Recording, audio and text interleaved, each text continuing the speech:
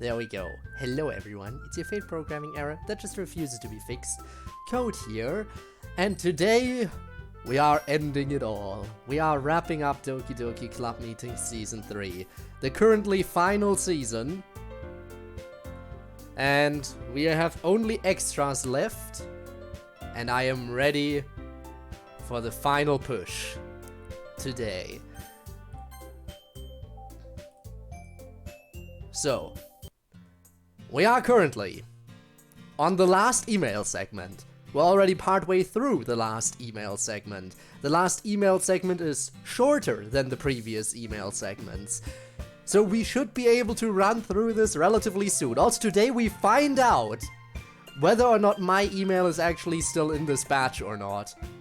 I think I sent it in time, but I didn't check. Like, after I was told when the cutoff was, I didn't go back to check when I sent the email. So we'll find out today if it's in here or not. About an hour. Well then, you, best be sure you catch that flight. But I appreciate you swinging by, Dev. Always nice to see you. Also, hi, Rob, Spin, and Neon. But yeah, I know you already told me last week that you wouldn't be able to catch the stream. But I'm glad to see you swing by anyway. Alright, now then, let's get this final batch of emails sorted.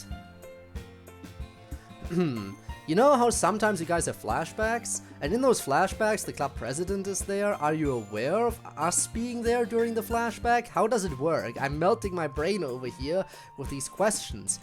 Can't be like anyone else gotta question the fabric of existence. Also, how would you react if that Sayashi, the skeleton, ended up being alive or something and it's scuttled around at night? Well, wouldn't that be fun? So that we can get to the old extras. Oh, I'm also looking forward to the extras. The other extra, the final bit, the final chunk of this mod. It's gonna be fun. You know, now that I think about it, the very first time I became the president and was aware of everything, I perceived the player there. I thought it was just them being there normally, but now I know that the player was experiencing it as a flashback. I guess it was a sort of closed temporal loop. Still very strange. Interesting lore. We're getting all the lore here. So now I do not realize it's a flashback. I don't think I do. I can't remember a time when I thought the player being there was a flashback. Honestly, if it's a flashback, half the time I'm not even aware of your presence. I have no idea why that is. One of the many unsolved mysteries of how our little world works. I wouldn't torment yourself too much with questions like that. If I was obsessed with unsolved questions about the fabric of my existence, I would have gone insane long ago. More than I already have. Anyway, Sayashi. Yo, I got this question. That would be awesome if Sayashi was alive and crawled around at night. Sayashi's my boy. or girl, I have no idea. I wonder who they used to be. I wonder if they'd be happy that even in death their bones were really good friends with some weird high school girl. College girl. Right. Hopefully they would be cool with it. Will you still continue to be friends with Sayashi even after, you know, going over to college? I mean, you basically won't have any more contact with Sayashi. Wouldn't that be sad? We kind of become one of those long-distance friendships, huh? I guess. Also, hi Tormuse, it is indeed club meetings time. Hopefully they would be cool with it. But anyway, yeah, if Sayashi came alive and crawled around during the night, I would be all about that. I'd bring him milk, I guess. Milk is good for bones. Not sure how Sayashi could drink it, I guess. But hey, if they found a way to scuttle around, maybe they could find a way to drink milk. So yeah, I would be hyped if Sayashi came alive. I feel confident that they'd know I was a friend and not try to Five Nights at Freddy's me in the middle of the night. Yes, let's hope so. Let's move on. So I was thinking, why does MC not get a unique poem theme despite writing poems and being in the literature club? So I went and fixed that, and then I may have gotten carried away and written a poem theme for Miss Ida and also Rhea. Oops. Thankfully, that's only cut off slightly. But this is one of the few messages where the sprites show up before giving you a chance to read. Monica is just slightly too tall. If she was a little bit shorter, this wouldn't even be a problem. She's cutting off exactly, like what, 1.5 letters. How dare she? Oh yes, these were amazing. This is some of the best fan work we've ever gotten. Let me turn down the music, and then patch through the soundtrack so everyone else can hear these. Oh boy, here we go. Perfect. Well, Ria's not here, but let's start with hers.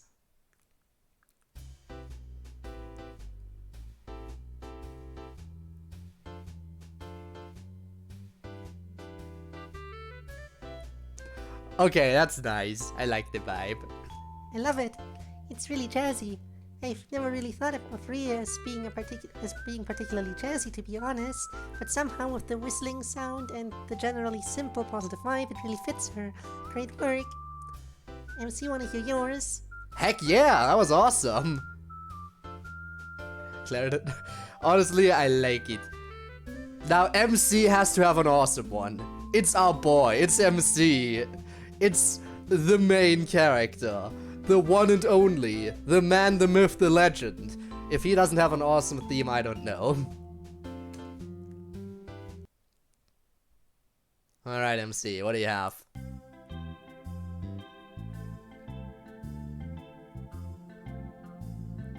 Okay.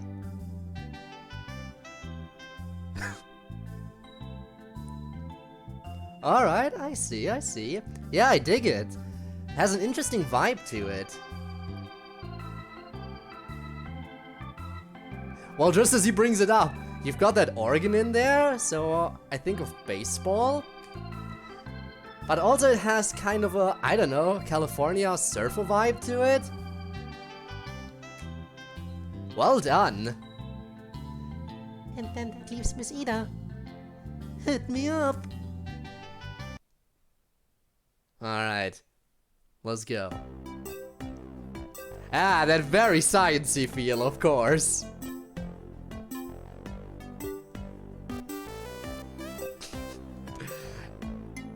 Perfectly matches the character. Did a great job with it. These are absolutely fantastic. Miss Ida needs to start writing poems right this instant. Let's go. I absolutely love this. I can feel the power of science. This is wonderful.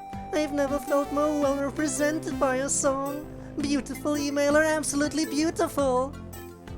I will treasure it always. Science indeed. Gotta say, this absolute perfection.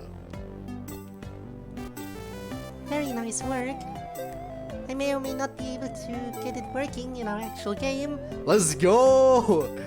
Okay, if we get it working in the actual game, that means Miss Ida needs to start writing poems right this instant. Let's go. Also, technically speaking, you didn't say it was okay for us to use these long term, but I wanted everyone to be able to hear it because it was so well done. Hats off to you.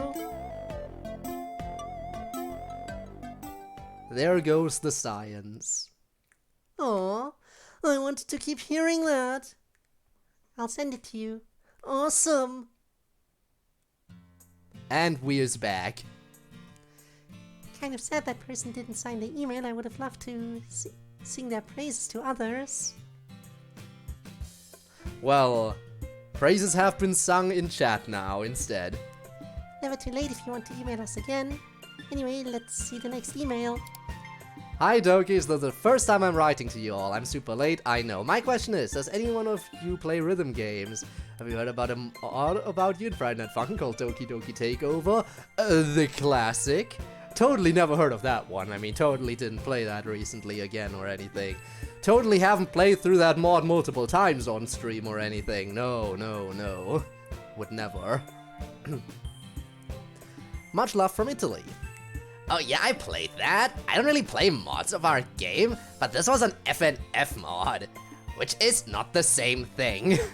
And let me tell you, man, it's weird to have boyfriend rap against, like, you personally. And against your girlfriend. Although I did really like how the game captured how pretty Yuri and Monika's singing voices are. Imagine playing FNF mods, yeah right, imagine. And they got our personalities down pretty well. And there's one song where you play as me and you rap against Yuri, that's badass. Yeah, that song. The one that constantly gets faster and faster and faster and faster and faster as the song goes on. Oh, also, I really like Epiphany, which is a part where you go against Monika in her final just Monika form. That was also badass. What about Libitina? And hard.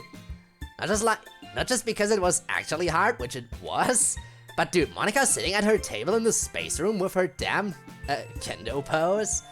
It's too powerful.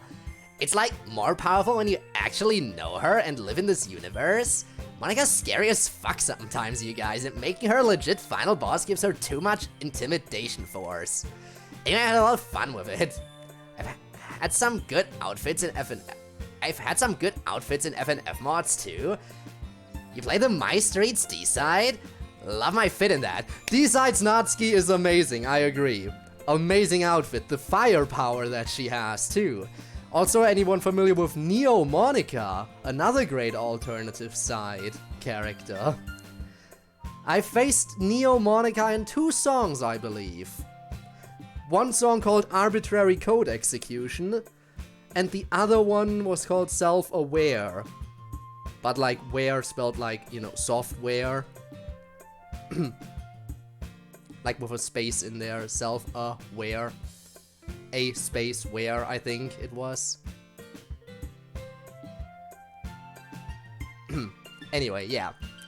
Fun stuff, fun stuff. Neo Monika, also amazing. What other types were there? There's I guess Starcatcher Sayori.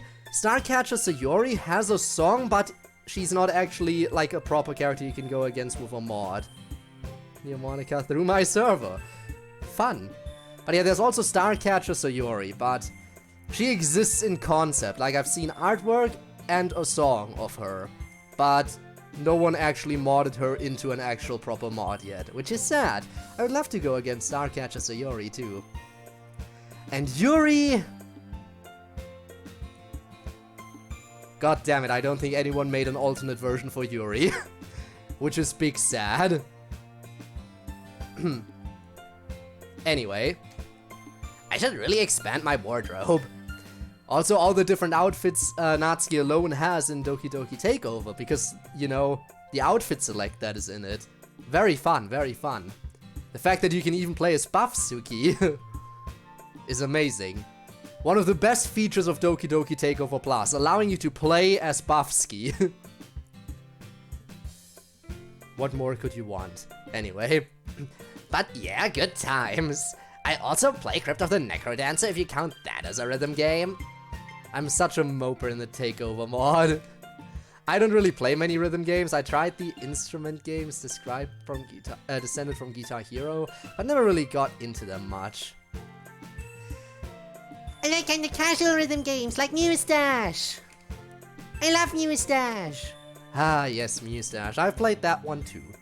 It's easier because there's only 2 inputs, but then you get to some extremely difficult songs. Does Just Shapes and Beats also count as a rhythm game? I guess it does. It's more so a rhythm-based bullet hell game, but because it is rhythm-based, it also counts as a rhythm game, I would assume. So yeah, that's another one I've played. Good old Just Shapes and Beats. I want to try Beat Saber sometime, but I don't have a VR headset or anything. Maybe someday. Thanks for writing to us from Italy.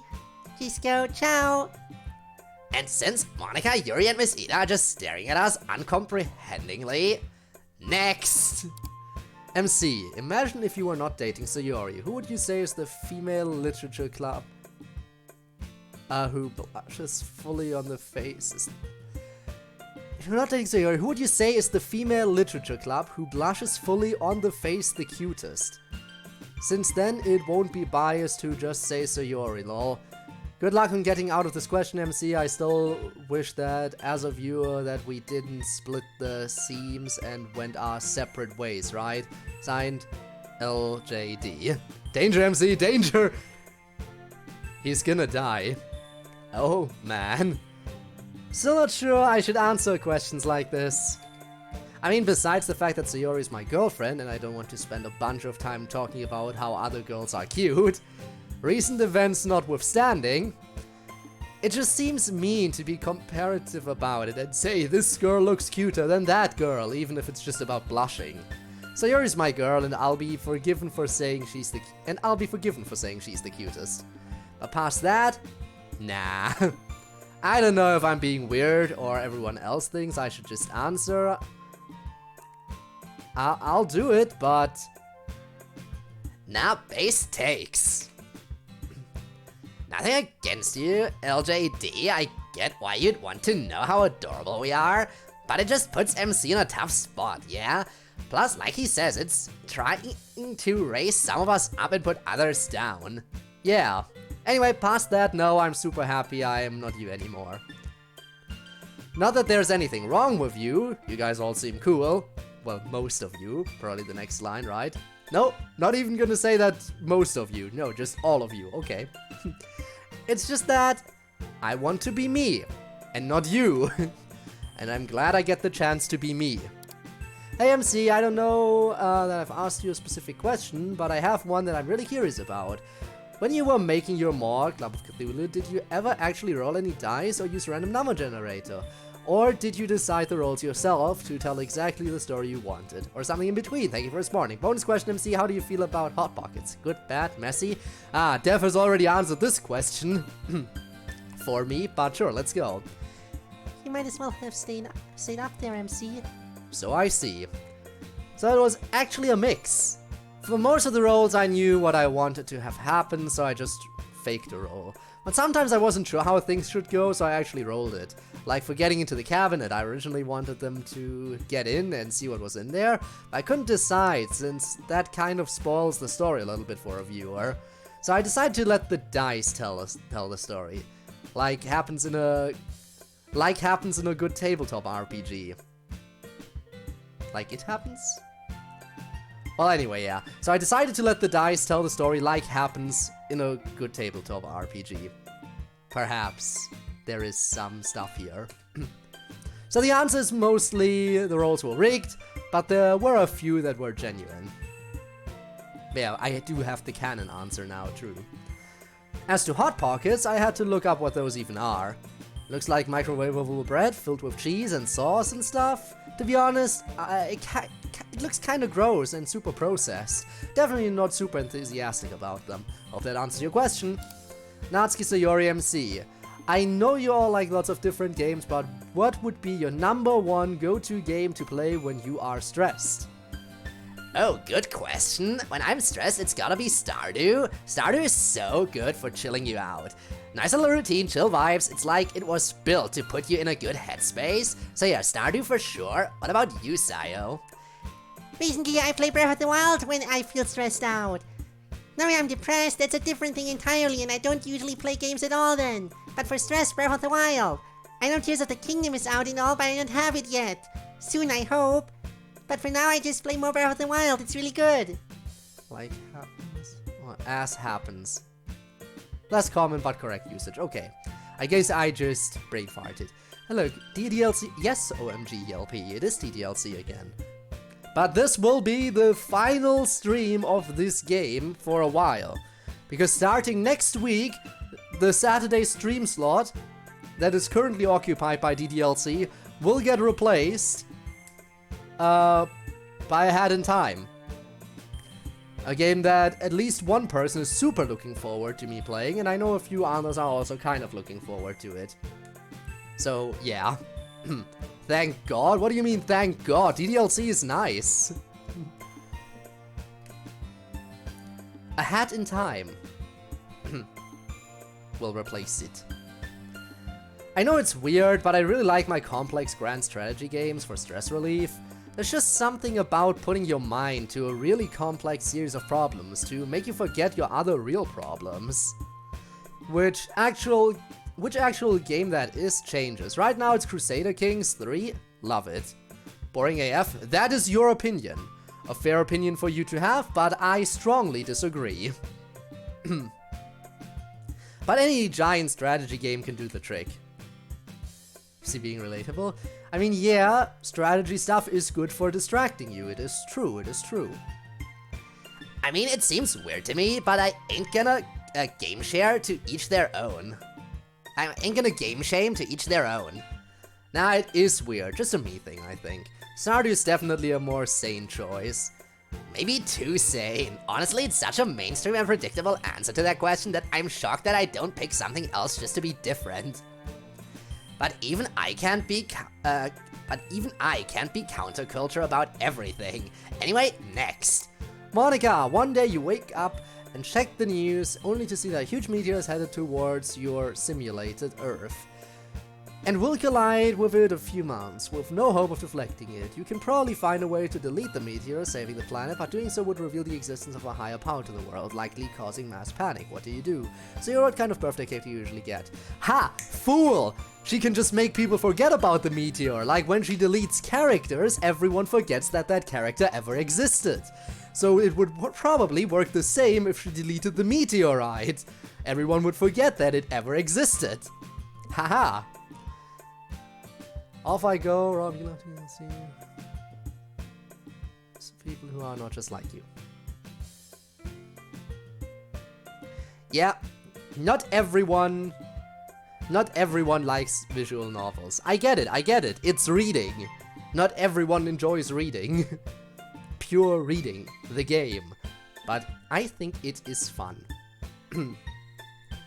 Me, that's easy. I delete the meteor. How could revealing my power be worse than the destruction of the simulated planet? Not sure how this question is a challenge at all. And so Yuri, they wanted to know what kind of birthday cake you usually get. Not that that's going to be any harder of a question for you. Nope, always chocolate cake! Although ever since MC made me that strawberry cake, and I made one back for him, I've liked those too. But mostly it's chocolate cake. You know, they make chocolate strawberry cakes too. I must get one next time! Well, things are about to get serious here. Oh, how having solved the problem with the next distraction of real problems is not more difficult. So, it is fair. Maybe that is part of why I enjoy playing detective games so much. Between the Danganronpa franchise and Master Detective Archives. Perhaps that is another reason why I should get into, what was it called? God damn it. Disco Elysium, right? That was the name? Maybe that's another reason why I should look into that game, because that's also kind of in line with those more detective-y things. Although the gameplay is very different from the previous things I mentioned. From what I've seen. Well, at least I have advance warning of what ingredients I'll need to get. You don't have to make it! No, but I'm gonna. Next! I recommend it, I see. Hey MC and Natsuki, I saw you guys were Germa fans, so I gotta know. What are some of your favorite Germa bits? Ooh, fan. Oh cool, Germa question. Man, I don't know, he has so many classic bits. Like, it feels like at least once every 2 months he produces a bit of all-time quality. Without even thinking about it, there's the gas bit, the dollhouse stream, the Germa rumbles, the meat grinder, the scorn bit, kinda recently, the green screen streams, the fact that he's the sus guy. Life is pain, I hate... Oh yeah, I can't forget that bit. Or the fact that he giggles constantly at car crashes.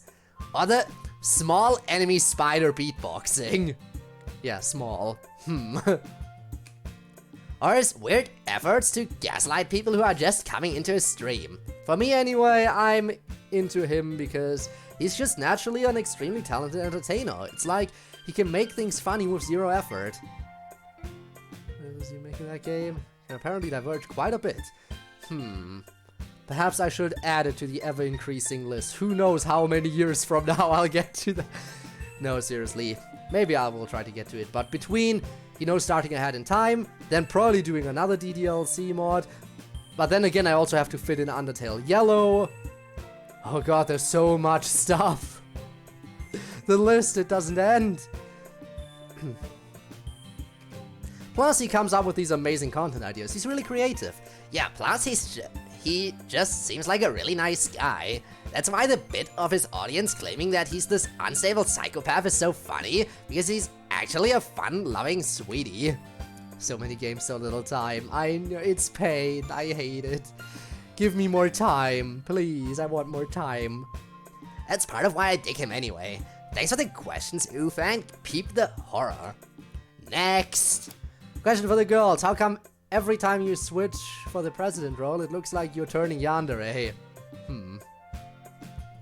Oh, I guess I have seen what you're talking about. I don't think I really do that anymore. I'm super used to it now, but if you're not used to it, well... You know how in the Matrix they can like upload a whole martial art to your brain in less than a second? Imagine if I uploaded complete knowledge of like the whole world into you in a second. And imagine what your face would look like during that second. Yeah, it's not a yandere thing. It's just kind of a weird experience. And I guess that face is just the best way the game has to represent it to you. Oh, as Monica says, once you get used to it enough, it stops being quite so much of a shock. I hope that helps, emailer. I mean, yeah, I get it that you're playing games. People like playing games while watching streams. Rarely do I ever just watch her stream and do nothing else at the same time. Sometimes I grab something to eat, sometimes I play a game in the meantime. Like, I am not the type of person who usually sits down and just watches a stream while doing nothing else. Unless I am super lazy and I'm just like, yeah, no, I am either leaning back and just shutting down everything, or lying in bed and shutting down everything, but usually I do something while watching streams. So I understand that you be gaming right now, Rob. Hope that helps, emailer. Let's see the next one. How did you and the MC meet? And what is you two's favorite memory? This one had the subject line for MC and Sayori. Oh, we kinda already answered the first part. We never really met in the sense that we've known each other since we were little tiny babies. So yeah, I'm sure our parents introduced us at some point. But we were too young to remember it. My favorite memory of Sayori is very vivid. It's the most beautiful she's ever looked. Oh! Oh, what memory might that be? It's my first. Yeah, I know, fighting, right? I've heard that there's something going on there, apparently. It's the most beautiful she's ever looked. It was when we were at that aquarium a few years ago. She was standing on this little deck that extended out into the water, and the sun was kind of low and the sky and everything was kind of golden red. And as the waves were coming in, she was throwing her head back and laughing each time it happened. She was really full of joy. And there was just something about the way her hair moved and her shining blue eyes and the ocean and her big smile. It was basically the most beautiful thing I've ever seen. I won't ever forget that. Wow. Anyway, my favorite memory of MC, well, it's kind of happy, but kind of sad also. It's very bittersweet. Is this from when... The thing that happened after Mom died, yeah. I don't really feel like talking about it right now. It's kind of a heavy story. Perhaps a story for season 4? Crows or doves? That's something about the festival, right? Between those two, I'm gonna say crows. But I don't know. Doves are chill, but crows for me, I guess. I promise I'll tell it one day, okay? It's just not the right mood for it right now. Anyone know what she means? I've never heard her speak of this. I'll tell you eventually, I promise. Well, next. Then, just a silly question. How many cupcakes has Sayori eaten in one sitting? P.S. You are all awesome. Oh, I'm not actually sure. I don't really usually count when I'm eating them. I think maybe 4? 4 sounds about right. Really? Just 4? I mean, I don't remember you eating more than that at a time, but it's lower than I would have guessed. Yeah, me too. But I really don't remember eating more than 4, and that's a lot. Unless I was really hungry, and I can't imagine still wanting more cupcakes after 4 of them. So yeah, I'm going with 4. Solid question, emailer. You also are awesome. Next. Hi Monica, I just saw the New Year's photo of you in the Literature Club. You look stunning with that dress. I had a lovely New Year with everyone there. You're my favorite in that photo per usual. The New Year's dresses were lovely, weren't they? I really liked Natsuki's mustache on a stick. Hell yeah, that was baller. Plus, I got to wear pink stockings. And Sayori's dress was extremely Sayori. It was the most Sayori thing I've ever seen. Really? Because I meant it as a support for a real-world Ukraine thing. You did? Yeah! Yes, it did have sky blue and gold as the colors, and all those sunflowers. Yeah! Never figured you for the time to make a political statement like that, Sayori. Political statements? In my DDLC mod? How could this be? But yeah, neat touch, huh? Very neat. Anyway, moving on. Well, I think that one was important. So it is. But this email isn't about that whole mess. Anyway, of all the dresses, I was actually most impressed with Yuri's. It was beautiful. I felt like she was wearing space. I am pleased you think so. That is what I thought of the dress also. I don't really go in for fashion much, but... You should. You have a very classic elegance to you. Hey, stop flirting with my girlfriend. But you speak the truth. Thank you for the email and your flattering comments about me. Sup, I just want to say I really love watching your videos on YouTube and seeing how your lives are playing out. Okay, that sounds kind of creepy, whoops. Anyway, this question is for Natsuki and MC since they are the certified gamers trademark at the club. But if anyone else has an answer, then sure, have you played any Ace Academy games? Whether it be the original trilogy, by the way, Ace Academy, another franchise I need to get into. Especially because, again, with me liking Danganronpa and Master Detective Archives, it feels like the Ace Attorney franchise would also be right in line. Anyway, whether it's the original trilogy, Investigations, Duology, or the prequels, and if so, do you have any favorite characters? For me, I love Franziska, Maya, and Kay. Their characters are just so interesting to me, especially Fran. Okay, what else? Sayori brings it up. There's no doubt in my mind that's how Dan intended it. Damn. Honestly, I also didn't think of that when I saw the art. I also really didn't think of it. But it makes sense, I guess. Don't worry about seeing how our lives are playing out. We're quite used to it. Fun fact, today's the 2nd anniversary. How has it been that long already? And it's still going on?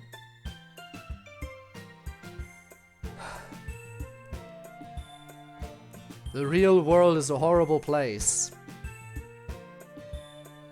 We can only hope that we can only hope that some kind of religion out there is correct and there is a happy place to go to in the afterlife. And it's not just pure nothingness, or even worse places, or anything, or even reincarnation into the same world. Like, being able to say goodbye to this world would be amazing. We're quite used to it. Yeah, we've both played Ace Attorney. I've basically played them all. My favorite character has gotta be Miles. Dude is stylish, tough as nails, total badass. And even though he's misled at first, he has a strong moral compass and he does what's right. So yeah, Edgeworth is my boy. What about you, MC? Maya's easily my favorite. I love her upbeat spirit and her sense of humor. She's super cool. You clearly have a thing for high energy supportive chicks. Clearly. Ukrainian myself? I'm learning so much new stuff today. Interesting little factoid. I mean, people already know my nationality. I don't have to explain anything on that front. Yeah, I also like the whole running stepladder gag with Nick that she has. But anyway, believe it or not, we're not the biggest Ace Attorney fans here. That would be me. I really love the series. I've always been kind of into legal stuff. Not that Ace Attorney is a particularly good representation of any legal system, but like you say, it has really fun characters. Maya Fey is pretty cool. I also like the stepladder gag, but I tend to like the defense attorneys. We never get to know him as well, but Gregory Edgeworth is very admirable, a dedicated man. Phoenix himself is kind of a goofball at first, but he gets a really good arc. We have Faye is also really cool. I absolutely adore the way she blends professionalism with passion for the work. But my favorite is Diego Armando, even though most of the time we see him, he's not a defensive attorney. Spoilers, by the way, for Ace Attorney if you haven't played it. This is a playthrough. I have to read every line. It's fine, it's fine. I'll probably forget most of these details by the time I eventually actually get to Ace Attorney. I have so many other games lined up. If I get into Ace Attorney, it's gonna be who knows how far in the future. And what is the likelihood of me remembering this little bit of a line that shows up here? Or anything of the other stuff they just mentioned. Alright, let's go. Of course, author insert is the... Yeah, of course, it makes sense. He really feels things. Cases he works on are important to him personally, and it doesn't hurt that he's super hot either. So yeah, Diego's my favorite character. The only time a lawyer can cry is when it's all over. What a story. Well, that didn't seem too spoilery. Anyway, let's see the next part of your email. Can't resist giving spoilers. Damn. Natsuki and Yuri, y'all are such a cute and wholesome couple, oh my god. So you're an MCR too, of course. But I'm sapphic myself, so it's nice to feel represented sometimes. I don't really have any more questions, so I think you all are very cool and pretty. Handsome in MC's case though, lol. Bye-bye. P.S. Sorry if you've answered the Ace Attorney question in the past. My memory absolutely sucks, lol. Justin. Wait, are we wholesome? I think we're wholesome. I never thought of it that way. Anyway, glad to give you the fine sapphic representation you crave. And yeah, Saviour and MC are pretty goddamn wholesome too. I don't think we've answered your Ace Attorney questions before, Justin, so don't worry. Thanks for writing to us. To Monica. A lot of us out here in the real world, there are a lot of us out here in the real world, and you said you love the player. Does that mean you love anyone who played the mod, or the one currently playing it, or to Sayori? It is alright if you don't feel comfortable answering this question, but did you get your depression when you were born or as you were growing up? To MC, are resisting the urge to do the thing with Sayori? There's no resisting. We know. They already did it. They already had their wholesome Bible meeting. Bible study session. They already had one. And we saw it happen. And I'm sure they've had a few more since then. Anyway, to Yuri. What kind of tea do you like the best?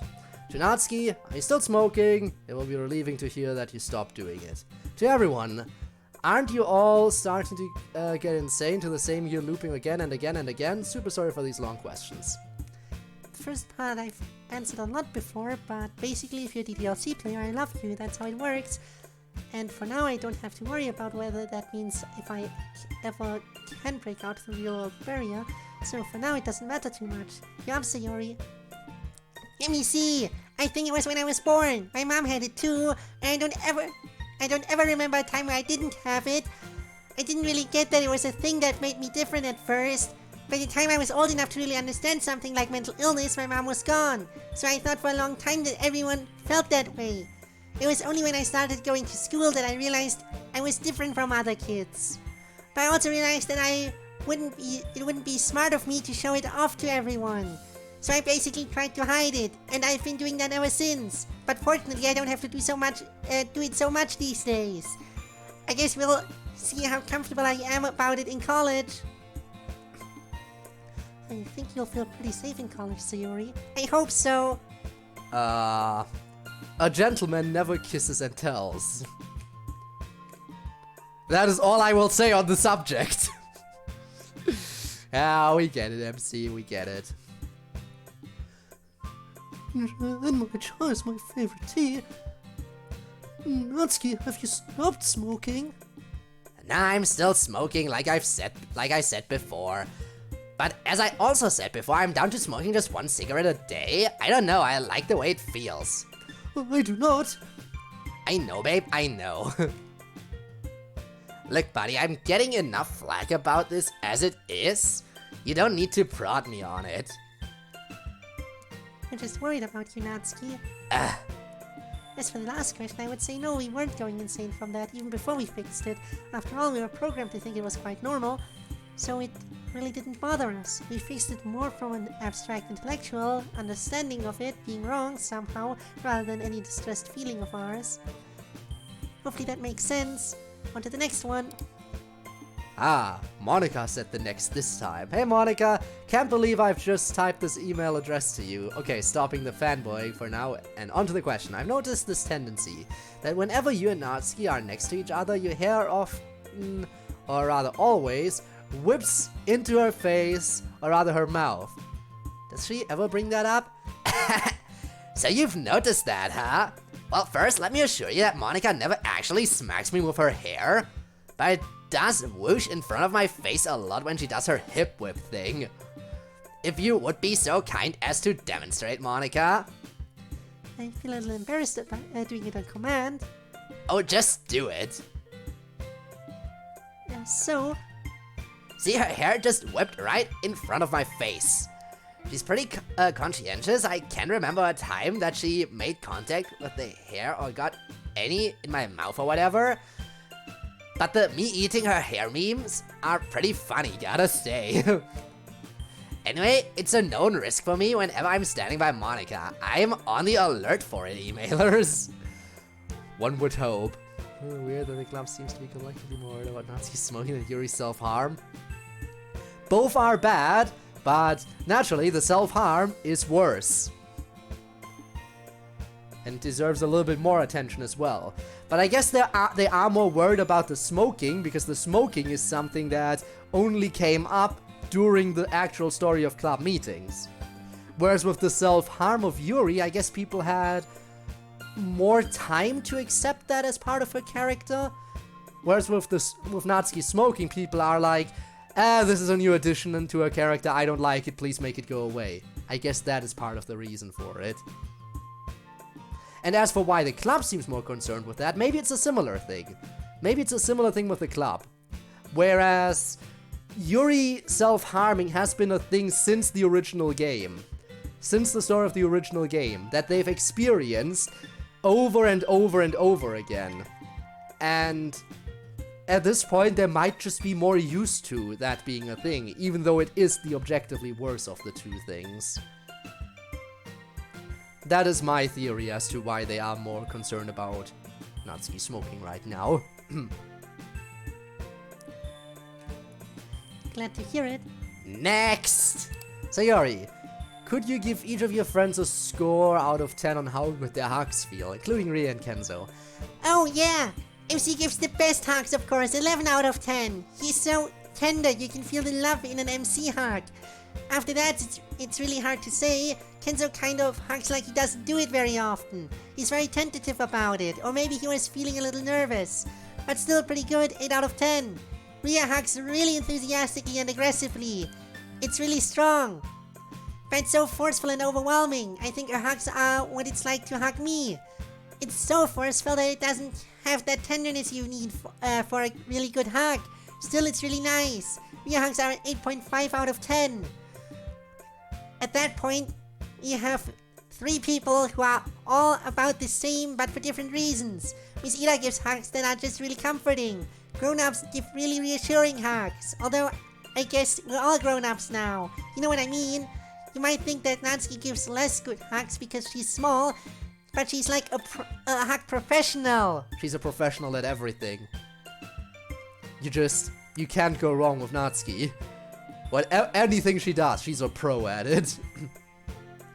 She appreciates the art of making sure you have a good place to nuzzle your head. And she's also an expert head nuzzler herself. And then Yuri hugs can be a little tentative too, but they're very soft and to make up for it. So Miss Ida, Yuri, and Natsuki are all 9 out of 10. But the best at hugs of the girls is Monica. Monica touches your back and the head in a way that just expresses pure caring. Anyone who thinks Monica is heartless has never had a Monica hug. Monica hugs are 9.5 out of 10. And I had to leave space for 10 out of 10 for my dad's hugs. Hopefully I don't need to explain why I love hugs from my dad. Thanks for the question. I have 2 questions for Yuri. First, what is the... Also, nobody said next in this one. Nobody called up the next email. How horrible. 2 questions for Yuri. Firstly, what is the most disturbing story you have ever read? Guts by Chuck Palahniuk is definitely the most disturbing I've read. The second, if you're still having issues with cutting, I suggest using working as a substitute for it. I also struggled with cutting before, and that's what helped me. Working out, sorry, not just working. Also sorry if this was difficult to read, English isn't my first language. Better grammar than some other people. 2 questions for me, it seems. The background is different, though. Yeah, this was a YouTube question. I see. The most disturbing story I've ever read, huh? Gods is certainly a disturbing one, but I guess in general is rather difficult read. Choked by him is another example, haunted even worse. Very strange, very off-putting. Probably I'd have to say that to date the most disturbing story I've read is Portrait of Markov. Both because the actual content and because of the disturbing meta-implications. But of course you do not have access to that story. So let me think of an alternative that would be something you can read, assuming you do want to read something disturbing. I've previously discussed the work of Cormac McCarthy. Of his work, Blood Meridian is undoubtedly the most disturbing, although also very close as No Country for Old Men. But I think overall the most disturbing novel I've read that exists in your world is Johnny Got His Gun.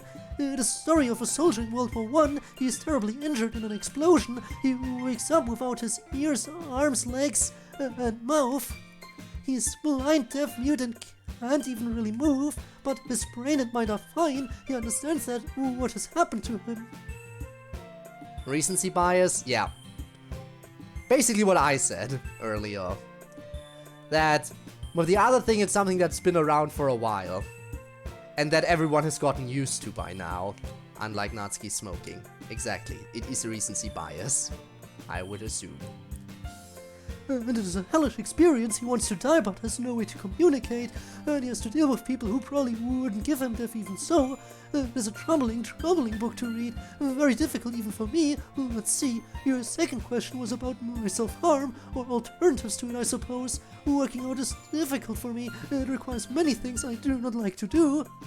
Firstly, I have to go out into the world. Home workouts are a thing. I particularly do not like gyms. I know there are more solitary ways to exercise. I do walk a lot. Walking is probably the way I get most of my exercise, but in terms of a dedicated workout routine it would be difficult just because of having to do it in public. Not necessarily. And plus I do not like the extremely intense physical exertion. Now that is fair. Home workouts every day? See, it is possible! Damn it, Yuri! It is inconvenient and painful, and I know that's not really an excuse, but I just don't like it. In any event, I'm not sure how effective it would be as an alternative to my unfortunate habit. That is more of a spur-of-the-moment thing typically, and working out requires so much preparation, so I'm not sure. There probably is some good alternatives to my habit, but I don't think exercise is it anyway. The search will have to continue, but thank you for your thoughtful email. Your English is quite fluent. Next! Gonna be extremely intense. Exactly! Especially if it just has to be a mental thing. I no clue if you are still responding to emails, but if you are, can you ask Natsuki what her favorite JoJo part is and why? Thank you! A lot of moments to pick here, unless you mean season. My favorite JoJo season is 2, followed by 5. I also really like 4. But if you mean my favorite moment, correction. Part. As in part 1 and part 2 are still season 1, for example, if I'm not mistaken, right? Pretty sure part 1 and part 2 are still season 1, and season 2 is part 3. So if you say season 2, you mean part 3 probably, is what I'm interpreting here. Then again, maybe that is just Dev being a little bit equating season and like part in that way. But favorite moment would be a different thing, of course.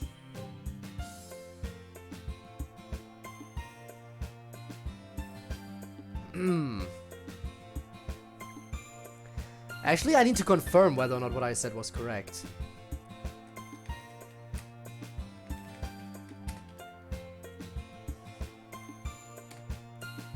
Was it? Season 1? Yeah, exactly. Season 1 of JoJo's is both part 1 and part 2.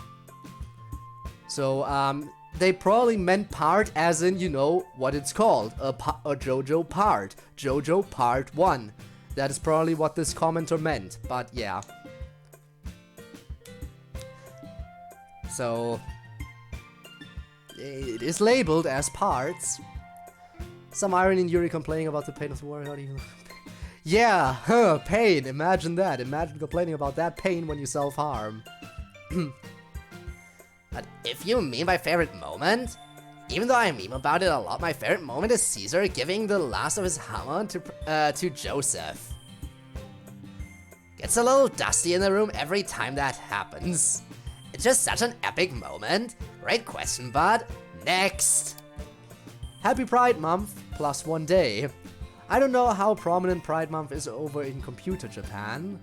And to be honest, it's not that big where I live, but it's important to me and a lot of my online friends. So themed questions. Have any of you played Tormuse's Pride mod? Who is Tormuse? Never heard of him. And what's that mod called? I don't think I've ever heard of it. And I definitely don't think there were any controversial opinions on that mod at all ever made. I did and I liked it a lot. I know you all have mixed opinions on fanfiction on yourself though. Do any of you have any friends that are non-binary? This is probably weird to ask and too personal, but I don't know any people like me in real life, and I wanted to know how things are in your world. Thank you for reading. None whatsoever, I know, right? Pride Month is perhaps not as big here as it is some places, but it does exist. Yes, you and I both played that mod. I thought it was a fun, light-hearted one. The premise is basically that everyone in the club is gay, which is a fun premise. It doesn't take itself too seriously, and it's just a very light mod, and I think that works well. Yes, it's not quite true that everyone in the club is LGBTQ+, but it was a fun mod to watch. Plus, I think it's important that mods with such representation get made. There are many that are just a male MC or player stand-in with a girl or girls, and while they can be good, even limiting it to just romance stories, one does occasionally wish for variety. So I was very pleased to see that mod. Sounds pretty based. I know one non-binary person who's a friend of Fuyuki, and I think there's one in the high school, but other than that, no one yet. Be awesome when we meet an NB person though. Next! I've binged season 1 to 3 over the past few weeks, and it was a wild ride to say the least. I really enjoyed it so far, and I'm looking forward to seeing what will happen next in season 4. Quick question for everyone. What Michael Jackson songs do you like? And what MJ album is your favorite, if any? My personal favorites are Stranger in Moscow, which is a beautiful song, and Too Bad, not a sequel, Too Bad, which I feel is pretty underrated. Favorite album is actually Dangerous, though, not History, which is where those two songs come from. Every MJ album is really good, though. Sorry if I rambled for a bit. Hope you all are doing great, and can I also have an invite to the Discord server as well? I guess let's give fast reactions to this one. I don't know him well enough to know about albums, but Smooth Criminal is definitely my favorite. I like Thriller. I also like Thriller. My favorite Michael Jackson song is Man in the Mirror. And mine is PYT. Well, emailer, I know MJ well enough to have meaningful discussion. Unlike the musically illiterate people here, Thriller and Bad are the big two, obviously, and they do have a ton of really good songs on them. Thriller has the best songs on it, but Bad is the better overall album, I'd say. But my favorite album is actually Off the Wall. Not all the songs are popular anymore, but man, they're super good. They still have kinda a disco sound to them. It's a really good thing in this case. Great album, pure genius. My favorite song is probably Don't Stop Till You Get Enough. I have a soft spot for Remember the Time also, even though it's objectively probably not as good. Thanks for writing in, but onto the next. The only part of my partner that I would have considered controversial got basically no attention because of the DLC models. I got too caught up in the apparently controversial statement of gay people exist. Horrible, horrible. How dare you? How dare you bring attention to the fact that they exist? Enjoy. Beware the question mark mod. Oh, I am looking forward to it. Thanks for being here, Dev, by the way. Looking forward to the eventual Season 4 whenever you start work on that. I know it's gonna be amazing. See you around perhaps maybe one day. Well, I'll definitely probably see you around on the Discord, after all, I am there now. Aha! But yeah, see you. Question of the day, are you looking forward to Ahead in Time? That is the question. I am cautiously optimistic. A lot of people suggested it and said it was really good. So that raises my expectations of it. And I don't like the fact that people have raised my expectations of it so much. Because that means there's a decent chance that it can't live up to it. But we'll see when we get there. Thanks for writing, Inbad. On to the next. Holy crap, it's been a minute since I posted a question to y'all. But now I got two, I think, should be somewhat thought-provoking. First question is for everyone. If you were to rent an apartment with someone else in this club, who would your roomie be? MC and Sayori as well as Natsuki and Yori are invalid combinations, as that is the ideal ending of your relationship with each other.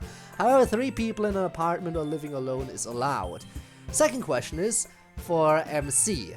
For Sayori and MC if he knows the answer. What's your usual McDonald's order? I'm inclined to say you take 6-piece McNugget, medium fry, medium American size drink of soda pop, and maybe an ice cream sundae. Sincerely yours, Joshua. Crazy Josh. I can't. And I do appreciate the lyric. Although I wonder what's gonna happen with the new Saturday slots though. We'll see. Again. I'm also looking forward to Undertale Yellow. There's so many games I'm looking forward to and I can't play them all at once. Okay, so for this one we have to be roomies with someone, and someone we're not dating. That's easy for me, I want to be roomies with Monica. And just as easy for me, I want to be roommates with Sayori. What a bright life that would be. Look, no one should take this the wrong way, but I'd pick MC. I mean, yeah, I get it. People are gonna say, oh my god, she likes MC after all, because that one time she said he was cute and she thought about kissing him and everything. Look, the obvious reason why she's picking MC is because fellow gamer and they could just have spent almost every evening playing games together. That is why she'd pick MC. Obviously.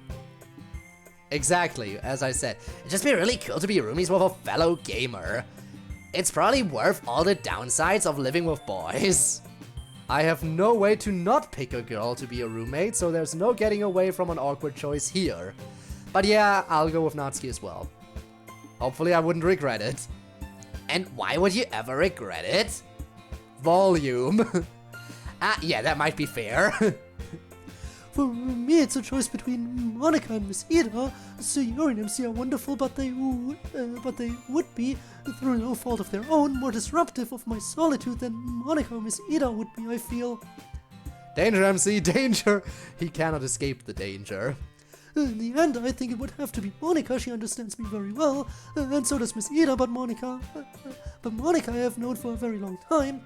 Understandable. It would definitely be Yuri for me. Of all the people in the literature club, I feel most similar to her, and she seems like the quietest, most polite roommate of the lot. No offense to the rest of you. Anyone wants to know me and MC's McDonald's order? 20-piece McNuggets and a large Coke. The 20-piece McNugget is definitely like what if on the not so common anymore occasions that I do grab something from McDonald's. Yeah, it's probably gonna be the 20-piece McNugget. Though I would never get any soft drinks because I just don't like them. I like drinking straight up water. So, yeah, I'm not grabbing any Coke or... Ow! Hi, Dev, how is it going? What is your basic McDonald's order? But yeah, 20-piece McNugget, based. Agreed. That's the real shit where it's at. Yeah, she always gets that. Sometimes she does a 10-piece McNugget with fries instead if she's less hungry, but that's rare. As for me, I don't know, it's kinda hard for me to eat at McDonald's, honestly. I mean, I like fast food as much as the next person, but nothing at McDonald's really appeals to me at all, I guess. Sometimes I'm also in a nuggets mood and I get them too. And I dig some of their breakfast sandwiches, I guess. Sayori got the only right meal. Yes, the McNuggets are always the way to go if you're eating at McDonald's. Even if you grab something else, you always get at least some nuggets. We want the nuggies. Really get any McDonald's meals, but when I do, I get McNuggets. It seems like it is a bit much sometimes, yes, but if I am eating at McDonald's and I am eating unhealthy, I might as well go all out and get really stuffed. So that's why I am going for the 20-piece if I do. And I did some of the breakfast sandwiches, I guess. But other than that, I don't really have a favorite. McDonald's is not my first fast food choice. Thanks for writing again, Josh. Everyone is saying 20 pieces a amount makes me wonder if the nuggets are different sizes in different countries. They might be. I wouldn't have thought of that. But I guess in America, in the US, everything is usually bigger, isn't it? Maybe that's a factor, but I wouldn't think that the nuggets would be a different size, really.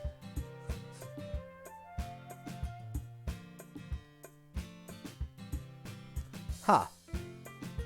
I don't think so, but I also don't want to deny the possibility that that might be the case. Hi, Moni Sayo, Nuts Cutie, and Yuri. Quick question. Would either one of you, if not all of you, go on a date with me, and what would be your reasoning behind going out with me? Ah, yes. Random emailer that none of us know. We would totally go on a date with you. Well, I know Monica would say yes. Obviously, Monica would say yes. As for the others, have any idea? Canada, at least? Probably. I would assume they're the same size everywhere, at least roughly. Sorry, bud, I'm taken. Plus, I don't really know, like, anything about you at all. I mean, I know, I know you know a ton about us, but you gotta see that from our perspective. Even if you're super cool, we can't really, see that, you know? Or know much of anything about you, so that makes it hard to form attachments. I'm sure they're perfectly nice. And if I weren't also taken, I would give it a try. But I have a boyfriend. And I have a girlfriend, but even if I did not, I would be very hesitant to date someone I did not know extremely well. That would be alarming and a little scary for me, as I'm sure you're not surprised to learn. Perhaps if I got to know you better, but it is a moot point. Not gonna ask if MC would date them, huh? They probably do not swing that way, as you would say. Yeah, but I guess they also aren't interested in Miss Ida. It's okay, a lot of people aren't. Ah, don't say that. I would date you, of course. It's because you're the only real thing in my life, literally real, that is. And you're still here, still with me, so obviously you care, and that means a lot to me. So yes, of course I would. Miss Ida, oof. That is a big oof. But I mean, she is currently dating someone else. So, yeah. But then again, he also asked all the others who are currently dating. But you don't even know them, Monica. God, I'll never get this about you. I know all I need to know. Next! To one of my favorite streamers, please don't bother to read this out loud. It's not worth wasting your voice on it.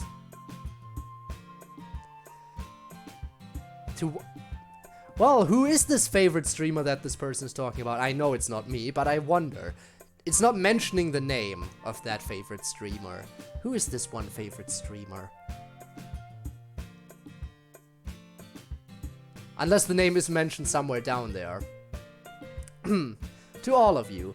Also, haha, I will read it out loud, fools.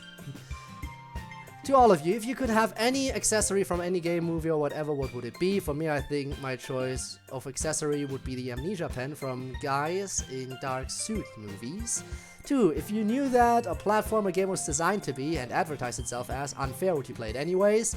I've played and beaten the Unfair Platformer, a flash game made by Eggy Games, so it's safe to say that I might be a hashtag DGR. A tuber and streamer. Troll level on Italian, leap guy builder on the other hand, not a chance. Okay. 3. Wall of text inbound, feel free to not answer this one, especially as I don't want any of my favorite why do I always say any? As I don't want one of my favorite streamers to ruin their voice. If a robot that you built yourself, then lost long ago, that recently came back into your possession, referred to you as the appropriate parental figure, mommy or daddy, when it got reactivated from power saving mode, how would you feel about that, assuming that you hadn't originally programmed it to do that? I couldn't answer that question myself, but a video game character from one of the games I play found it rather endearing when it happened to them. 4. Do you think that thinly veiled references will safely avoid a legal infringement? Best regards, even though I know you're all virtual characters, Simaj. Okay, quickfire questions. Any accessory from any IP? I'm gonna go with the Apple of Eden from Assassin's Creed. First thing that popped into my head. Does my pocket dimension count? For any of those of you who are still following along with that series, which there will be more episodes of Minecraft, don't worry, it's still happening. You would use that for evil. Yep. I guess Aladdin's lamp? Hard to think of these on the spot, actually. The depression cure from the magicians. The tooth trees of Eleanor. Wow, big ask. Yes, well, it did say anything. The tape that has the secret of nuclear fusion from Escape from New York. On brand? The reality portal that some other DDLC mods have, but it's real. Cool. Would you play a completely unfair platformer? Yes, because I'm a gamer. No, I hate platformers. Yes, but I'd probably give up. No, not interested. Also not interested. Same, no interest. So I'm the only one who would beat it. Lastly, look, usually I can figure out the reference, but this one I have no idea. Sounds like it's a video game, but I don't remember that happening in a game I played. It sounds sort of familiar, but I can't put my finger on it. Anyway, yeah, I probably want to take in a robot that did that and care for it. Me too. Yup. Definitely! You'd be cruel not to. I agree. I also fully agree. Who wouldn't? It's adorable, and who would neglect their robot child? Come on. So that's the unanimous opinion of the club. Finally, I'm no legal expert, but I'm pretty sure you're allowed to just like say Men in Black or whatever, bud. So I wouldn't sweat it. Catch you on the flip side, Simaj. Definitely have no idea what your actual first name is. How many more are there, Monica? I know you all are youthful and vigorous, but I am an ancient pile of rotting bones and I need my sleep. Just one more. Alright, so either my email is the last one, or I did miss the cutoff point for emails. Let's find out if I am included as the final one or not. Let's begin Alright. and figure it out. In 3, well, I'm not sure if it's 3, 2, 1. Last.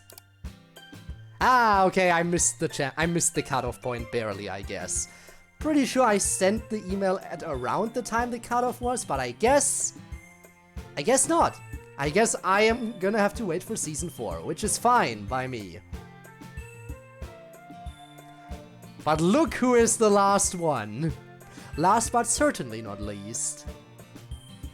Now who could this be?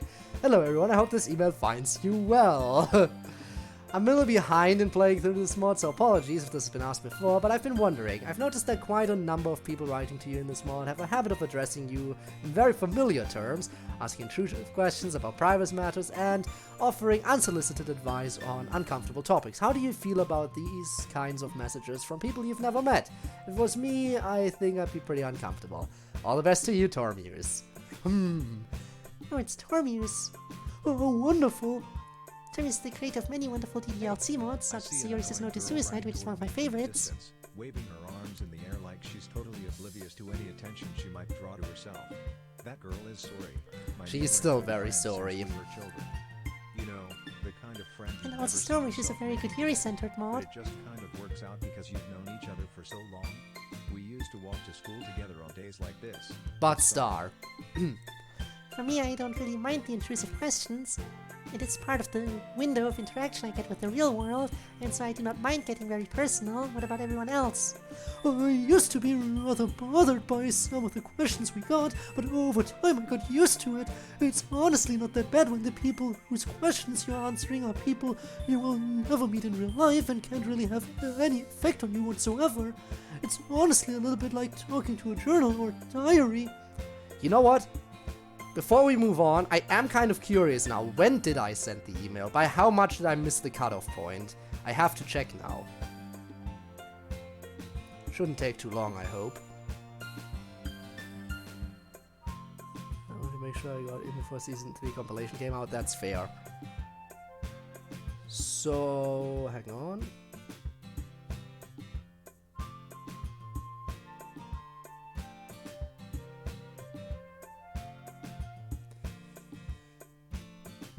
I'm sure I can find it.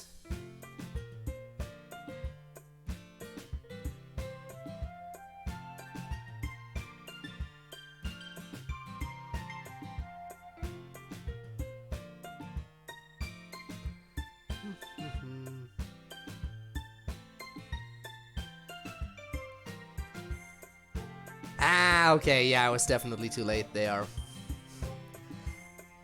Okay, so apparently the cutoff was in August. And I sent the email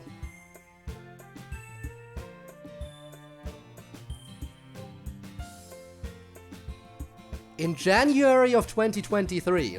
January 2023. So, quite a while ago. Wait. Then how is mine not included?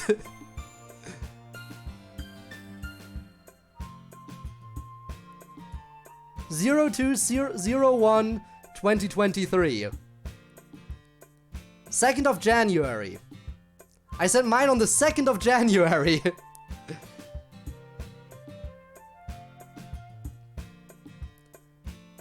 Well, that is odd.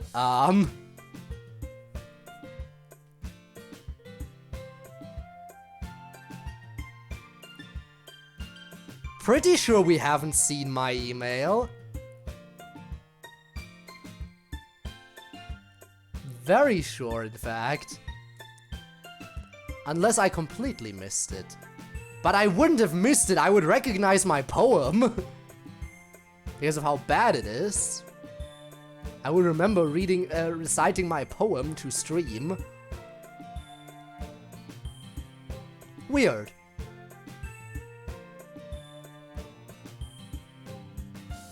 Yeah, I mean I would ask Dev, but Dev already left on the flight, so I guess I could ask on Discord.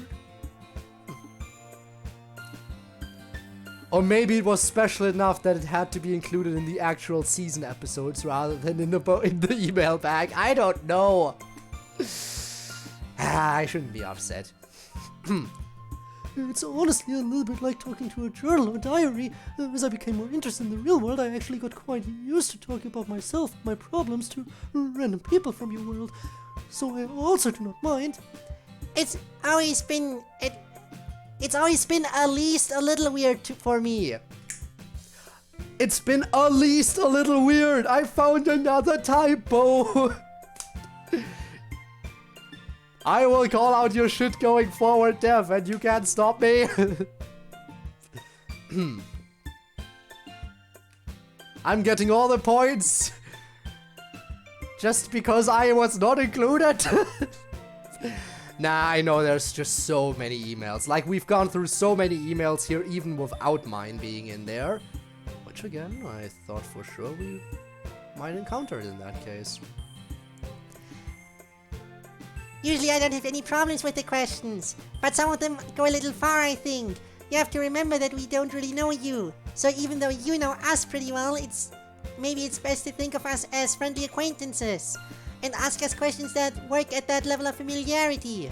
Yeah, Monica showed me some of the questions she filters out, and some of you guys really have trouble with the idea that we exist in a computer and not your world. Was I filtered out?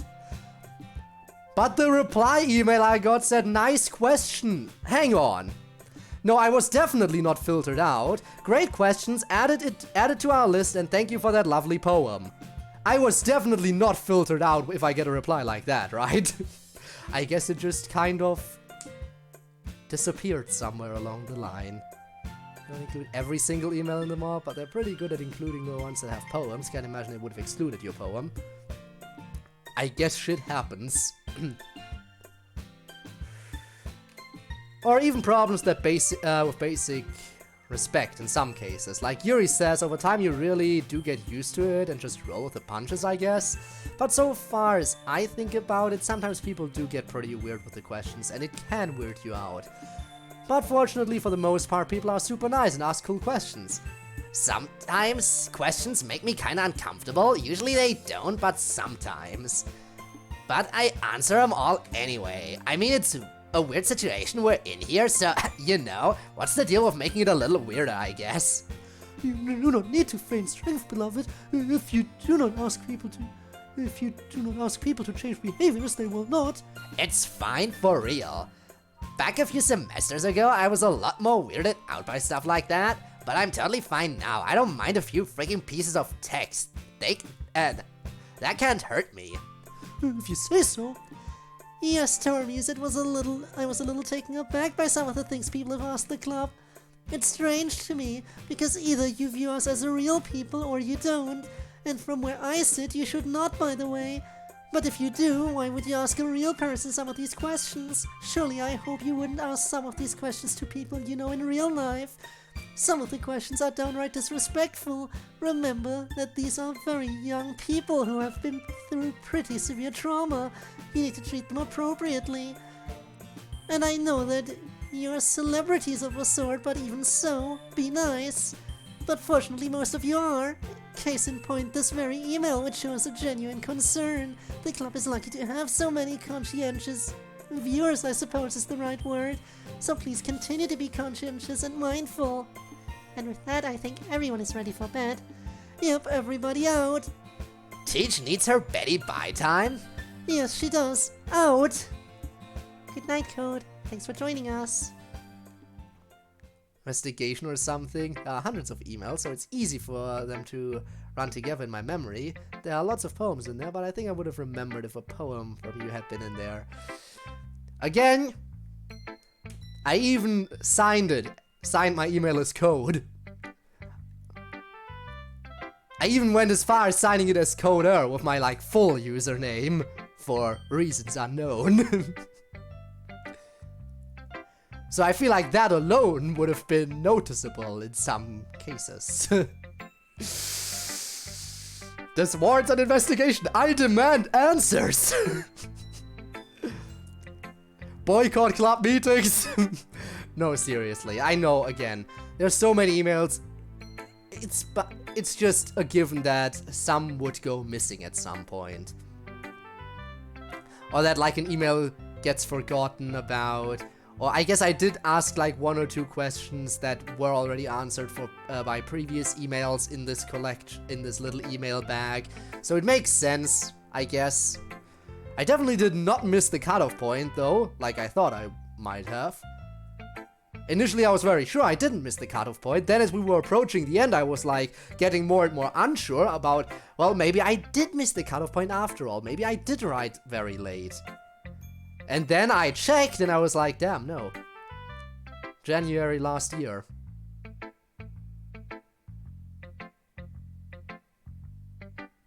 guess that, just disappeared somewhere.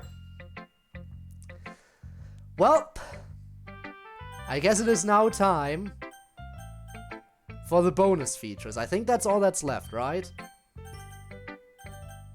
Unless the poems have something new. Which I think they don't, because it's the Season 3 poems. Bonus features. Just Miss Ida.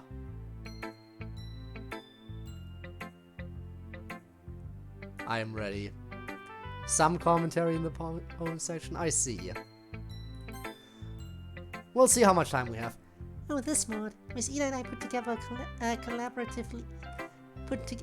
Miss Ida and I put together collaboratively over a long period of time as kind of a joke at first. She didn't want it included in the full list, but it seemed a shame to waste a fun little half-series mod idea, so hopefully you enjoy it.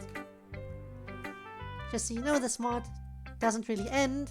There is a way out in it, but there's no guarantee of accessing that way out. So, you know, you may have to quit and come back here, just so you know. Have fun with Miss Ida! Oh boy, will I ever. Hello, Code. Fancy meeting you here. I'm not sure how we got locked into this place. Guess that means we're here with each other forever. Oh well, I can think of worse fates. You're not the worst looking person after all. But very close to it, right? Sorry, that was an inconsiderate thing to say. I just meant that you're fairly attractive. How awkward of me.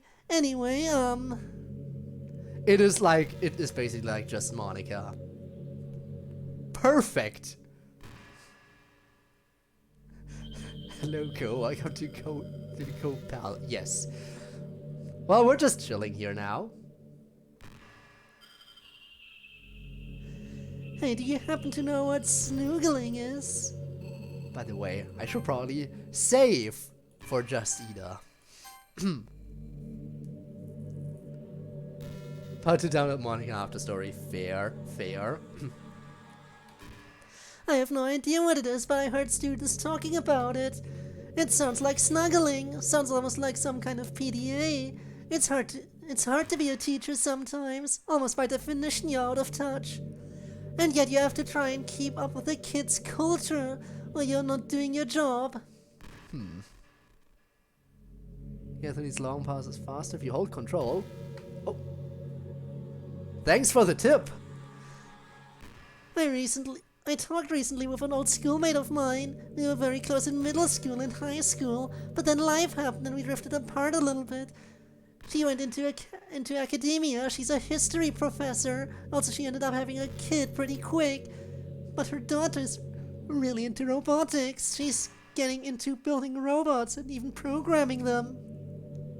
And it's amazing because her daughter is only 8. My friend thought I would like a girl of that age getting so much into sciences, and I do. And I figured that out during my own stream. I can imagine that you'd be glad. Wonder what I should get to eat tonight. I have some bread and cheese laying around, but that's hardly a decent meal. It is very satisfying. It is a very satisfying one, though, for how simple it is. Yeah, maybe I'll have that. BRB, alright, see you in a bit. I can make it up by making myself a real dinner next time, although that means I'll probably just order out. Whatever it takes to get myself to eat reasonably healthy, I guess. Maybe you can understand the struggle. Natsuki's sister's wonderful. You'd never know she'd ever overcome any of the horrible traits she has. She's so resilient that she just seems like she's led a very normal life. And she's always joyously living life to the fullest. It makes you think maybe she's that way because of all the adversity. Or maybe that's just her nature. Either way, I'm a little envious of her. Also, hi, Tord. She's acting insane. Welcome to Just Miss Ida. Just Miss Ida. Just Miss Ida. I almost forgot I have 2 loads of laundry to do when I get back home. If I ever do get back home, that is. How exactly does this work, timeline-wise? Well, probably best not to worry about it. The laundry will be there whenever I get back. They say everything ends eventually. Or to be more specific, Monica says that a lot, but I wonder how that works in here. I guess we're sort of dependent on your universe to exist, and when things finally end there, things will end here too. Sobering thought. Still, we have a lot of time until then. I wonder how long in your time we'll all be alive. I thought about getting my doctorate in chemistry long ago. Decided against it though. There are just a lot of things that make that inconvenient. Not the least of which is that there just aren't that many good jobs for chemistry PhDs. At least there aren't a lot that don't involve being evil in some way. So my master's degree in teaching high school is more than good enough for me. I really feel like I do some good in the world this way. Season 4 spoilers. How would I know those when they haven't happened yet? Ah, Dev not spoiling for once. And I am one thing. You are now one. Because you changed things up a little bit. Wait, okay, yes. Just some light ones, maybe a hint. There's spoilers when Dev hasn't even started writing season 4 yet. Monica sure seems lonely recently, and sad. I wonder if anything can be done for her. I wonder if she could accept it, even if there was anything. Or if you could. What's with that expression? Man, that was weird. I think I lost track of some more time. I don't remember anything we were talking about at all. Maybe some time memory paradox thing or other. Who knows? I wonder how the literature club will go now that the first 5 members have graduated. It does seem like Ria has things well in hand. Surprisingly well in hand, actually. I'm really proud of her sudden burst of energy and leadership. Ria's finally coming out of her shell a little, so the club should be just fine, I think. Yes. Man, I am craving right now. I really want some sweets, something really sour, or maybe something chocolatey. I don't know. Hormones can be really annoying sometimes. Sayuri and MC have developed into a very functional relationship. They communicate very well for 18-year-olds, certainly better than I and some of my exes have communicated. Though that's a low bar, still I'm very happy for them. I don't know what exactly the future holds for them, but they deserve lots of happiness and love. Agreed. So how are you doing out there, out in your world? Not working too hard, I hope. Be sure to drink plenty of water. You got it, Miss Ida. Hydrate or dihydrate.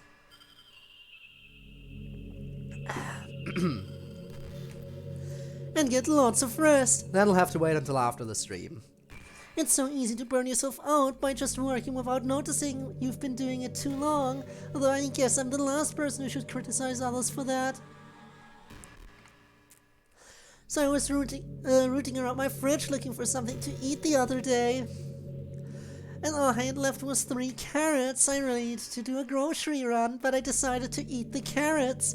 Raw carrots aren't bad at all, but nor are they particularly good. I guess I would say that just raw carrots by themselves are just a super average food taste-wise. But they are very good for you.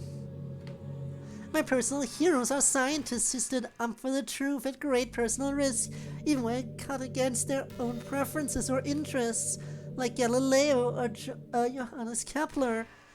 Science is really just about absolute respect for the truth and making sure that you, as an imperfect human, don't screw up when you're looking for it. Rob, it's not just Monica, it's just Miss Ida.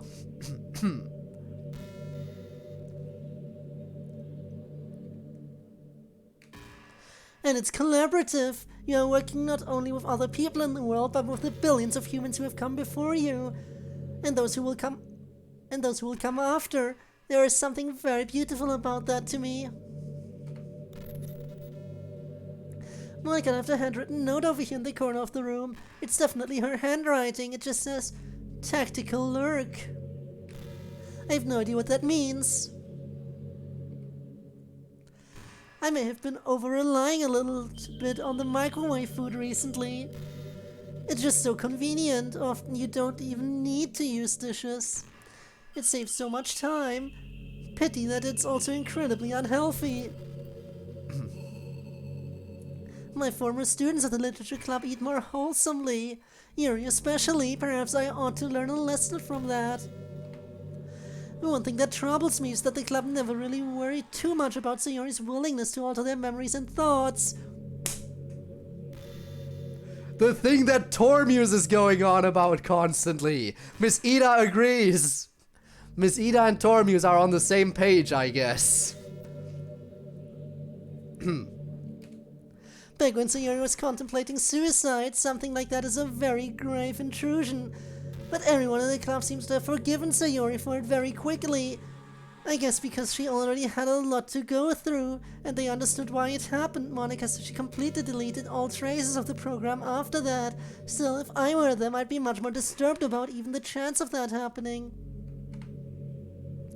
The kids at the school these days are all playing collectible card games. I remember those were pretty popular when I was growing up too, but then it kind of died down. I had thought it was gone or a niche hobby. It's neat to see kids of today picking it back up, keeping the old ways alive.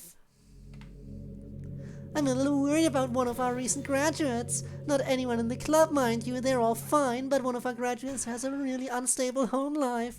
He's really brilliant, it's just that, well, he might be homeless now.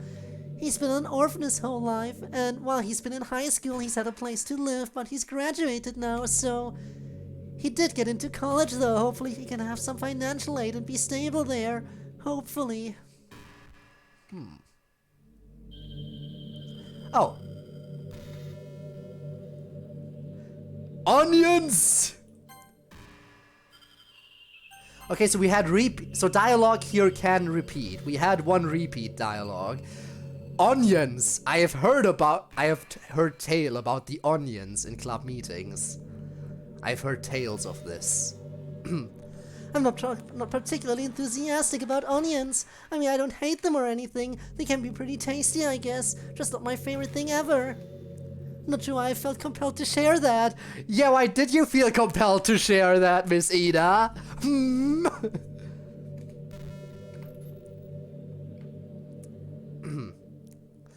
Occasionally, you know, we do find some drugs in our school. It's not a huge problem like it is at other schools.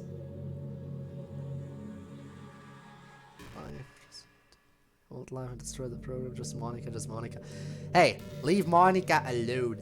Just Monica is the usual Just Monica, because we like Just Monica, and there's no one but Just Monica who we really enjoy. Because why would we enjoy any character other than Just Monica? But still, it's always saddening when it happens. Kids start trying drugs for different reasons. The easiest ones are the ones who are just curious, but often there's deeper stuff going on. Bullying or things being so bad at home that drugs seem like a good escape. Those are the really tough cases. There's only so much a school can do about things like that. Me, I just try to be a safe person for the student. Very rarely does getting them in big trouble help much, I find.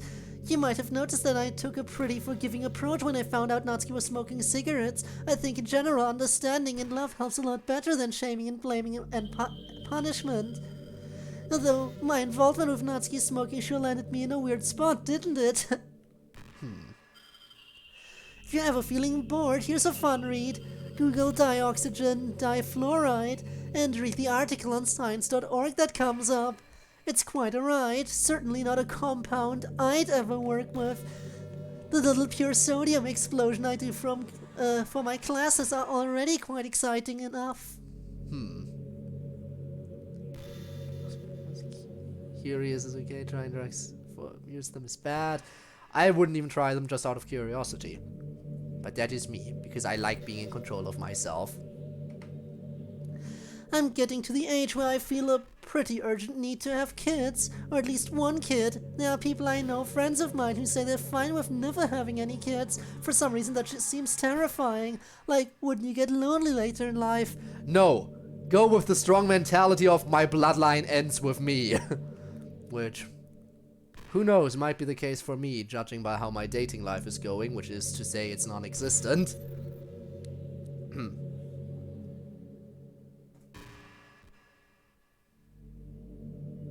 Anyway.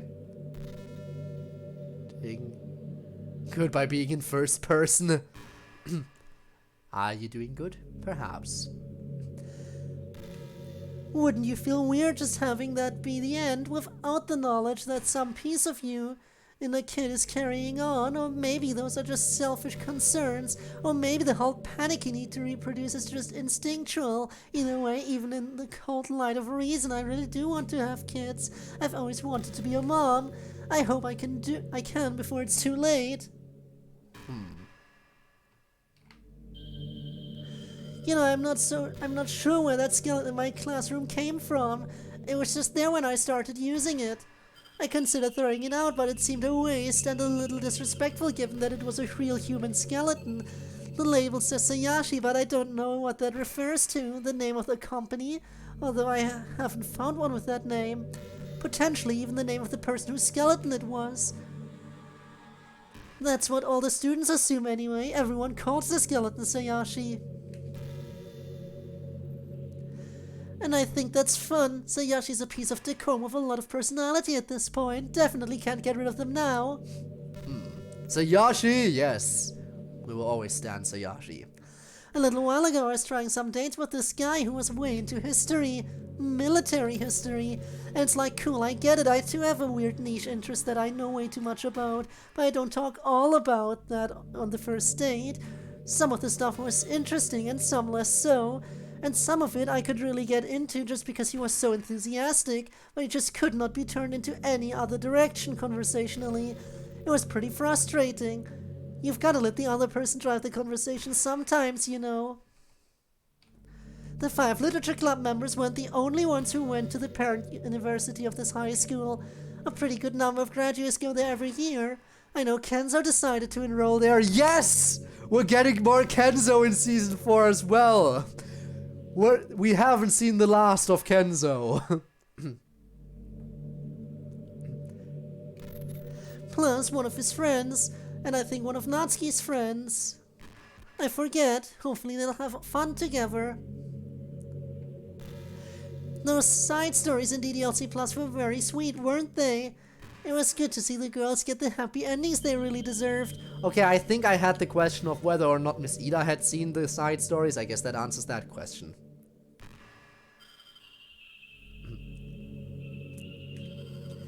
I wish I could give them a happy, normal life. I think they'd all want that, probably. Not sure about Monica. Or, yeah, actually, I think they'd all want that. Let's see, you want some spoilers for the 3rd season of Club Meetings? I mean, I finished the 3rd season of Club Meetings, so, you know. Here's one. Monica finally finds a way to break the time loop. How exciting. Do you think maybe the club will finally graduate? They did. What just happened? Feels like I blacked out for a second. I don't remember anything we were talking about at all. Maybe some time memory paradox thing or other. Ah! So this is partially Miss Ida from before and partially Miss Ida from after Season 3. Who knows? Yuri took things a little overboard with the club presidency, huh? Not too badly, I guess, but still enough that everyone got a little worried. I suppose it's to be expected. Everyone's a little on edge about misuse of that power. Poor Monica, seems like things always happen that make it hard for her to live that down. I guess I'm supposed to flirt with you in this since it's a just mod. I don't really know what to say though. I'm actually terrible at flirting. I guess I'll just say you look great. Oh, why shucks, thank you. Guys, I look great. Did you hear that? Even though I don't really have any idea what you look like. Gosh, I am bad at this. Maybe awkward, flustered flirting is your thing. Sometimes recently I felt troubled, like I've been doing a bad job and I'm not good for very much. Like sure, I hold down a job and manage not to get fired, but I sometimes feel like I'm just going through the motions and that anyone could do what I do. I try to remember that that's probably just imposter syndrome, still though I feel uneasy a lot. You know what got me into chemistry? When I was young, someone taught me about the atomic theory of matter. The way all matter is really constructed and all that. I thought it was amazing, like I had unlocked some deep secret of the universe, and I guess I had. My love for that idea has never really died down. Some of the club are more interested in mods of this game and others less so. Me, I'm not particularly interested. It doesn't really matter much that we're in a simulation, I think. It doesn't change anything about the way we ought to act. And it can be a little weird to see people writing that what is essentially a fan fiction of your life. Our theory is pretty cool, not gonna lie. Also, I didn't even see a comment about being back. Welcome back! So about Miss Ida's conversation, she mentioned onions, which she felt compelled to bring up for some reason. Not the first time I've heard about onions, thanks to chat. She also talked about the thing that you constantly talk about, the whole Sayori lobotomizing everyone, and how she thinks it's weird that everyone so easily forgave her for that and nobody's talking about it anymore. So, she's on the same page as you are, which is interesting to know. So while I'm sure there are good mods of this game, it's just not something I'm very into.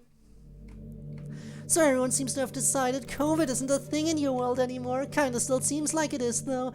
I guess that's how it usually is with plagues. People get used to them. I just hope more people don't end up suffering or death than really needed to. Whatever that means. I tried a Natsuki cupcake for the first time a little while back. Still not over that, and I don't think you ever will be over that. They are as good as advertised. It was strawberry, fruity, light, creamy, and very sweet. I recommend them. If you ever get the chance to go through realities and get one, that is. Oh, I would love to. Natsuki hatches another one of her crazy schemes. I'm not going to tell you what exactly, but it will probably work about as well as the other ones have. Which means it will work out. Not quite the way she intended it to, but it will work out, because all of her plans worked. Not a single one of them fails, ever. What just happened? Feels like I blacked out for a second. Okay, she always does this. All of them, they always work.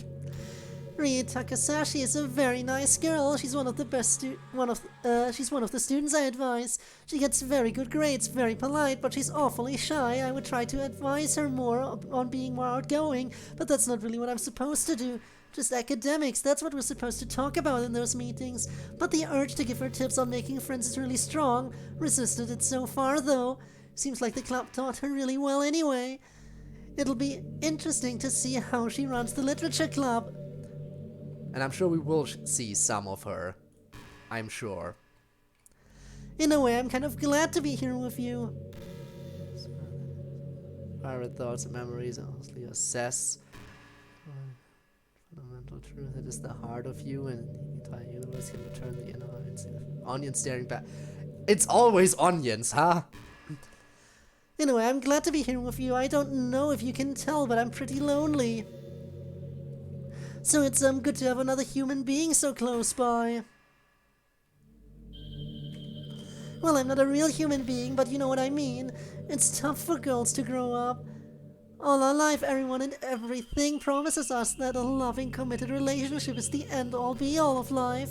And then you grow up and don't have one. I've tried to be maybe a little less selective about the guys I date, but I don't know. I fluctuate between being completely hopeless and just resigning myself to a life of singledom, and being optimistic that the next date will be the one.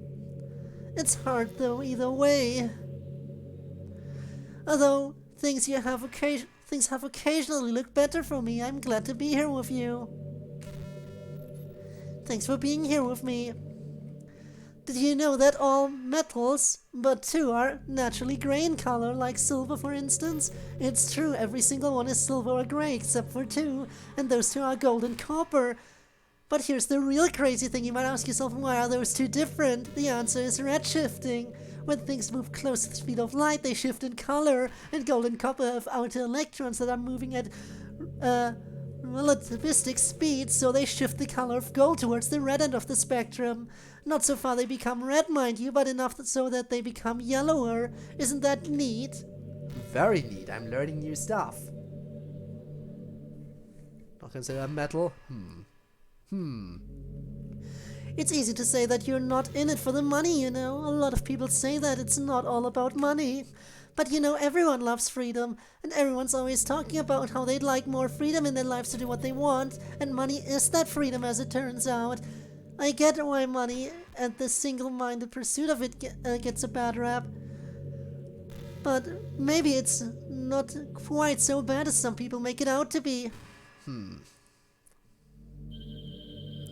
Have you ever had to reject someone? It's not fun. I know I complain about having a tragic dating life a lot of the time, but I do have to reject people from time to time. I've never been in the situation where I've had to reject anyone. I am just that hopeless. This platinum is grayish. It is grayish. Everything remains gray. Not everyone is or would be a healthy partner. I used to try to be really nice about it, really let them down easy, you know, but then I found that some people would take that the wrong way. Maybe think they just needed to try harder, so now I'm very firm about it. I'm not mean, but I still try to be nice, but I leave absolutely no doubt about it. I was never in a situation where I was interested in anyone romantically. Also, fair. I try to stick to enforcing boundaries after that. Sometimes I have to block phone numbers. That's just the way you've got to be to protect yourself. And make sure your message is understood so the other person can move on too. Someday I'd really like to go on an airplane.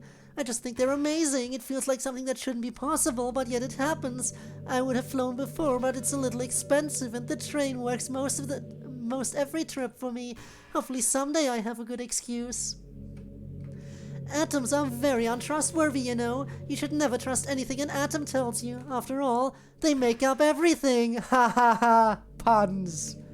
Sorry about that, couldn't help myself. Situation of having to reject someone. It's uncomfortable and guilt-ridden. I can imagine. Maybe I was too aggressive in pressing the club about the whole simulation thing, but still, what if one of them was being abused? Or worse? I had no way to know. I felt like I had to figure it out.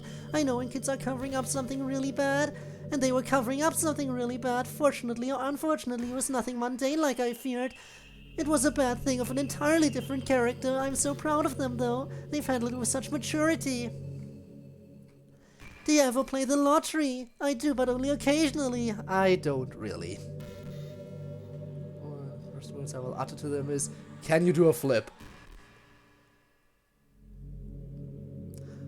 Alright, everyone in chat, be on the lookout for Rob ever saying that to you. Such a jokester.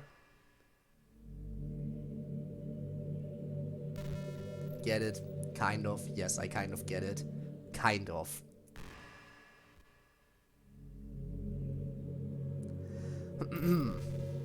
I do, but only occasionally. Typically, when it's a pretty big jackpot, I figure I'm going to throw away money. I might as well do it for an essentially impossible shot at winning a really big amount of money.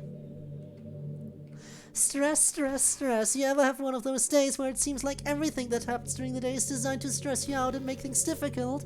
That happens to me a lot more often than I'd like. You really do have to be mentally resilient in my job sometimes and try as best as you can not to let your stress follow you around everywhere. It's really quite hard though.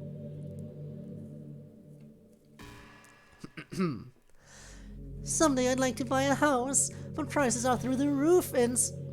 Oops, almost told you the name of our city. But yeah, we live in a coastal city and the housing prices are very high. Prepare to dox the literature club. It's already about as much as I can do on a teacher's salary to pay the rent. We know it starts with S. Yet another reason I need to find a partner. Boy, I sure was wrong about Sayori. I thought she was just the brightest ball of sunshine and nothing else. I guess that she is that ball of sunshine in reality. It's just that she's a lot of other things too. I'm glad she's improving now, though. The whole club seems to depend on her more than they realize. I've come to understand the whole reason why Sayori dated Kenzo. At the time, I had no idea what was going on, but she and I had a long talk about it a ways back. I'm really glad she feels like she can trust me with information like that. But still, what a sad story. Sayori really does live her life almost entirely for others. Hopefully those others can convince her they want her to live her life for herself. Some people accuse me of being a pyromaniac. Oh, do they now? I can't imagine why. They think I went into chemistry just because I like combustion and explosions. Don't you, though? No, it's certainly true that I think combustions and explosions are cool, but that's not the only reason I went into chemistry, and certainly my enjoyment doesn't rise to the level of being a pyromaniac. I never set fires or blow things up irresponsibly. Not yet. You know, if I were able, I'd really like to have a pet. Right now, all I ever do is take care of Junko's cat. But I'd love to have a small pet of my own. It's just hard. I spend so much of the day away from home, and my commute takes a while, so any pet would be alone a lot of the time, and that doesn't feel fair, but maybe someday. I feel a strange tension recently, like a pressure, like I need to constantly perform at my best or I'll lose everything. But I know I'm not performing at my best because I'm lazy or too tired or who knows what. I feel really unsettled about it as a result. That's responsible blowing things up, exactly, as it should be. I'm getting really cold at night here. It's getting really cold at night here, cold enough that when I wake up in the morning it's just slightly chilly under the covers. I guess I probably need heavier blankets or a man to go under the covers with. Sorry, you probably didn't need to hear that. My dating life continues to not go quite that well. Natsuki and Yuri, everyone always wondered about that, but I never actually saw them doing stuff I'd expect a couple to do at first. And Natsuki said she was straight. That's basically all I knew about the topic. Until we found out, of course. I try not to talk about it much with students around. I'm no gossip. Yes. Messed up a line? Did I? I mean, it's fair, sometimes I read fast. There's a lot of lines here, okay? Monica and I were talking the other day about ethical consumption. It's hard to buy almost anything these days without worrying about whether you're making the world worse by doing so. In the end, you just have to be as informed as possible and make the best choices you can. It's hard to avoid knowingly unethical choices all the time, but you can do good most of the time if you work at it a bit. I don't think I have it in me to be a vegetarian or even a pescatarian like Monica, though. I never understand the adolescent obsession with toilet humor. It gets so old so quickly. I don't even remember liking it when I was that age. And yet here I am, bearing the terrible, unendurable brunt of it as an adult. Nothing makes me feel older than having to rant about a topic like this. I feel like the exhaustion with it deep in my soul. Oh well. Consumption under capitalism, or so they say. There is no ethical consumption ever. Did you know I worked as a maid once? Maid outfit, Miss Ida, when? Give us the maid outfit sprites, we need them now. It's true, while I was in college I cleaned up houses for some spare cash. I know she probably didn't wear like a stereotypical maid outfit, but we want one anyway.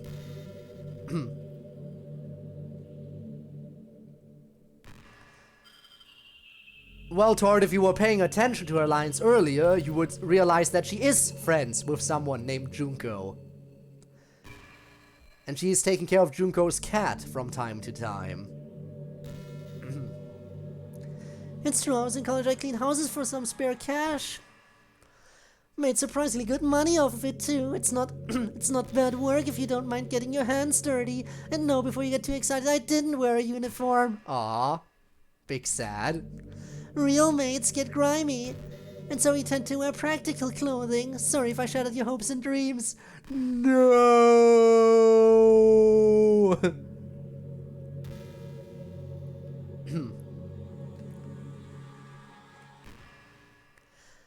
I guess we really won't be seeing as much of each other in the future, since, you know, I'll also be teaching at the high school and the club will be at college. Maybe every now and again, but I do expect you'll mostly be following the 5 members. I hope you'll look after them to the extent you can. And don't worry about me, I'll be here doing what I've always done. Maybe I'll even be happy. And gets limited is either in a maid outfit if he hasn't done so already. Oh, I can see the possibility. It would be cute. It's very strange to know that your students are sexually active. I mean, it's one thing to have strong suspicions, but to know it for a fact is entirely different. It feels off somehow. To me, they all seem too young. They're all kids to me. I know they're adults now and can make their own decisions, but I don't know, it just feels off like they're still too immature. Search for maid in dev server right now. Yes, we need to know if it's been done. I mostly get along with other teachers here. I'm not really friends with any of them, though. Maybe with Junko, that's Miss Hirayama to you. She and I are close. She's autistic and she likes to rely on me for certain things. But I rely on her too for certain things. It's a good friendship. I live pretty far away from the city, in the school's in actually. Not so far that the weather is noticeably different or anything. But far enough that I take the train to the city. I actually don't like city living. It's just as well. I live out in the country. It's very quiet, very peaceful, other than the somewhat annoying commute. It's a really ideal situation. There's a metal whose melting point is just over normal room temperature, which means that it's solid as any other metal block if you just put it on a table. But if you pick it up in your hands, it'll start to melt just from your body heat. She did not say Enoshima. She said Junko, but not Enoshima. And then after it dribbles on the floor, it'll solidify again as little metal chunks. The metal is called gallium. You can get a good bit of it for not that much money. I have a bunch in the school lab, though it's a bit of a pain to clean up after the students are done with it, but it's such a fun substance. You probably know that the most rigid substance in your body are your bones, but did you know that some of your bones are especially hard? I'm speaking, of course, of your teeth. The enamel on your teeth isn't just calcium, it's mostly calcium phosphate, which is extremely tough, and that makes sense given the wear we put on our teeth. Yuri does like her tea, doesn't she? If you ask me, she just needs her caffeine fix like everyone else. She just wants to be fancy and elegant about it, just like everything else she does. Still, I can't blame her for it. As aesthetics go, you can do a lot worse than fancy and elegant. Ooh, there's so much skipping. Okay, I think we're slowly wrapping up the topics here, maybe. Had to deal with a wasp nest recently. It was a mud dauber wasp, I found out, and it was just a single wasp, which had built just a tiny little single wasp home for itself. In the end, I couldn't bring myself to spray the nest. The wasp basically left me alone. And they go away in the winter, so the problem takes care of itself. Plus, supposedly, having an old wasp nest there is a good way to stop new wasp nests from coming in during the spring. Though I have not tested that hypothesis. So anyway, I just tried to think of the wasp as my little friend for a few months. Why do I love beer so much? I'm not sure. Maybe it's just a love I've built into myself over years of enjoying it. But there's something about the way an ice-cold beer hits you when you crack it open after a long day of work. It really gives me that exultant feeling when you drink or eat something you really like, when you're really thirsty or hungry. My favorite brand is Yabisu. It's basically all I drink. If they don't have it somewhere, I'll get Asahi or whatever, but Yabisu is the best. Ooh, that was a lot. Okay, I think we're slowly running out of conversation topics, in which case we'll move on to the next section. I guess one of the neat things about this room is that it's always a very comfortable temperature. Our school is nice enough, but parts of it are old, and the climate control doesn't work so well. Usually the heating in winter is fine, but the cooling in summer can be somewhat spotty, which is honestly a problem. It's difficult enough as it is to get high schoolers to focus and engage. When it's too hot, forget about it. Wonder if I could get Monica to somewhat replicate the space room climate for the rest of the school. Monica's piano playing is lovely to hear in case you've never heard it. Actually, I suppose you must have at one point. But she is very good. She practices very often. Anytime during school hours when it's not class or club time, you can usually find her practicing. She's gotten very good at in the very short time as a result, as I would expect for anything she puts her mind to. Deleting my character file won't do anything, by the way, because I don't have one. Monica is hosting the simulation through her world.bat system. I'm not really sure how it works, only Monica and maybe Yuri really understand it. Has never drawn Messina in a maid outfit, Sag. It needs to change right now. Anyway, what? But I do know that the character files are just copies, and if you delete them locally, the game just insta-reads one from the world.bat system. So it's a kind of immortality. Do you have a favorite cheese? Well then. This came out of nowhere. Mine's Gruyere. Oh my god, how do you even say that one? Gruyere? Mine's Gruyere. It's such a nutty cheese, so useful in cooking. Give it a try if you haven't before. Well, that was a very random short topic. I stayed over with my parents recently. They're still alive, thank goodness. I try to visit them as often as I can. It's not as much as I'd like, but every time I can, I go. I know that I won't have forever with them, and I was really lucky. I have very good parents, so I like to hang out with them. Yes. Turns up screenshots from some VN that one other of the members was playing. Fair. I see a lot of those screenshots. College is a place where you meet all sorts of new people. I wouldn't be surprised if some new friends emerged, or maybe old friends. Man, that was weird. Okay, yeah, I get it. Spoilers, quote unquote. You're getting into lockpicking is an interesting choice. It's sort of a grey area in that it can be used for some unethical, illegal things, although I doubt very much that Hero would do anything like that. It is very in character for her, just a strange, obscure hobby that she decides to get good at one day. I would expect nothing less from her. Plus, she apparently just uses it in a helpful way, so I can't say I object. God, I hate the faculty meetings we have to have. I mean, I get we need to meet sometimes, but it's just too much. I feel like it's not at all respected that we only have so much time, and most of it should be spent on lesson plans and actual teaching.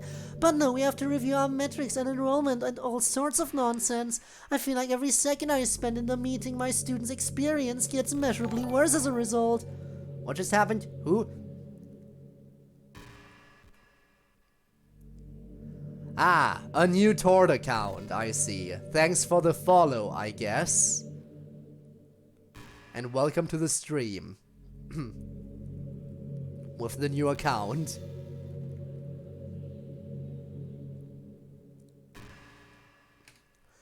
Maybe I should say something about it to administration. MC's mom must be proud of him. He's such a fine, upstanding young man, and he's gone through such challenges, things that would break a lot of kids, but he's come out of it all right, and he even has the strength left over to lend his friends and girlfriend. He's a good kid. Want to see my yukata? I would, but I doubt there's sprites for it. It's pretty cool. Give me just a second to change. No peeking now. I know we're fairly intimate given that we're in the room together, but still, a lady needs her privacy. I guess you can't really peek anyway, even if you wanted to. Anyway, all done. There's the yukata! Let's go! Wasn't expecting her to actually whip out the yukata. Nice. There, what do you think? Please don't stare too much. I'm a little shy when I'm being stared at. I literally can do nothing other than stare at you and read the text. I'm glad you like it though. Still, maybe a little unprofessional. I'm going to change back now. It is a nice sprite, agreed. And there we are. Well, that was fun. One of the things that really scares me about the place our players live are the school shootings I hear about. Well, that's mostly for the American audience, which I thankfully am not part of. We don't really have those here. I can't imagine trying to teach somewhere while worried that someone might pull out a gun and shoot. That's unthinkable. And to lose a student, I have no idea how I'd react to that. My heart goes out to all the students who get hurt or killed, of course, but I also think of what their teachers must feel like. Awful. I am also thankfully not American. Less guns also means less gun violence, which is a thing that Americans don't understand. A lot of Americans don't understand that less guns also would equal less gun violence. They think more guns equals less gun violence for some strange, unknown reason. Awful. Probably best to leave that topic. Oh, I found another note Monica left in here. It's written in her handwriting in all caps. Here, take a look. What's better than tuna? Tharina! Why did you just write a random pun in here? Honestly, Monica's always so worried about things ending on a large level, that is, like the world ending and such. Me, I try not to worry too much about things like that. Goodness knows there's enough else to worry about in the world without thinking about apocalypses. But I suppose Monica's the type to fret about things like that. I guess she really does have particularly good reason to. Have you ever played bridge? It's actually a really super deep game, and a difficult one. I usually play it with a few old people I know who love it. It's a lot of fun. You should try it. Can't say I have. Deep down they're aware that less guns would also mean less gun violence, but they don't want to admit it. Don't want their guns taken away. I, for one, am very happy if I never ever ever have to get into the proximity of a gun. Never mind owning one. I don't even want that anywhere near me. Even if it is mine. Let me tell you a story. I once had an office job. I had an office job once when I was in school to be a teacher. They make you go to school for that, by the way. It's terribly ironic. But anyway, I was working my office job, and the boss tells me to copy paste some text here and there in some document. So I open up the word processing software, copy paste, and print out. And then he looks at me really confused, and it seems like he's kind of upset but trying not to show it. And he very patiently explains to me that I need to print the old document out, physically cut the parts he once changed out, like with scissors, use actual paste to put them back where he wants, and then scan the whole document in again. I quit that job not long after. Yeah, that seems very stupid. I don't mind guns in fiction and video games. Agreed. Be scared about being in the presence of an actual gun. Very much so. Agreed. Like in fiction, totally fine. Even so, I don't really play any shooters, be it first person or third person. Like, it's very rare that I touch any of those. I mean, Danganronpa Ultra Despair Girls kind of counts, but that's more so because it's part of the Danganronpa franchise, and I'm a big fan of that franchise, so I kind of felt like I needed to play that game. But yeah, mostly, I don't even really play shooters that much. I think they're fine, and sometimes if I come across one, it can be fun to play, but I don't go out of my way to play them. I think guns are perfectly fine in fiction. In real life, I don't. I just know. Gun unless it's pointed in my general direction. Someone willing to shoot somebody is holding it. Yeah, I mean, that's also fair.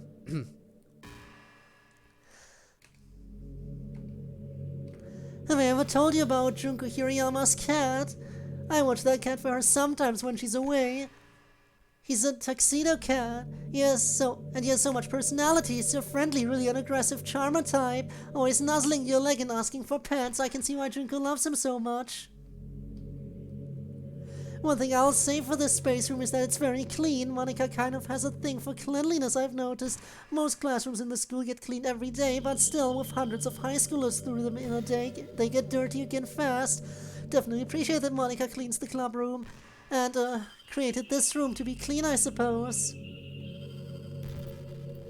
Some people think that water isn't really blue and that it just reflects the sky, but water actually has a slight bluish tint to it, even without any sky to reflect. Usually it's so faint that you can't see it in a normal glass of water, but if you look at large concentrations of ice, like an iceberg for instance, and you get below all the snow that's typically on an iceberg, you see that ice and water do have a blue tint to them if you get enough of it together. And the cat we do want cat. I like cats. Cats are adorable. Maybe one day I'll get one. But I have to make sure I can take care of it properly. I saw a rainbow the other day. Rainbows are pretty special. Even after the 100th time you've seen one, it's still amazing. Or at least I think so. I think it's really important not to lose your sense of wonder about the small things like that. That's part of what makes life so enjoyable. I am still getting emails from parents of my students from last year. This is an aspect of time actually moving forward that I'd never considered much before. Some of these students have graduated the high school and their parents are still great lobbying. I guess I should be glad that they're emailing and not calling me every day. I've had to deal with that unpleasant situation before, but still, for heaven's sake, the semester is long over. They need to just let it go. As scientifically minded as I am, I can't quite get into computer coding like Monica and Yuri. I just don't have the abstract logic mind for it. I'm very much more of a spatial thinker. I need stuff to think about, which is why I'm so well suited for chemistry, perhaps. Ha! The Yukata returned for a second. A lot of the kids at the school play Minecraft. So do I! Don't worry, Minecraft will return on the channel again. I'll see when I make time for it. I've played a little bit of it just to understand the appeal, but not enough to be any good. I definitely understand the appeal though, it's a very creative game, plus there's a lot to learn, recipes, redstone stuff, all very interesting. Oh, you can go on and on about redstone while Rob is here. It's definitely a game that helps you think in useful ways. Helium doesn't actually do anything to your lungs or vocal cords, you know. It's just a normal stable gas. The reason it does that thing with your voice is because of sound propagation. Helium is lighter than normal atmospheric air, so it travels more quickly through it, which means higher sound frequency, which means higher pitch. So until the helium is all gone from your lungs, your voice sounds higher. Do not let Rob touch redstone, yes.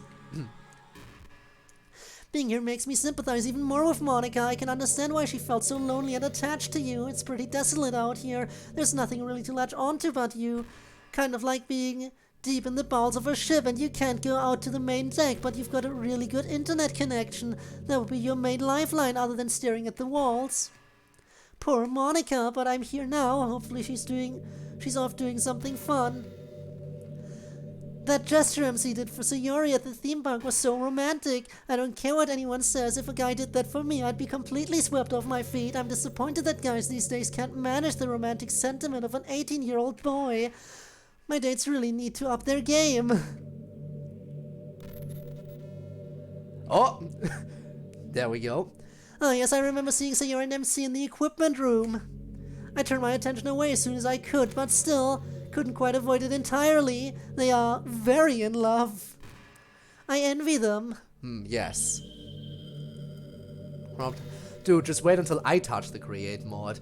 It will take me forever to figure it out, but with Rob in my chat acting as tutorial basically, I'm gonna crush everything. You know, it strikes me as rather rude, just making you wait here forever. Listening to me talk endlessly. The polite thing to do would be to offer you a chance to leave. I suppose you could have done that via the menu at any time, but still here you go, courtesy of me. A chance to leave. I'll stay. How kind of you to choose to spend some more time with me. I'm really enjoying it. It's really stress-free being in here. You can quit any time, you know, just hit escape and quit like normal. Okay, the fact that you offered me the choice, and now you're bringing up this topic, means I'm probably running out of conversation topics. I'll still be here when you get back if you choose to play my mod again, although I'll still give that same introduction. I guess you can save if that bothers you. There isn't much else you can do to break this loop, though, other than play something different, I guess. But why would you ever want to do that? Just kidding.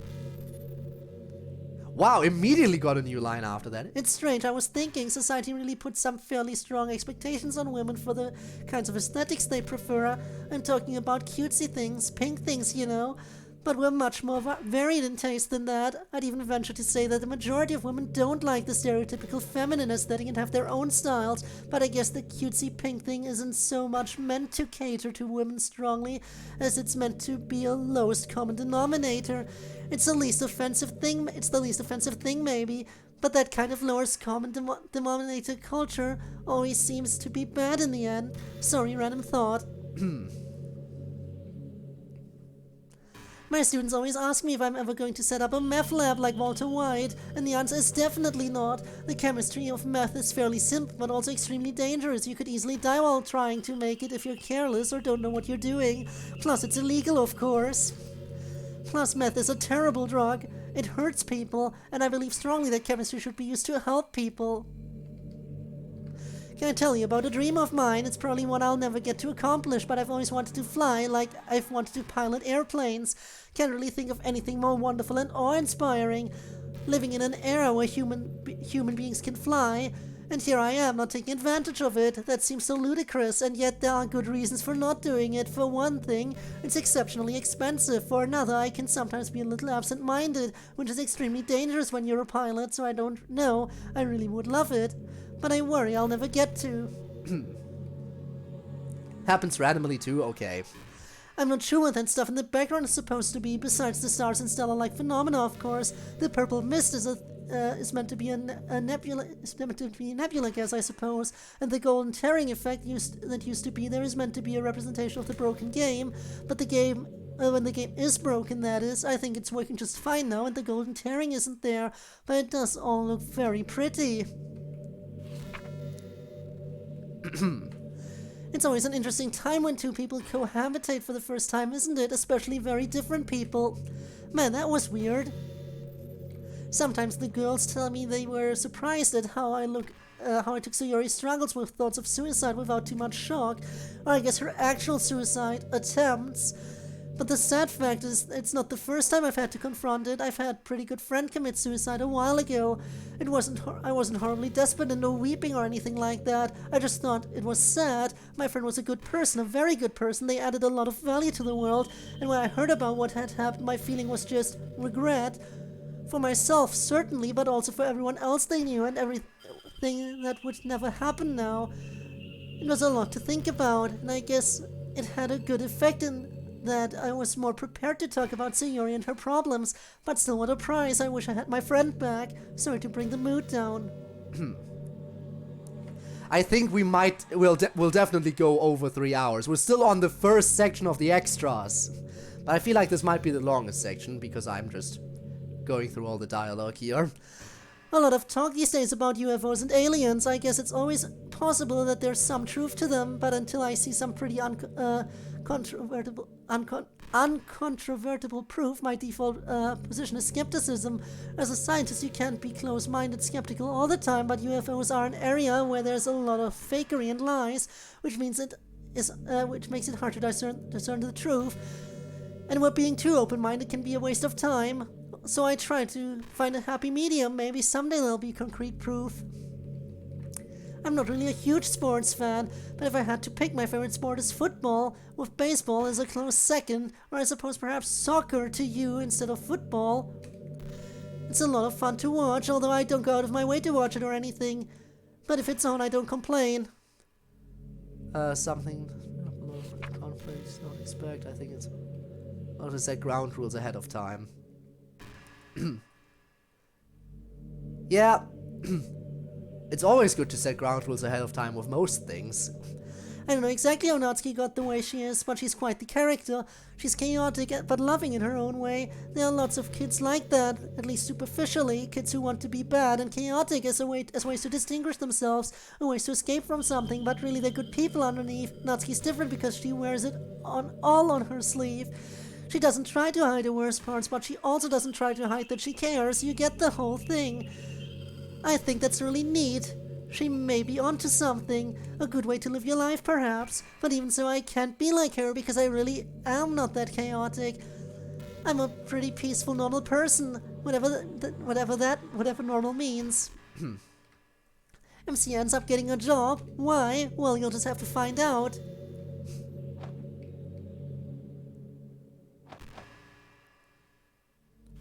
Have we done it? Have we exhausted the... No, we have not exhausted the dialogue. There is more. I find it very charming that Yuri works with Sayori and MC for part of the way to and from school now. I'm glad that she was enticed to do that. All the spoilers for this very season.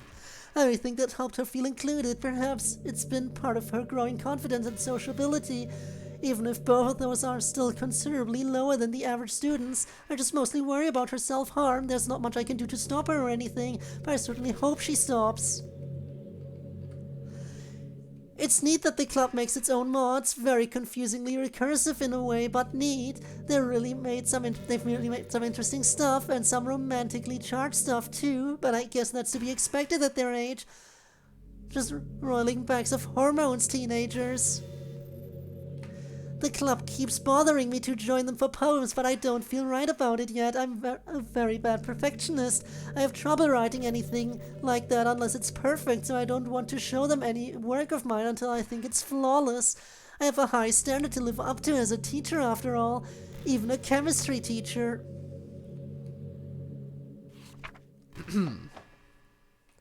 Graduation is always a happy and a sad time for me. It's nice to see my students succeed and grow, but at the same time it feels like I'm being left behind every year.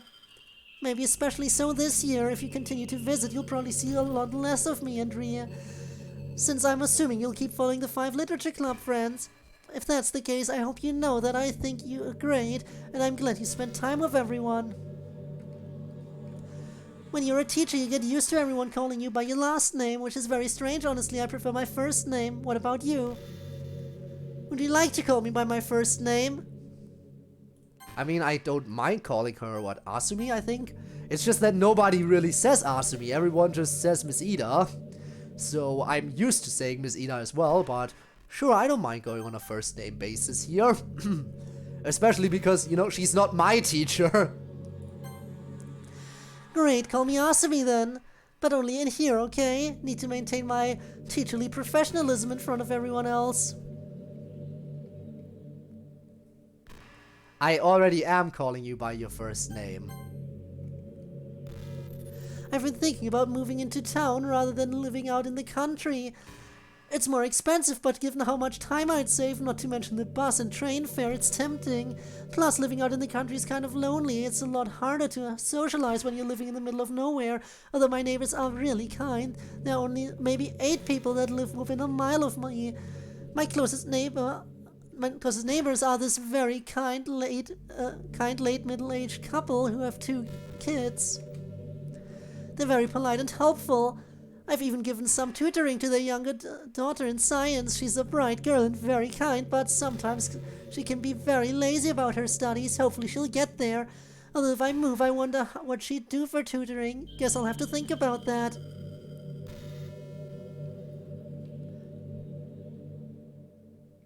Kenzo seems to have a reputation as not being the smartest kid, which is unfair. He's actually plenty smart, about the average of students in this school, and students at this school tend to be pretty sharp. He just hates literary criticism, so he doesn't like to do his schoolwork for advanced language classes.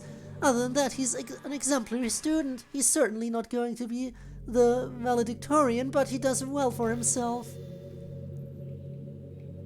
Chance to leave. Stay. Come on, Asumi. Where's the dialogue? Exhaust everything. Sayori does have quite a sweet tooth, and all the club members can eat a pretty good amount of sugar from time to time, but I'm embarrassed to admit that I'm basically just as bad, even now in my 30s. I don't know. I just really like sweets. They're tasty, and it's not just a taste thing either. There's a lot in this mod, apparently so. Who knows, maybe we'll reach the 3-hour mark before we get any of the other extras. Nah, I doubt it'll be that much longer. A lot of time my body won't just crave sugar. It happens all the time. I have to work out a lot to keep the weight off.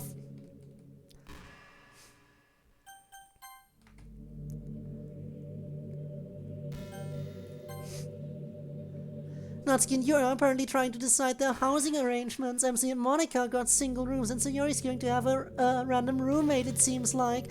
But Natsuki and Yuri are trying to decide if they want to apply to be each other's roommates. On the one hand, it's obvious why they'd want to do that, but on the other, you're not supposed to be in a relationship with your roommate at this university, so that would be a little complicated for them to try to manage secretly.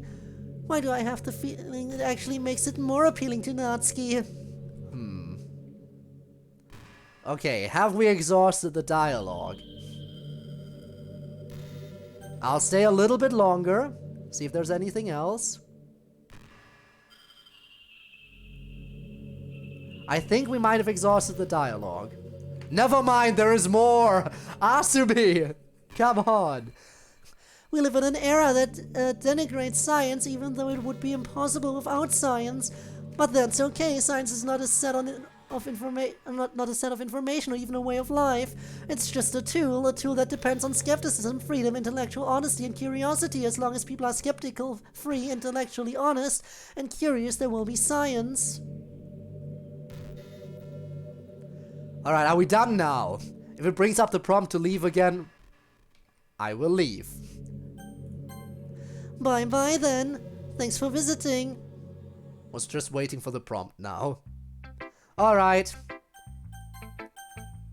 Natsuki's true for their revenge. Seriously? Seriously, last time was a lot of fun. I've been looking forward to this. Mostly. Well, I'm glad you added that mostly because I'm going to crush you this time. Again, I don't really see how you win or lose a truth or dare. Well, you're about to find out. Alright, that's enough trash talk. Time to actually get started. How are we doing, spectators? Ready as I'll ever be. For what it's worth, I'm also really looking forward to this. Last time was deeply entertaining and informative. With no more romantic secrets, one wonders what they'll have left to ask about for truths.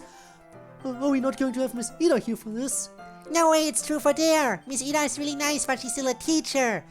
Doing truth or dare with a teacher would be weird, even if it's not our teacher anymore. Anyway, let's start this up. Remember that I am the judge and I have the final say, both as the judge and as MC's girlfriend. I have total veto power. Question. Guess what? What? Gabe! Oh my god, how are you? How was the rest of your stream? Can't believe you were still streaming for 2.5 hours after I left. Damn. So, how did you enjoy the rest of your stream? How was the rest of the trial? How was the execution? Does it end up getting split to another stream? Just to hold off on the question mark option. Nah, we're not splitting again. If it goes for 4 hours, so be it. If it goes for a bit over 4 hours, so be it. Yeah, I can imagine it was a lot to take in. Especially the execution, when the main character, the protagonist of the story, who you were playing as the whole time, Sayori's herself. Or well, not Sayori's herself, but gets Sayori'd, I should say. This very energetic, bubbly personality who does her best to bring the whole group together, gets hanged. Damn, imagine that. Imagine a very energetic, Genki, happy character who wants to bring hope to everyone and keep them together, ending up hanging. Isn't that a weird thing? Couldn't ever see that coming. She got Sayori'd, yeah. She got Sayori'd, not Sayori'd herself. But yeah, welcome everyone still. Should dial it back with the spoilers? I don't think there's anyone here who, I don't think there's anyone here who hasn't played it, but yeah, okay. I guess I shall dial it back again now. No more bubbly personality getting Sayori'd. Question. I don't know it will be necessary, but as Natsuki's girlfriend, do I also have veto power? Yes! Playing for someone to commission execution for Code. Oh boy. Can't wait to be executed. You are not the judge. Oh no, of course not. I would never make so bold. Alright, and finally, we'll do 3 rounds each, just like last time. MC was the first asker last time, so this time we'll do Natsuki first. Begin!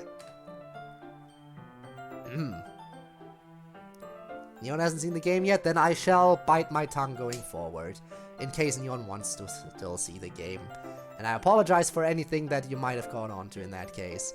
I just thought that everyone here was already aware of it, because it's my chat. And, a lot of people came from Gabe's stream as well. You know, I deserve that. Have supper/dinner, alright, you do that. See you around and thanks again for the raid. Really appreciate that. Alright, Bucko, truth or dare? You know what? This time I'm going to get spicy immediately and go for a dare. Bold, I like it. Okay, I deserve that one too, probably. Let's see. Got it. Well, Miss Ida's not joining us today, so she may or may not be down in her room. So, I dare you to... Alright, I died V3. Are you happy? I dare you to bring back a piece of Miss Ida's clothing, and you can't just tell her it's for truth or dare. Now, it doesn't have to be like a spicy piece of clothing. This is not an underwear draw or raid situation. Any clothing will do. But no hair scrunchies or any bullshit like that. Legit clothing. Tough, but fair. Alright, be back in a bit then, hang on. Oh, he didn't seem too fazed by that. I wonder what his plan is.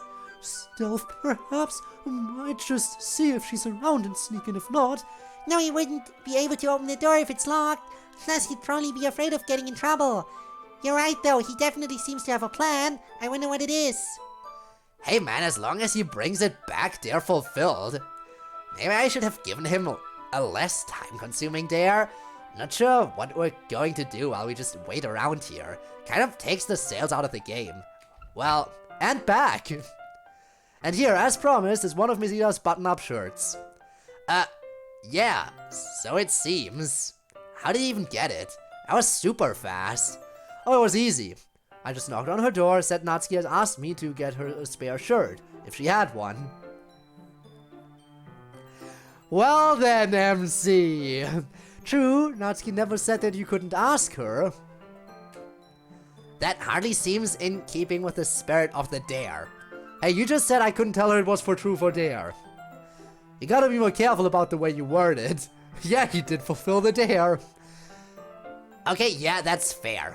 Anyway, you're up next. Sayori, can you be in charge of giving this back to Miss Ida? Yep. Okay, Natsuki, truth or dare? Well, I certainly can't be a coward and do truth after you started with a dare, so dare. Alright then, I dare you to show us the last 25 texts between you and Yuri. Oh no. But that... Look, I'm not the only one with a privacy interest in those texts. Yuri didn't sign on for having her texts exposed. And plus, she has veto power, so... I'm expressly declining to use that veto power. I approve entirely of this dare and your compliance with it. Oh! Fine, here.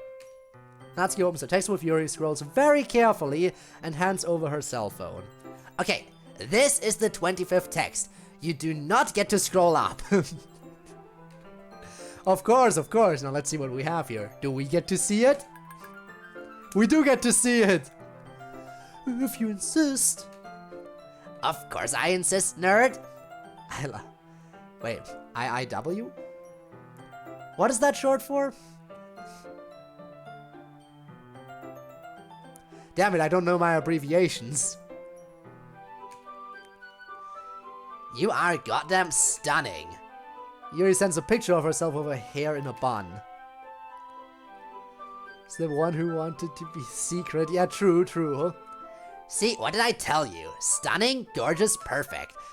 I will have to summon paramedics, for I have fallen from the sheer shock of the beauty. Not really though, you don't need to panic. I know, but thank you for clarifying. A day passes before the next text. You are late, are you alright? God, yes. Like it's 5 minutes late. I will be there soon, don't freak. Several hours pass. Hey, you are beautiful. You're such a doofus, but you too. Why are we texting when we're right next to each other? It seemed novel. God, you are such a dork. I love you so much. And I love you, and are you. The text again resumes the next day. You want anything? No, I'm fine, thank you. Another few hours pass. You remember where Sayori said we were doing this? In her and MC's room. Which one was that? 607. Well, very interesting. Definitely some sweet moments in there. Seems like it could have been a lot worse for you if we had been luckier. Well, I got a pretty good treasure trove as it is. Glad I did that dare. Me too. But what does IIW mean? It is an inside reference. One that will not be explained to you. Unless I hit you with a truth to explain it to us. Yeah, truth or dare, hotshot. Well, apropos of nothing in particular, I'll pick truth this time. Aha. Alright then, hang on a second. Natsuki whispers briefly with Sayori. Yeah, that's fine. Barely, but it's fine. Alright, MC. Hottest physical thing about every girl in the literature club, including Ria and Miss Ida, and including Sayori. Go. Okay, fair enough. Sayori's easiest, it's her eyes. My heart drops into my stomach every time she looks at me in the eyes. It's like she can reach inside me and pull me towards her just by looking at me. It's something else. Now there's a lot else about Sayori that I'm very physically attracted to, but nothing comes up to her eyes for that. Romantic. Right. So when Emerald's in Shadow gets like, who knows when Emerald's in Shadow gets Konosuba stuff? I just think it's interesting. I already, you know, in Konosuba Fantastic Days, I already unlocked Shadow as a character, which I can use now. To nobody's surprise, a dark character. A free 4-star is always appreciated in that game. Not sure if I'll really use Shadow though, because I'd have to, you know, fully grind up the character from scratch because it is a new character, but still. But nothing comes up to her eyes for that. For Yuri, she's got a couple of things I would mention. Her hair's really awesome. If I were you, Natsuki, I would totally be burying my face in her hair all the time. Definitely haven't done that before. Exactly. But also it's just something about the way she moves around. It's so light and continuous and graceful, I guess I'd say. Even though she's so tall for a girl, she just moves around in this really striking, fluid way. It definitely catches my eye. For you, Natsuki, well now, I actually like your arms the best. My arms?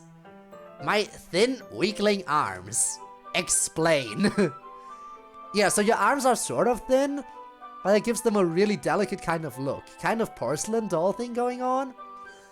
When your arms are bare, you can kind of see varying levels of sun on them, which makes them interesting to look at.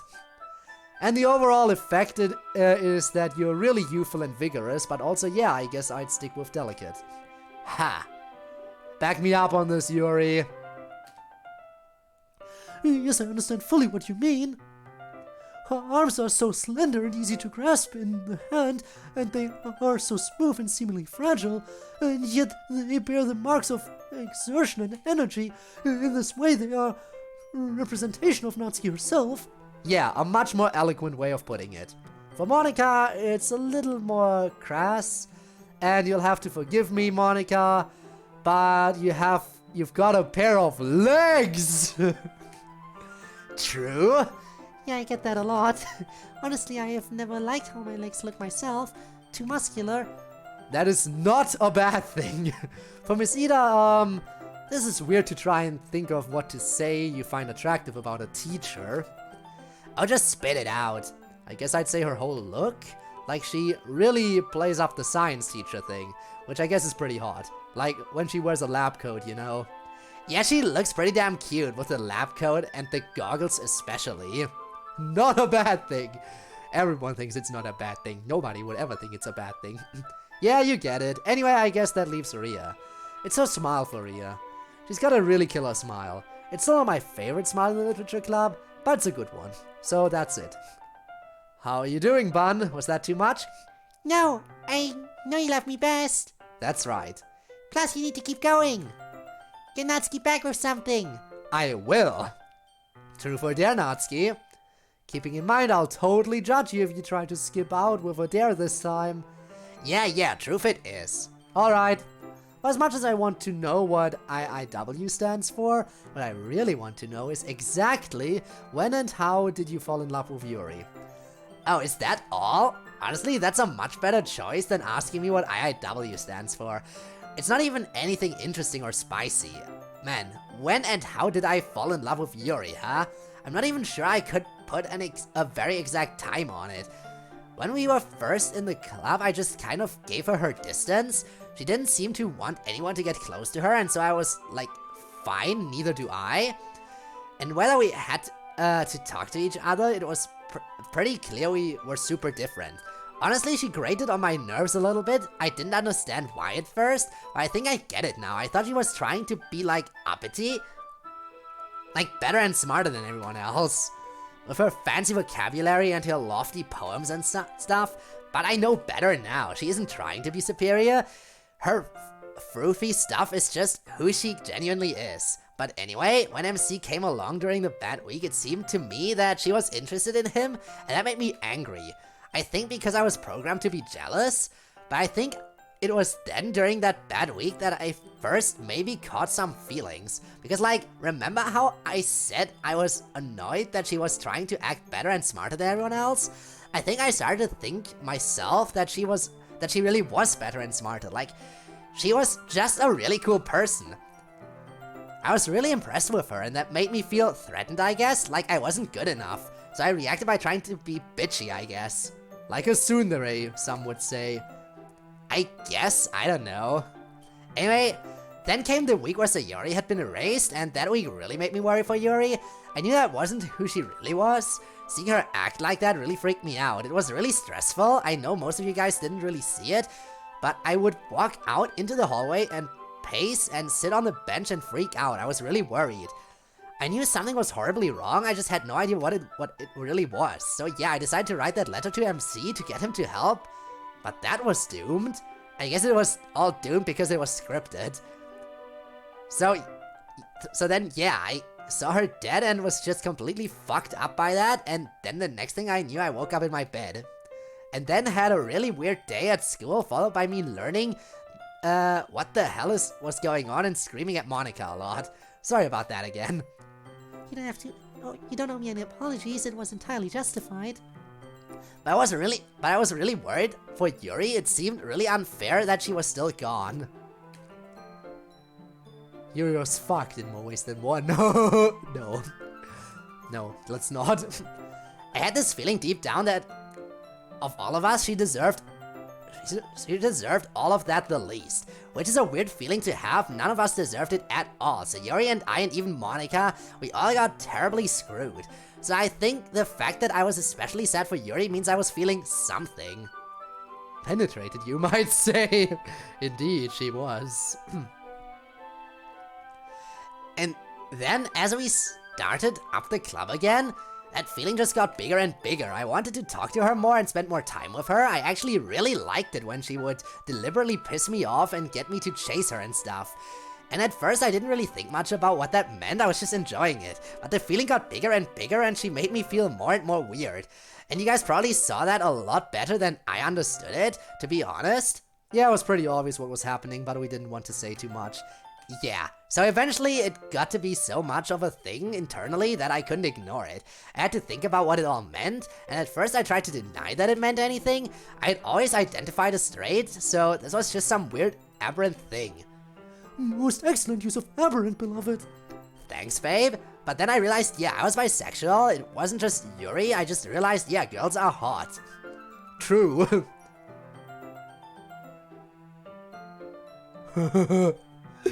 Yes. Amazing quote there to add.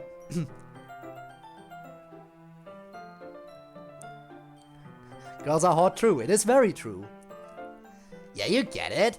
So I thought, okay, I'm bisexual, but no one has to know that. I like guys too. So I can just date guys and everything will be fine and no one will be the wiser or think I'm an outcast. But then, one day I was really struggling with all this stuff and I had gone into the girls' locker room to think about it because the bathroom crew was being too loud and obnoxious, I think. And I just come to the mental resolution of, okay, I'm gonna just date boys. And I think everything was fine. And then Yuri sent me this super enthusiastic text full of super cool facts about clouds she had just learned. And she really wanted me to know them. And before I could even realize what I was thinking, I thought, God, I really am deeply in love with this nerd. Damn. Also, hi, hello, how is it going? I watched your stream, your VOD, by the way, on the Indie Cross, right? Which was fun. It is sad that you never got to the songs that I really struggled on. In fact, you didn't even clear the final song in the Bendy week. You only cleared up to, what was it? Last Reel, I think, right? You never got the fourth song because the fourth song doesn't play. You don't get the fourth song in the Bendy week unless you play on hard, and you played on normal, I think, if I'm not mistaken. So yeah, you you didn't even get the fourth Bendy song, which also means you missed out on a cutscene. It just skipped the third cutscene and went straight to the final cutscene. So yeah. Basically, yeah, that is also a thing that you sadly missed out on. But yeah, if you're getting frustrated with Tricky, then I can tell you Nightmare Run, the 4th song of Bendy, it's even more frustrating than Tricky, trust me. Trust me. Anyway, good luck with Tricky. But while it made me feel really happy to finally admit to it myself, it also made me really scared. So I continued to try to cover while I figured out what to do. The only person I took into confidence was my sister, and it took me a while to do even that. And because I was a huge coward, I never did anything about it until Yuri confessed to me. But yeah, I'd say that moment right there, that's when and how it happened. And attempt to do it on hard, all the songs. Honestly, some of the Cuphead stuff is actually easier on hard, because you know the parry notes? Because there's more notes in the Cuphead song on hard, they actually have more parry notes as well. Like, the way you played on normal mode, you basically had to use the parry instantly once it showed up. But if you play on hard, you actually get a parry note ahead of time. And then once that segment shows up, you just have the parry ready. Which is nice. So in a way, it's actually sometimes easier on hard. Because you can definitely tell that the songs were charted with hard as the main difficulty it was intended for. And then we're just like, okay, how can we remove notes to make it a little bit easier?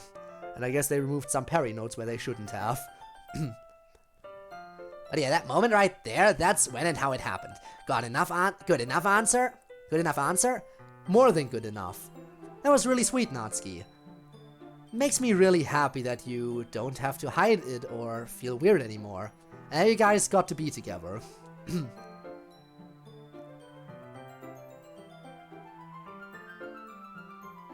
Only has 3 songs? Wait. I don't think Imminent Demise went straight into Last Reel, right?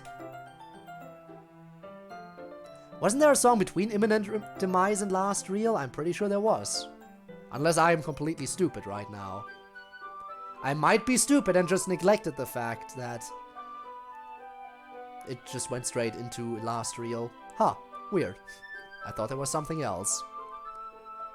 Pretty long-winded answer for such a simple question. Very long-winded answer. Almost like she wanted to tell that story. Yeah, now that the secret is out, she finally wanted to tell the story. Does it really go straight into Last Reel after that? I thought there was another song. Huh, weird. Very weird. But okay then, I guess. Really glad for you. Thanks? That's so sweet! It's very touching. I always suspected a bit, but I never knew the depth of what was going on in your heart. Yuri, I can only imagine what you're thinking right now. Oh, I have heard the story before, but I never tire of hearing it retold. Alright, enough sap. We have Truth or Dare game to finish. Truth or Dare? Finish strong again with a dare. Alright. I'm gonna steal one of your dares from last time and make you answer one of the spicy emails Monica filtered out. Fair enough. Alright, let me get one at random here. Okay, here it is. Piss. Yes, pee. And you were correct? So, what song were we missing?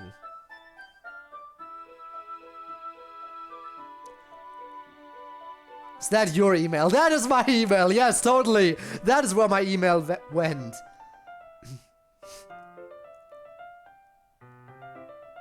Does it count the thing as a second song?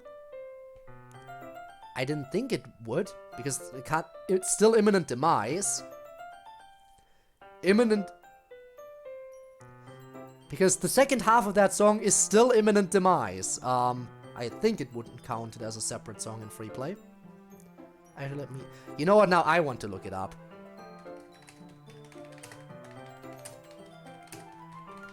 Song list.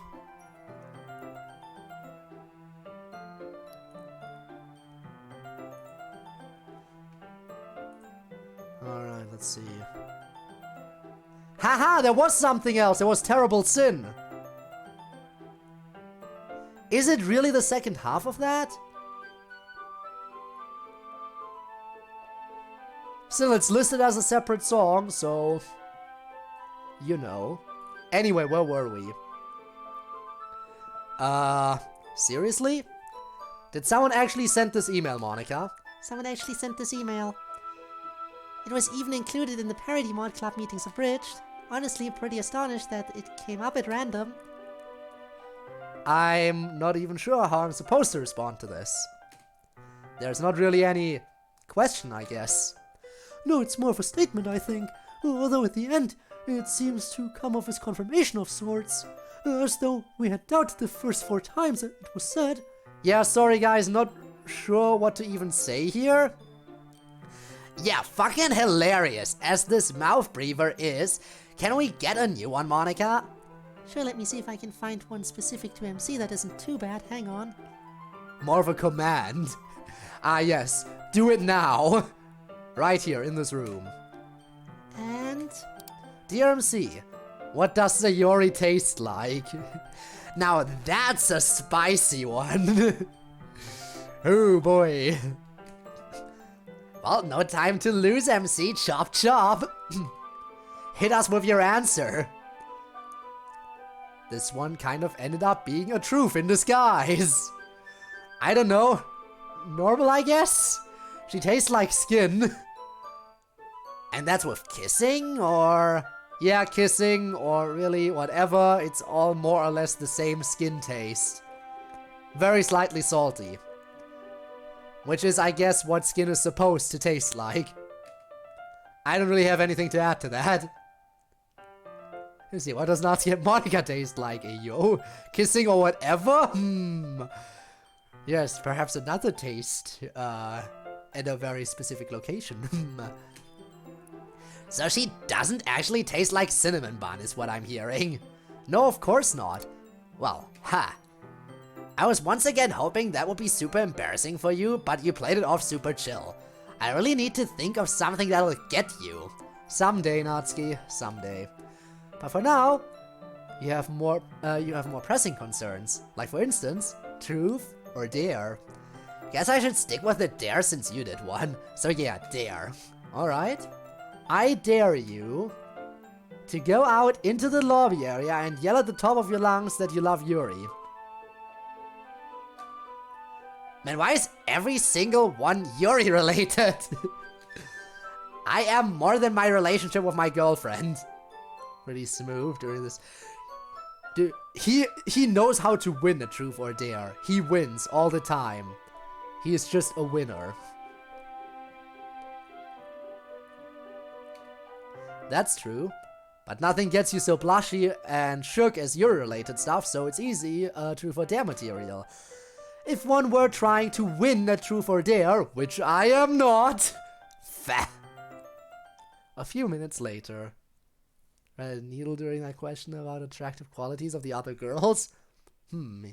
He knows how to do stuff. Very well. A few minutes later.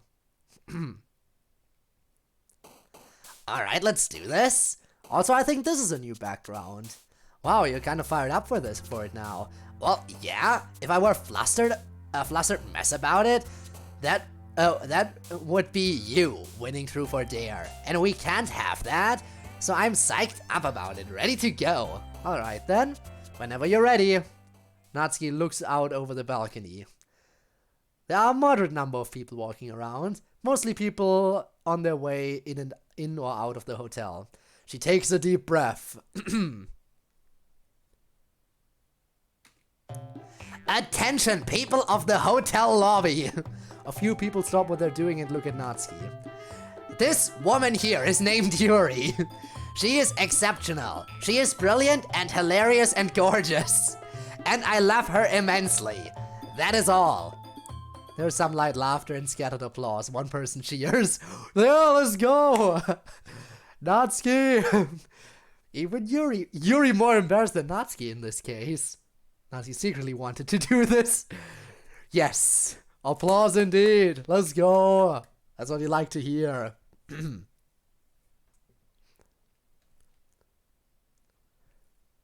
This is so difficult. What? Tricky? Because of the insta-kill notes? Or are you... I assume you're already on expurgation. It can be a little bit... but it's doable. It took me a long time to beat 2, to be fair. Anyway. Doki doki. Then the hotel patrons and staff go about their business. Wow, you did that like a professional. Yuri seems to have been hit harder by that than you were. Yes, I saw that. I saw the message. You noticed the hidden detail and I saw. I'm sorry if I embarrassed you, babe. Yes. No one's weirded out by us, I promise. Yeah, I think for a moment the hotel staff thought you were drunk and were getting ready to call security, but then they realized that you were sober, being really weird but sober. Yeah, man, we don't need to be intoxicated to make things uncomfortable for the whole building. We do it naturally. Hi guys, I was just heading out to the gym. So do I want to know why the whole club is here to have Natsuki scream out that she loves Yuri? Or is it better left unknown? Just a friendly game of truth or dare. But a super innocent and friendly one. No one did anything weird. Guys, I'm not here to chaperone. I was just curious as to why I heard Natsuki screaming out of nowhere. Although I guess that question pretty much answers itself most of the time. I guess this also explains why MC really needed one of my shirts. Anyway, you guys are bolder than I was at your age playing Truth or Dare in the middle of the day. We always used to wait until late at night to do it. Anyway, I'm off to do my workout. Carry on. Well, that's 3 rounds. Truth or Dare over. Good game, MC. You remain a formidable opponent. And you, Natsuki. BRB seen a bit, Rob? Timing. It's like... Yeah, sometimes if you're just a little off, it kills you, which is difficult. Well, what does everyone want to do now? I found out there's a wonderful exhibit happening at the local art museum. We could go see it. Babe, respectfully, we have done enough horribly dull-cultured stuff during this trip. It's my turn to pick an activity, and I say it's finally high time for us to hit up an arcade. I even found one with laser tag. If everyone else is alright with that, of course. I suppose it is only fair. Yeah, that sounds fun. I'd certainly be up for it. You definitely don't have to talk me into going into an arcade. Do you know the way, Natsuki? Yeah, it's only like a 20-minute walk. Let's roll. Although, you know, we could probably give Yuri the chance to tap out of laser tag. It might be a little, frenetic for her. Oh my god, MC, Yuri is actually really good at laser tag. She's like a goddamn ninja in there. Wait, when have you done laser tag with Yuri? Did you guys go on a laser tag date? Hey, Truth or Dare is over. That was the Truth or Dare revenge. On to the Season 3 teaser scene, which... I mean, Season 3 is already out, but you know. This was a brief preview and teaser for the start of Season 3. It appeared on our YouTube channel. Let's see the teaser then. Oh, it's you. Oh, I have a bunch of stuff I'm supposed to say if you show up while Monica's not the president. Hang on. Oh, she's sorry she hasn't been uploading the extra Season 2 content or whatever. She's been really busy with other stuff she's working on for you, I know. But she also told me to tell you this. We'll be back on February 23rd, 2022. Won't that be fun? I'll be there, and MC, and Natsuki, and Yuri, and Monica. Oh, and we see that too, and probably a bunch of other people too. Oh, we're gonna have a club room show at the festival this time. Last time we just read poems at the big meeting outside. But this time we're gonna decorate the club room just like we always wanted to do. Yuri made signs, and Natsuki made cupcakes, and me and MC made little printed flyers with some of our poems on them. So hopefully it'll be fun and go really well. And your Monica is stressing out about it right now, but she'll feel better about it once everything starts. So yeah, hopefully we'll see you there. We'll have emails and poems and mods. I'm sure all sorts of crazy stuff will happen. We can never seem to get away from all that crazy stuff, but it's neat to have you around for it. Anyway, I've gotta go. Gonna be late for class. Bye. Nice teaser. Friends to laser tag earlier this season? She did. Yes, it's true. Oh, she must have been talking to you. Hopefully I'm correct in assuming you are here. I can't tell exactly. but I will echo what Sayori said and express my hope that you will join us once more. I think you will be very interested. Looking forward to your presence. Club Meeting Season 3 begins February 23rd, 2022. Releases will occur once every 2 weeks this season. There's still time to get in your emails and be answered in Season 3. Just email Monica at littleclub.press.monica@gmail.com. See you soon.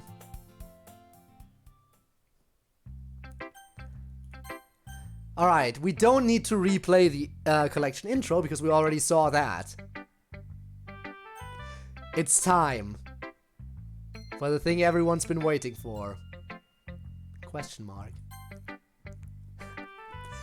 Okay, so this thing came about because I was talking about DDLC mods. Time for what?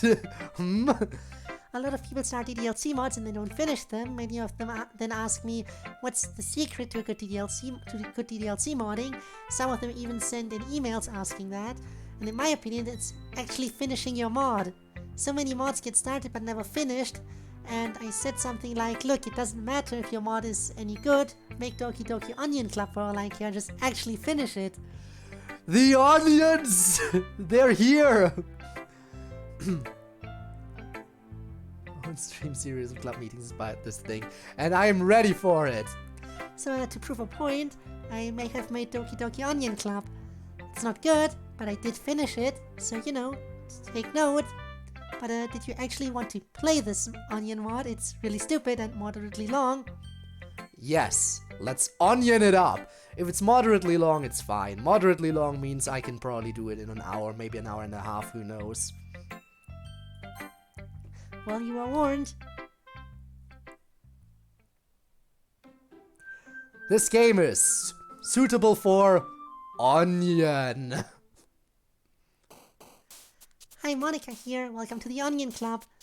It's always been a dream of mine to make onion out of onion I love. Onion. Now that you're a club member, you can help me make that dream come true in this cute game. Every day is full of onion and fun onion with all my adorable and unique club members. Sayori, the youthful bundle of onion who values onion the most. She really values onion the most? Really? Her? I dare say that there are some people in chat who value onion more. Natsuki, the deceivingly cute girl who packs an assertive onion. Yuri, the timid and mysterious one who finds comfort in the world of onion. Also, welcome back, Gabe, just in time for onion. And of course, Monica, the onion of the club. That's me. I'm super excited for you to make onion with everyone and help the Onion Club become more onion, become a more onion place for all my members. But I can already tell that you're an onion. I sure am, Monica. I sure am an onion. It doesn't even sound like a word anymore at this point, but let's keep going. I am the best onion. Will you promise to spend the most time with onion? Onion. By the end of this, the word onion will no longer mean anything to you. That's the Onion Club guarantee. It already doesn't. It already happened. But sure, let's keep going for a bit longer then, Monica. Anyway, let's get started. Let's peel back the first layer of Onion Club. Oh my god, they have layers! The onions worked fast, very fast. Hey, Nyan! I see an annoying girl running toward me from the distance, smelling of onions, waving her arms in the air like she's just found a practically fresh and fragrant Italia onion. That girl is Sayori, my neighbor and good friend since we were children. She likes onions. I also like onions. But anyway, yeah, she's the kind of friend who probably likes to chop onions very finely and then fry them. Crispy onion style, you know? Me, I prefer my onions fresh, but crispy onions certainly have their place. We used to walk to school together on days like this, but starting around high school, she would be later and later because she'd be up late cooking onions, and I got tired of waiting to eat the onions. New Rob TTS joke, it is here. It is here, it's the new but star. But if he's going to chase after me like this, I almost feel better off running away towards other onions. However, I just sigh and idle in front of the crosswalk and let Sayori catch up to me. She's holding a big bag of onions as usual. It's a weird mix of long green onions, red onions, and white onions. I think there's one brown onion in there. Ohainyon, Sayori. Ah, I was kind of hoping that they just added some kind of image of a bag of onions into her hands. Just for the sake of it. Tough luck. Ha! Ha! Onion! I onion slept again! But I caught you this time! With the help of my onions! She triumphantly holds up her giant bag of onions, as though somehow it empowered her to run faster. And apparently it did. Onions have mysterious powers. They enable mortals to perform feats that would otherwise be impossible. But I have to play it cool. I cannot let Sayori know that I have the onion fear. I must act normal. Maybe, but only because I decided to stop and wait for you.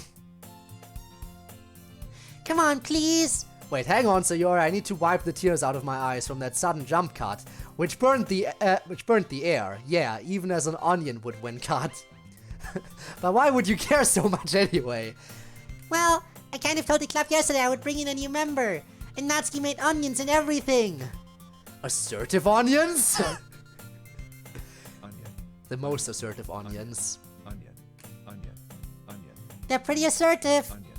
Onion. Onion. Onion is part of the background track now. Onion. Onion. Assertive? Onion. Assertive onions, that is. Onion. Onion. Onion. Don't make promises you can't keep, or onions people can't eat. Onion. Onion. Onion. I can't tell if Sanyon, I mean Sayori, is really that much of an airhead, or if still cunning as to have planned all this out. Onion. Onion. Girl knows I absolutely fucking love onions. Onion. Onion. Some fighting right now, you do that, but you'll be missing the onions. What about the onions? Onion. Onion. Onion. Love them. Do you understand me here? I will bite into an onion raw like it's a goddamn apple. I don't take the skin off first. Do you get me? I let out a long sigh. My breath smells faintly and not nearly strongly enough yet of onions. Fine, I'll stop by for an onion, okay? Yes, let's go! And thus today marks the day I sold my soul for onion. Not just an onion, but sold my soul for onion. I dejectedly follow Sayori across the school and upstairs, a section of the school I rarely visit, being generally used for third-year classes and activities. Also, delicious fresh onions. Sayori, full of energy and also onions, as is her constant wont, swings open the classroom door. Block camp. Onion? Yes. Everyone, the new member is here. I told you, don't call me a new member. Everyone, the new onion is here. Acceptable.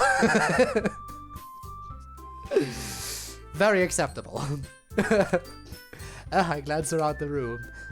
Oh, welcome to the Onion Club. It's a pleasure meeting you. Sayori always says onion-related things about you. Seriously, you brought a boy? Way to kill the delicious, faintly bitter onion-flavored atmosphere. She is very full of onion indeed. Ah, Code, what a nice surprise. Welcome to the Onion Club. Wait. Monica, why are you addressing MC as Code? The name clearly says MC. Are you talking to me, the player? But it says MC, not Code, for MC. All words escape me in the situation. This club is full of incredibly delicious onions. Onion, everyone. I think with that we can officially end today's meeting on a good, delicious onion. Everyone remember tonight's assignment. Write a poem to bring to the next meeting so we can all share. Also an onion. I cannot stress enough also that the poem should be onion related. Monica looks over at me once more. Good, I look forward to seeing how you express your onions. Yeah, that's about that. And they said it doesn't count as an error because it's a shitpost mod and they didn't want to put any more effort into it. But wouldn't it be less effort to just write MC instead of doing the whole bracket player thing? I feel like writing 2 letters in the dialogue would actually be easier. But then again, perhaps it was easier this way because it was a copy-paste of the original game and with alterations. So I guess they'd have to alter it to just say MC. In which case they could have just left the text box say the player name. opinions of onion. Yeah, I know, I corrected myself, but yeah. MC doesn't have any opinions. He does have onions, though. Can I really impress the class star Monica with my mediocre onions? I already feel the anxiety welling up inside me, and also a great hunger for onions. I am also getting hungry. But not for onions, not yet. But maybe that will change by the time I'm done here. What's your onion on school lunch? Copy paste, which is the reason for the discrepancy. Okay. Meanwhile, the girls continue to chit-chat as Yuri and Natsuki clean up their food. Needless to say, that food? Onions. Hey Code, since we're already here, do you want to walk home together? We can stop at the store to buy some stuff. Who knows what stuff that might be though? Whatever you need, I guess. But I need onions! That's right, Sayori and I never walk home together anymore because she always stayed after school for onions. Sure, might as well, I absolutely adore onions and would kill a man with my bare hands and teeth to get one. Yay! Later. Well, time to write some poems, I guess. I wonder what topic I should write about. Poem minigame? Are we actually gonna... Oh my god, they actually have the poem minigame. I'm so ready for onion! 50th attempt. Yeah, if it's too many attempts, feel free to take a break and step back and then come back to it. Thanks for the hydrate, by the way. Would you like an onion? I'm sure you would. Poem, also hi. Hi Bones, welcome to Doki Doki Onion Club. It's time to write an onion poem. Pick onion words you think your favorite club member will like. Something onion related might happen with whoever likes your poem the most. Onion. Casually confessing to murder? Well, he says he would do it, not that he did do it. Onions have layers, yes they do. I must save. Who should I go for? Club member, wow, imagine that. Breath. Of course. Blooming? I need to figure out these words now. Rolling. Trying to go for best girl. Personal best girl, Natsuki. Opportunity to replace the OK button with the word onion, and they agreed. I mean, fair.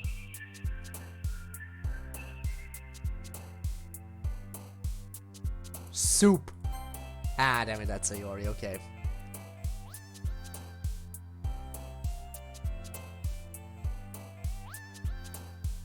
I feel like that could be a Natsuki word just because it sounds funny for Tata. Yes, it is. Okay. Bulbs? Ah, damn it. Oh, cooking reference, that could also have been a thing, yes. She likes cute stuff, but baby is like a family-related word, which, you know, the family-related stuff is usually very Sayori. But yeah, cooking stuff is probably a good idea. Let's go for boiled. No! Bag. Oh my god, why am I going so hard for Sayori now? It can't be. Leaves. And that's Yuri!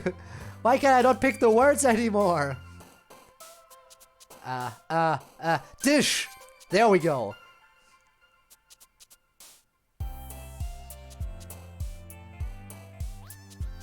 Who likes colors? Green. Okay, she might like colors. Golden? No, that's Sayori again. I did save it, true. Dye.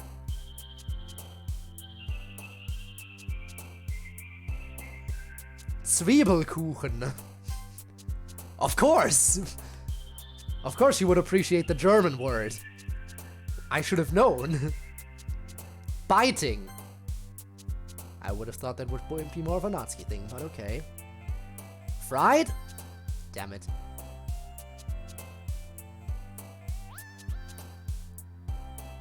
Chopped.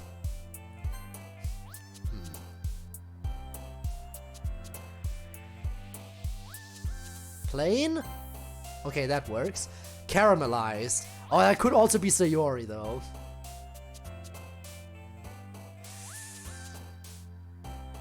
Spiced? Ha! Pattern for this minigame, to be honest. We'll see. White. Damn it. I think I might have gone for Sayori here. Hi again, Onion. I mean, Code. Glad to see you didn't run away on us, huh? Nah, don't worry. This might be a little strange for me, but I absolutely adore onions. One time I dropped an onion into an open sewer and jumped in after it. Well, I'm back at the Onion Club. I was the last to come in, so everyone else is already onioning out.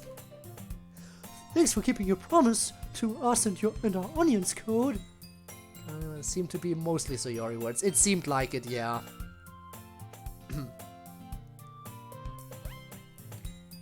Oh, this isn't too overwhelming for you. What with the air constantly being filled with the burning acid of onions, making you dive headfirst into onions when you're not accustomed to it. Oh, come on, like he deserves any of our delicious pan-fried onions? Sayori told me you haven't baked a single onion this year. Or even just sliced an onion and fries the slices.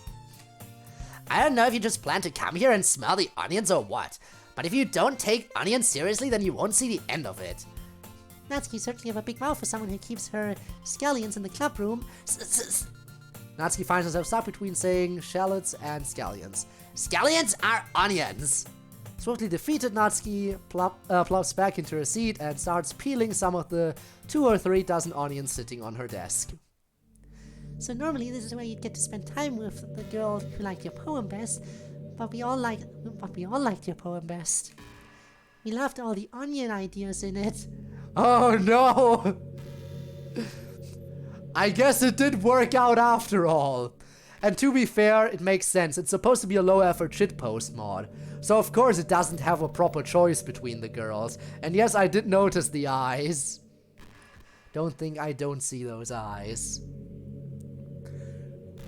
Who do they take us for? Of course we're accustomed to onion. We love onions, you see. This is the Onion Club. Onions. Onions? Onions? Onions! Onions. The other club members begin rhythmically pounding their desk. Onions, onions, onions, onions, onions, onions, onions. Also, hey, 7th streak, lucky number. Glad you reached the lucky number on this amazing stream with onions. Yes, onions. No more poems, only onions. I go to bed that night without writing a poem.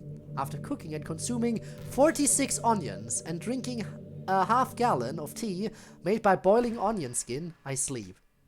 I dream of onions. Another day passes and it's time for the onion meeting already. I've gotten a little more comfortable here over the past couple days. My clothes have started to smell faintly of onions. Entering the onion room, the usual onion, me, onion. Hi, Code! Yo, Sayori. Looks like you're in a good mood today. Faintly, yes. I'm just still not used to you being in the Onion Club, that's all. I see. That's a pretty simple thing to get you in a good mood. It's not even onion related, which is suspicious. But I guess it's always the simple things with you anyway. Speaking of which, I'm kinda hungry for onions. Will you come with me to buy some onions? No thanks. That's not like you at all. You love onions. I have my reasons. Why don't we take a look at your purse, Sayori? Why that all of a sudden? No reason really. I just wanted to look at it. Sayori nervously retrieves her purse. She fumbles with the latch and gets it open. By the way, does her purse look like an onion?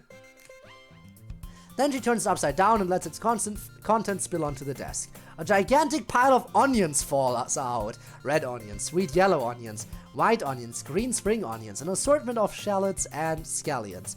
A true onion bounty. Probably. I knew it.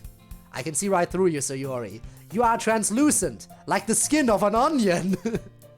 That's not fair. How do you even know? It's simple. You literally have onions at all times. During the entire time we have known each other, I have never known you not to have an onion on your person.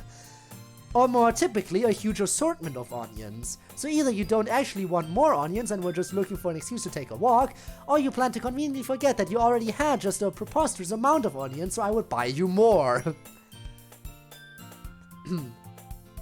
The power of script I will not be sharing. What do you mean you will not be sharing? You will not be sharing any of your onions? If so, I won't share any of my onions with you either, because they're mine. I have onions at all times. Yes. But there's one more thing. You always want more onions. And so that only leaves the one option. The onion option. Onion! Onion, everyone. We're all done consuming our bare minimum 5 to 10 raw onions, right? I have something extra planned today, so if everyone could come and sit at the front of the room. Is this about onions? Well, sort of. It's about the festival. Do we really have to do something for the festival? It's not like we can put together anything good in just a few days. We'll just end up embarrassing ourselves instead of spending the time consuming as many onions as humanly possible. That's a concern of mine as well. I don't really do well with anything that isn't directly related to onions. Don't worry so much. We're going to keep it oniony, okay? We won't need much more than a few different types of onions. Saviour has been working on buying onions from the supermarket. I've been growing a few varieties in my garden at home. Okay, that's great and all, but that doesn't tell us how we're actually going to be involving onions in this event. Sorry, I thought you heard about it already. We're going to be eating onions. Eating them publicly? Monica, Yeah, we're going to just get up in front of an audience with no background music or introduction and just start consuming raw onions in a vicious frenzy. I'd watch it. I'd join in. Totally. And I don't think you made me write about onions yet, but my poem backlog keeps increasing again. Perhaps one day I'll finally get it to 0. But I always get close to 0 and then stop. And then it builds up again. Just absolutely macking onions. Each of you are going to choose an array of onions to eat. But the cool part is we're also going to let anyone else come up who wants to partake in our onion feast. So you're putting out all the posters in case anyone wants to prepare ahead of time by keeping an empty stomach. So Yuri, who's been coloring a poster, holds it up for us to see. It just has an onion on it, though. And the single word onion repeats around 50 times, scribbled childlike over the onion image. Onion. Indeed. Onion's my favorite quote. Onion! Onion. Onion. I agree. Yeah, I'll remember. Are you kidding me, Monica? You didn't already start putting those posters up, did you? Well, I did. Do you really think it's that bad of an idea? Well, no, it's not a bad idea. It's a great idea. Who the hell doesn't love onions? But I didn't sign up for this, you know? I keep my onion eating private or among close friends. There is no way I'm going to be eating a bunch of onions in front of a group of people like that. I agree with Natsuki. See, whole Cuphead we are failing because of lag or technical tussle. Have you considered not lagging? I could never in my life eat onions in that way. Imagining it, Yuri shakes her head in fear, but she's also drooling because she's imagining eating onions. Guys, onions though! No, Sayuri, I understand where they're coming from. Remember that Natsuki and Yuri have never eaten onions in front of other people until recently. They're used to eating them alone, hunched over in a dark corner, shoveling onion after onion into their slavering maws with no one watching. It's a lot to ask for them to crunch some fattians in a public place. Onion issue, indeed. I guess I kind of overlooked that, so I'm sorry. But I still think we should give it our best. We're the only ones responsible for the fate of onions, not just in our possession, but everyone on the earth. And elsewhere, in the plausible eventuality that there are space onions. If we start the event and each shovel down mad onions, they will inspire others to do the same. We stream for 5 hours. If this onion mod takes that long, so be it. And the more people who gobble onions, the better. Yeah, it's about expressing your onions, being intimate with onions, finding new onions, and having onions. I spent that evening thoroughly onioning my onions. And you may ask me, how do you onion an onion when it's already an onion? The secret lies within the onion. When you peel back the layers of an onion, you only find more onion. Very intimate. Contemplate this mystery, and you will learn the truth. But as for me, I have many onions to get through before club tomorrow. Oh man, I'm the last onion here again. Don't worry, I just walked in two, carefully balancing on several rolling onions strapped to my feet. Onion-based shoes of my own design. MC's creative. Monica, we were practicing chopping onions again. Yeah. You must have a lot of determination, starting this club and now picking up onions, as well as putting them down and then chopping onions. Well, maybe not determination, but I guess passion for onions. Remember that all these onions wouldn't be here if it wasn't for all of you. And I'm super happy that you're all willing to help out for an onion feast at the festival too. I can't wait for the festival. It's gonna be great. It's gonna have great onions. Huh? Weren't you complaining about it just yesterday, Natsuki? Well, yeah, I'm not talking about our onion part of the festival. It's a whole day of school where you get to play and eat all kinds of delicious food, including other people's onions. Yes. Yes. There's no omori, there's only onion. Now it's knockout time. Good luck.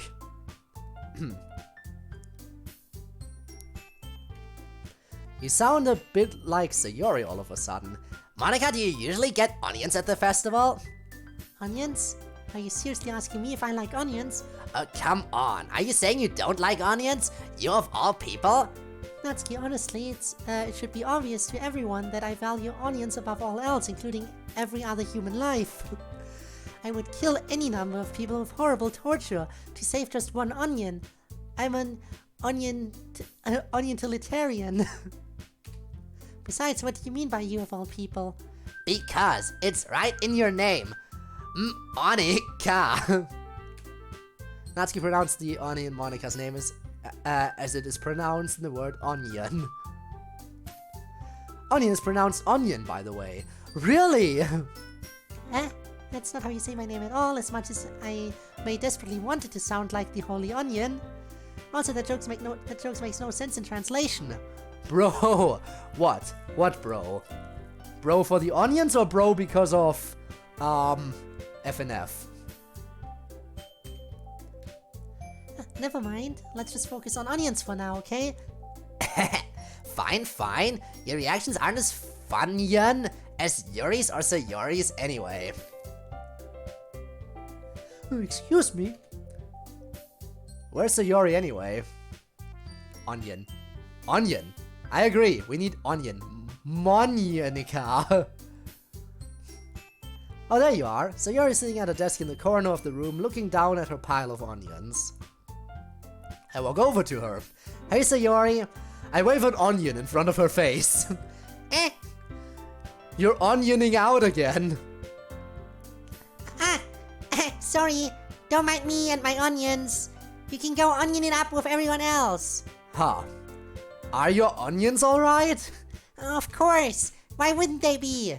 It just feels like you're a little off. Because of your onions. I like onions unless they're onion rings. You're telling me you never just take onions, raw onions, and just bite into them, skin and all. That is what the Onion Club is all about. Sorry for assuming things. Jeez, you worry too much about my onions. They're fine, see? Sayori tears an onion in half with her bare hands and swallows one half whole, without chewing, like a snake. Never mind, this is even better than biting into one, skin and all, just swallowing it like that. This mod is killing you. Literally, it is, I can imagine. This mod right here is also killing me, literally. Well, not literally, but it's giving me onions. It is making me hungry, though. Which is a bad sign, probably. Onion rings are really underrepresented in this mod. Yeah, we need more of that. Don't let me distract you from having onions with everyone. Well, alright. If you say so. Onion. I worriedly glance at Sayori's onions before turning back towards everyone else. But the conversation is already dispersed with everyone back cooking or eating their own onions. Maybe I should ask Monica if she's noticed anything about Sayori's onions recently. Since we've been preparing for the festival, they must be spending a lot of time together on onion agriculture. I timidly approach Monica, shuffling through some onions at her desk. Code, what's up? Hey, this might sound a little strange, but have you noticed anything up with Sayori or her onions recently? Anything up with her onions?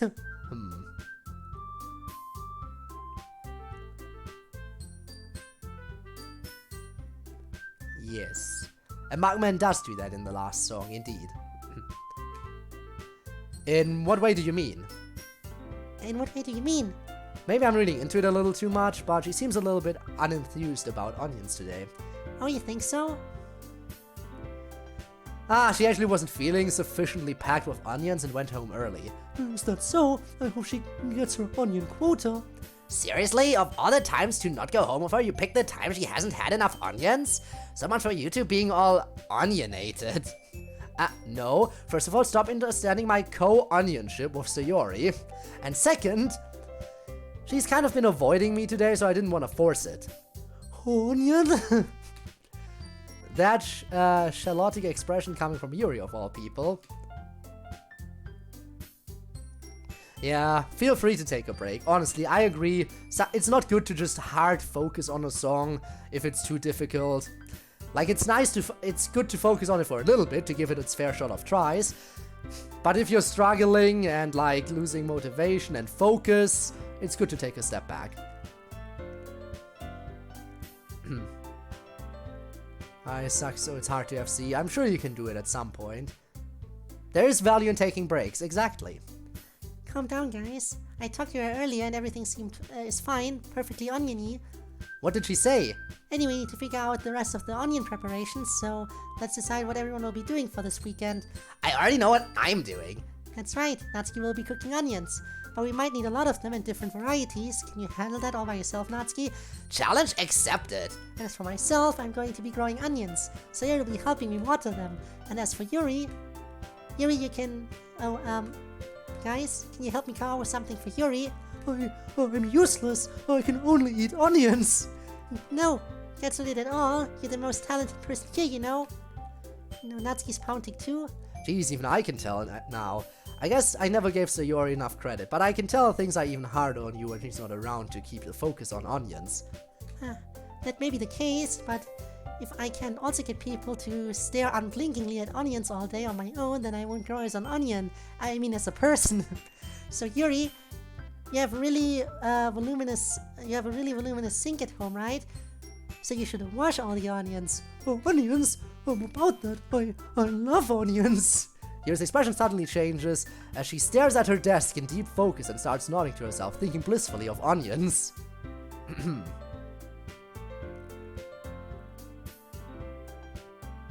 Might end stream? Are you seriously in my chat while you are streaming? How? And why? Getting frustrated will only cause you to make more mistakes, which is true. Means forming neural pathways along the break, so it'll be better after the break. There you go. Don't worry about it. Fine, I guess I won't worry about it. I'll just worry about onions in that case. Your mind is already racing, I see. That's great. You'll be a wonderful help, Yuri. But anyway, that just leaves you, Onion Code. The one who is truly useless. Don't say that. In fact...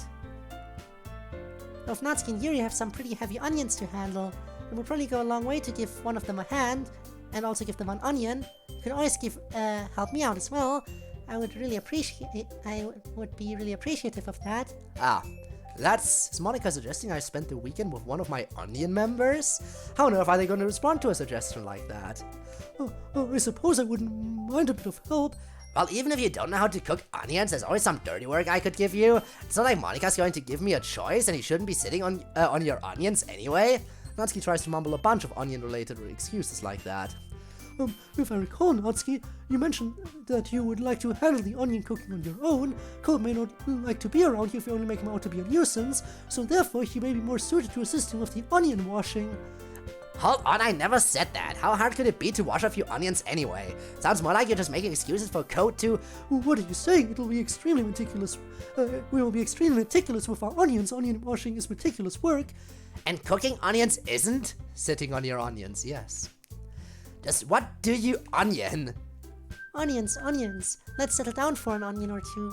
In the end, I think it's up to Code to decide how he'd like to make this somehow about onions. Besides, he hasn't really gotten the chance to spend any time with me yet, you know? So I'm sure he's interested in... You literally just said... Oh, I'm surprised as well. Sorry, I was just saying though. Onions is what I'm saying. Jeez, can we just settle this already? I'm hungry for onions. Yeah. Code, you okay with this, right? In the end, it's up to you. Ah, of course. Very well. In that case... Everyone looks straight at me, but of course I'm going with... This is a hard choice, I'm gonna have to save. Whew. I feel like onions would be the objectively correct choice. But personally, I feel like it would be more interesting, like from a stream perspective, to go for onions. Now, if I was playing this privately, I would probably just go for onions here. Or should I just go for onions, because that's probably the choice that's gonna be least picked. Because onions... Technically, onions is the worst option here, because it's missing punctuation, you're saying.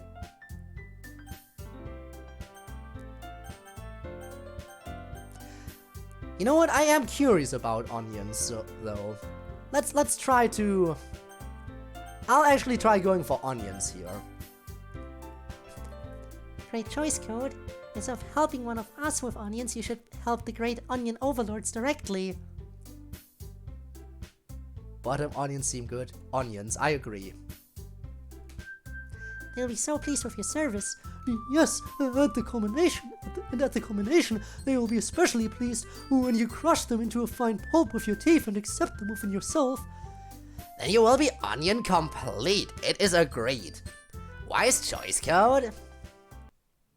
And so instead of hanging out with a human woman, like a weirdo, I spent the day with with onions. Yes, what kind of weirdo would like to spend time with a human woman when you can spend time with onions? This is why I have no. This is why I'm not in any committed relationships. This is why I have never had a girlfriend in all my life. Because I am not a weirdo. I would rather spend time with onions. I built a small shrine to them in the corner of my house. I lit a circle of candles around an onion and then began a loud onion prayer as part of my ritual. If I had to summarize the prayer, I'd say onion. Actually, why would I summarize it? Here's my onion prayer. Onions, grant us thy onion, that we may be filled with onion, and that onion may become us, so that we in turn may return to the onions, and become food for onions, and return the onion that was within us, and all else that we are to the onion. So onion it be. You can feel free to use this onion prayer at home if you want. Thank you, MC, I totally will use that. The onion choice, you might say, yes. It's great for bringing onion prosperity. And you know, just onions in general. I really hope Sayori is alright though.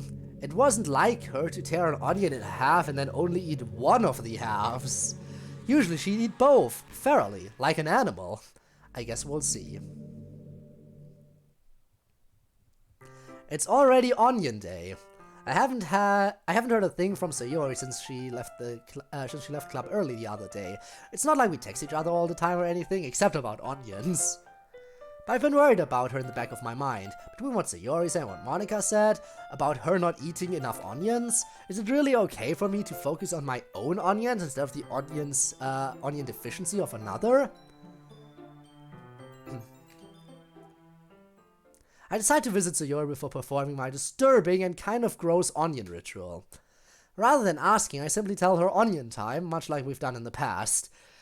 Once I reach Sayori's house, I follow 3 to 5 onions at the door before entering it myself. I throw 3 or 5 onions at the door before entering it myself. As you do.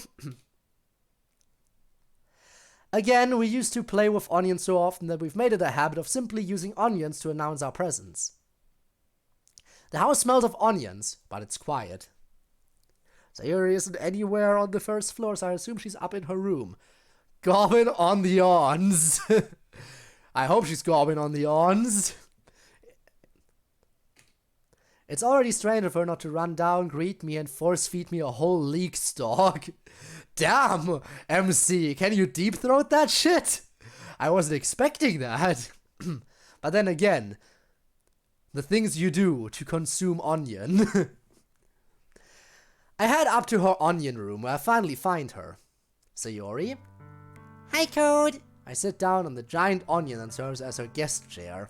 It's hard not to just eat it. Sayori forces a smile, but it's easy to tell that she's different. She's not holding any onions, and her onion stand is faint. There's a minute of silence between us. You haven't come over like this in a long time, have you? I guess you're right.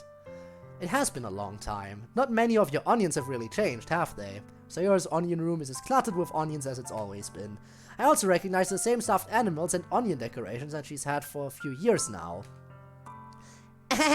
If you came over more often, there would be fewer onions. That's because I end up eating all your onions for you. How come you suddenly wanted to come over today? Aren't you supposed to be directly serving the great onion overlords? Yeah, but... Wait, how do you know about that? Sayori already left by the time we decided that last meeting. Monica told me when she came by to drop off 16 pounds of, Medallia onions. It's only natural for her to keep me informed about the onion preparations, right? That's true. But what about you? Aren't you going to be helping Monica today with the onion cultivation? Of course! I'm just going to water the onions, and I can do that whenever. We didn't plan to meet up or anything. So it's just me and the onions then. Yep. There's more silence between us. When I strain my ears, I almost think I can hear the onion speaking to me. Onion. But no, that's just the onion wind. Sayori stares in a random direction. Everything about her behavior is really uncharacteristic. It's barely related to onions at all. I finally get to the onion. I just wanted to see how you were doing. After you left on Friday, when something's wrong, you can't hide it from me. I know you too well. So your smile's picking up an onion and shaking it. That's no good, Code. Huh? Why can't onions be like they've always been? This is all my fault. If I didn't get so weak and accidentally turn my mind away from onions. If I didn't make that stupid mistake, then you wouldn't have been worried about my onions at all. You wouldn't have come here. You wouldn't have even been thinking about me right now. Just about onions. But this is just my punishment, isn't it? I'm getting punished for thinking about any topic other than onions for the barest microsecond. Great, you should be punished for that. I think that's why the onion gods decided to have you come over today. They just wanted to torture me. Sayori! I pick up an onion and press it directly onto Sayori's forehead. What in the name of onions are you saying? Are you listening to yourself right now? I know something happened to your onions. There's no other explanation for you to be like this, so tell me already. Until I know, I won't be able to stop thinking about it. Or about onions, but that is totally unrelated since I think about onions all the time anyway. Onion. Sayori gives me an empty onion skin. You really put me in an onion, Code. But you're wrong. Nothing happened to my onions. I've always been like this. You're just seeing it for the first time. Seeing what? What are you talking about, Sayori? You're really just going to make me say it, aren't you, Code? I guess I have no choice this time. The thing is, I don't even like onions. You bite your tongue! Get out. I've never liked them my whole life. Did you know that? Why do you think I'm late to school every day? Because most days I can't stand the idea of getting up and eating onions for breakfast again. Onions for lunch, onions for dinner. I have to go to the actual onion club. What reason is there to do anything when I fully know how I'll have to make my whole life about onions over and over again? Why go to school and learn about onions? Why eat onions? Why make friends who only love onions? Why make other people put their onions to waste by having them spent them on me? That's what it feels like. And that's why I just want to make everyone happy. Let them enjoy their onions. Without anyone worrying about me. Alright, you know what? I have a feeling Sayori's not going to kill herself here. MC is going to instantly sacrifice her to the onion overlords for daring to usher any dislike about onions. She hates onions, so she has to be sacrificed to the onion overlords. There's no other way. I'm in shock. I can't figure out how to respond. Also, hi Fastback. Welcome to Onions. How is it possible that Sayori kept this from me the entire time that I've known her?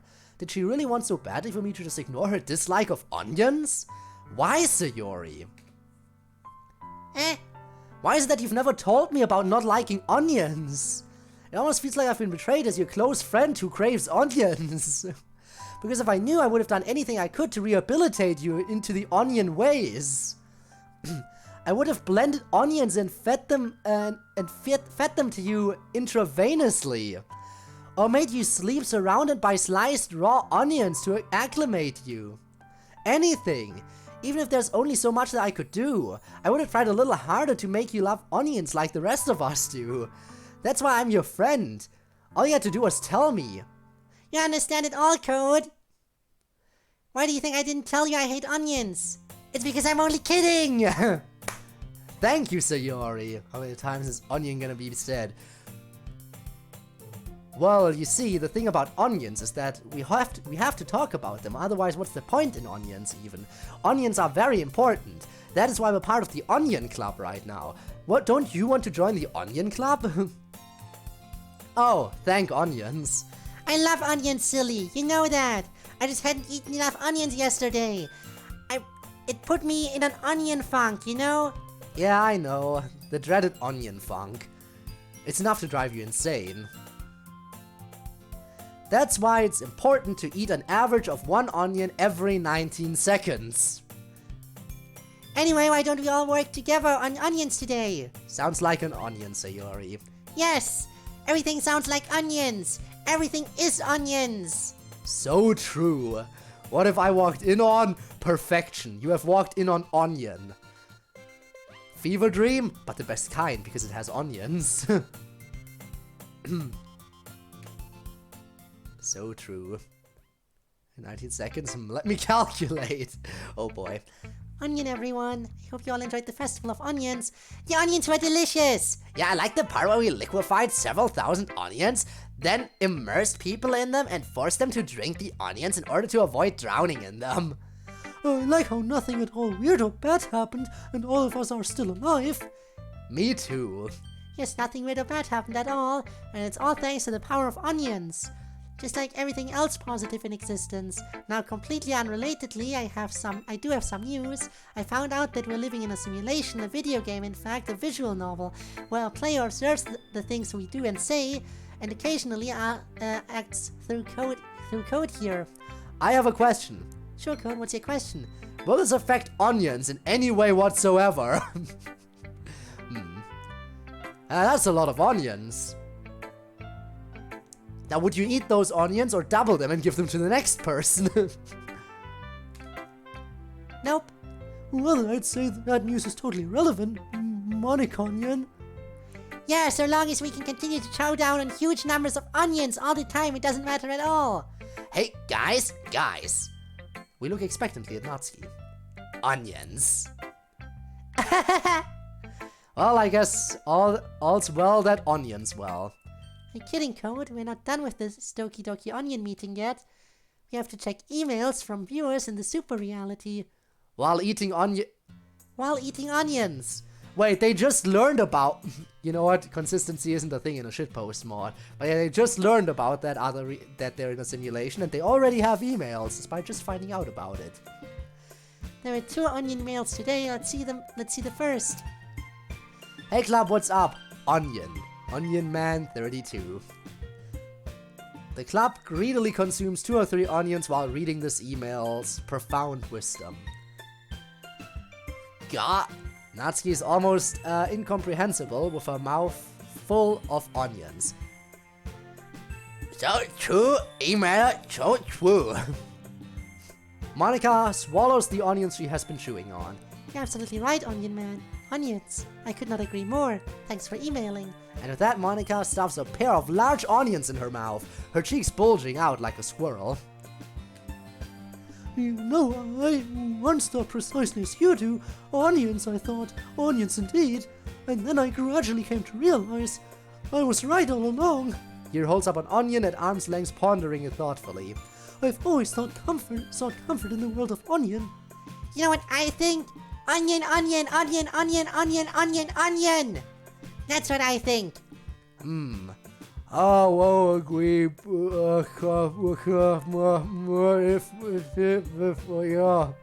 Totally incomprehensible. Onions have completely clogged my entire oral cavity. I cannot even move my jaw. Pondering her onions. That's a lot of onions per year, too. But the rest of the club nods thoughtfully. They feel the power of my onion-laced thoughts. That's your last onion mail for today. My dear wonderful Onion Club, I had a hard time thinking of exactly what to write to you. Your onions have been so delicious and nutritious for such a long time that they've become a huge portion of my life. Would it be too cringe of me to say that I don't think I could ever onion without you again? Here in real life, even every time I think of an onion, or look at an onion, or feel the bite of an onion against my tongue, I find myself thinking of all the wonderful adventures of the Onion Club has gone on, and all its beautiful members. I have questions for each of you. To Yuri, the wonderful purple onion. Yuri, what is it about onions that you love so much? To Natsuki, the onion without whom onions could never onion. If you could onion any onion, which onion would you onion? To MC, my bronian. What is it like to eat an onion? To Sayori, I hope your onions are onioning in the way you've always onioned. And what kind of onion do you think makes the best onion? And finally, Monica, my beloved onion president, please know that there are a few for me to cross... if there were a way for me to cross over into your onion, I would do so in a heartbeat. I hope that you will wait for me, because I will always wait for you, XOXO. I have a very important question for you. What is onion? Please accept so much love and best wishes from me, and believe me, I am truly always yours. Night Onion, the onion of darkness and light. Oh, this is a long one with onions for each of us. Yuri, do you want an onion? Yes, I always want an onion. It is my only desire. What is it about onions I love so much? I love the way they onion. When you look at an onion, you know, yes, this is an onion, nothing else. But onions has that onion quality, you see. That's what makes them onions. Thank you for your onion. You can also tell how amazing this onion mod is, by the way.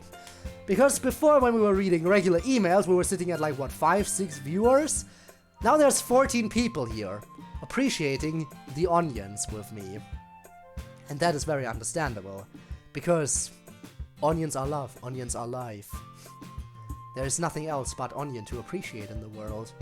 So I appreciate all of you fellow onion lovers here in chat, even those who are lurking and appreciating the onion silently, as to not let their own thoughts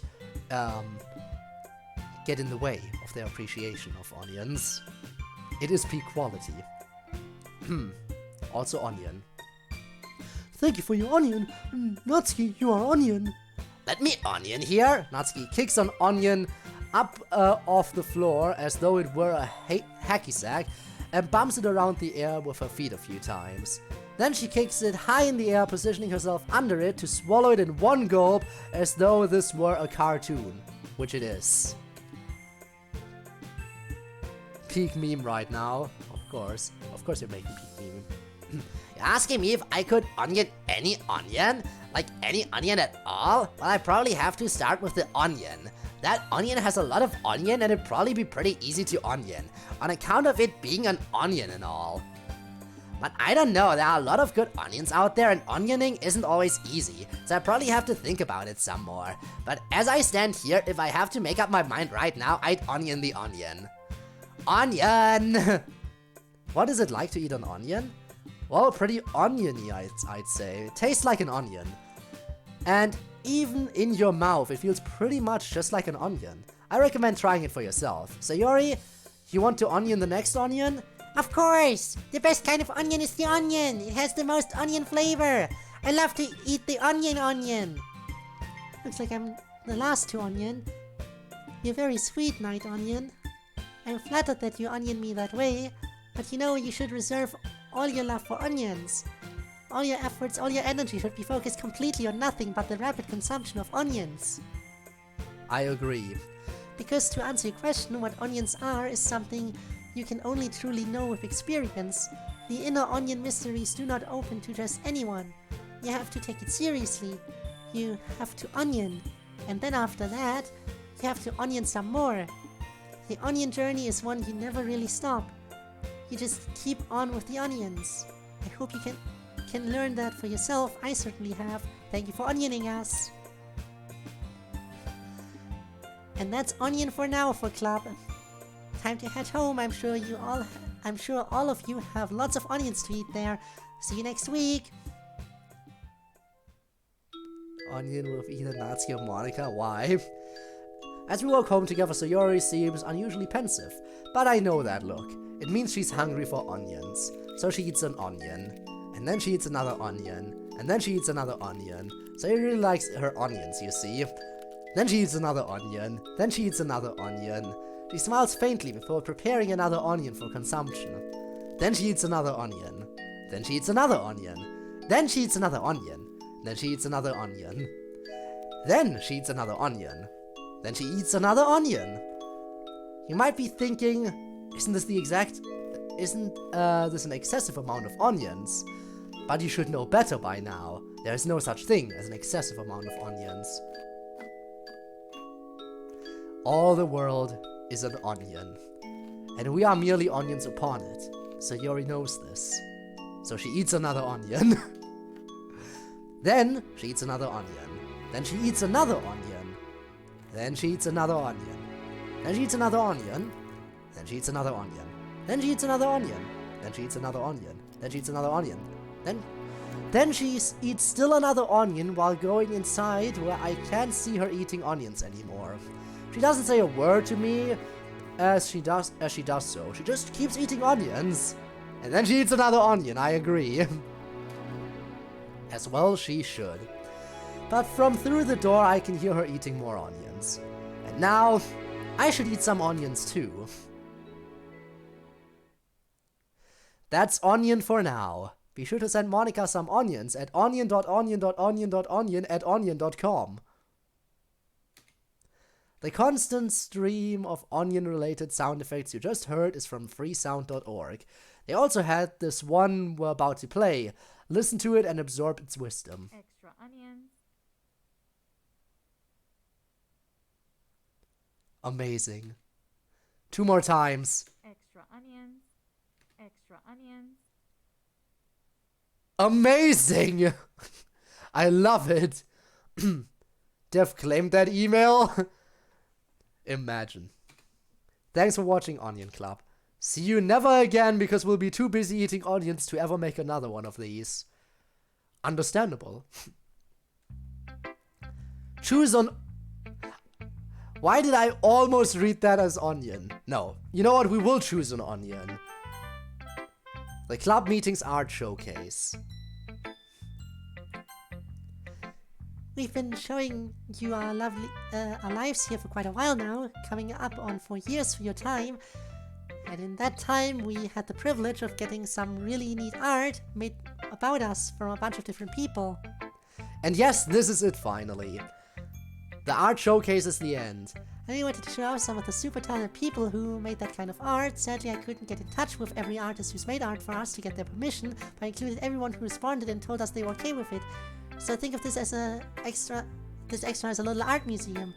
It'll have occasional commentary from the creators as well as from us. I hope you enjoy. She's an artist. Oh boy, how big is this one gonna be? We'll see. Sleemo. This artist contributed an immense amount of high quality fan art. It may take us a while to get through all of it. You may want to hit the restroom or grab a snack first. Are you ready to go on this fan art tour? Man, I really should have streamed another hour last week if I was ready for it. Yes, I am ready. This will be a long one. This artist goes by the handle Tortilla Kamen, but he's also known in our Discord server as Sleemo. You can find him on Twitter, or I guess it's called X now, at Tortilla Kamen is the handle. He started drawing fan art for the club meetings back in August of 2022, and he hasn't stopped since. And wow, while he started really skilled, he's gotten incredibly skilled over the past year, so be prepared for a lot of really fantastic fan art from him along with his graciously provided commentary. Let's get started with some of his earlier work. Don't forget you can right-click to hide the text box. Mesita! The very first piece of fan art I ever did for club meetings, Ida's signature pose. Is that my signature pose? Yeah, Teach, you do this all the time. I never noticed. Don't let Monica tell you she doesn't hip whip. I do hip whip, it's true. I didn't realize until Natsuki pointed it out. Totally you do, not as often as Miss Ida does her thinking finger though. Please don't call it that. Hip whip, yes.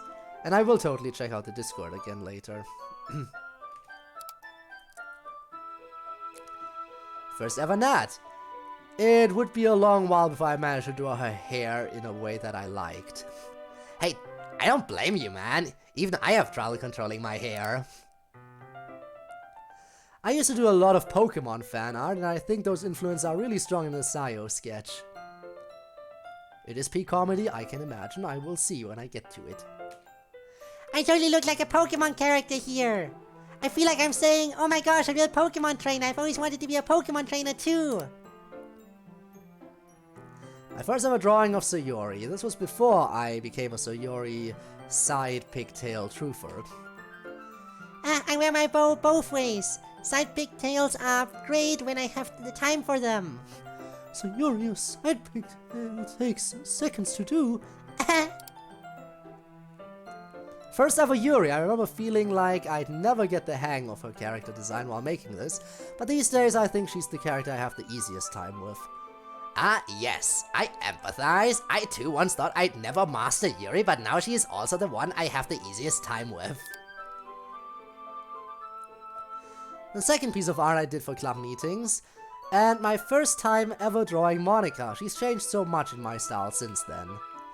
You've really captured an excellent expression of Monica here, though. That sense of ominous confidence. Meanwhile, I just look panicked.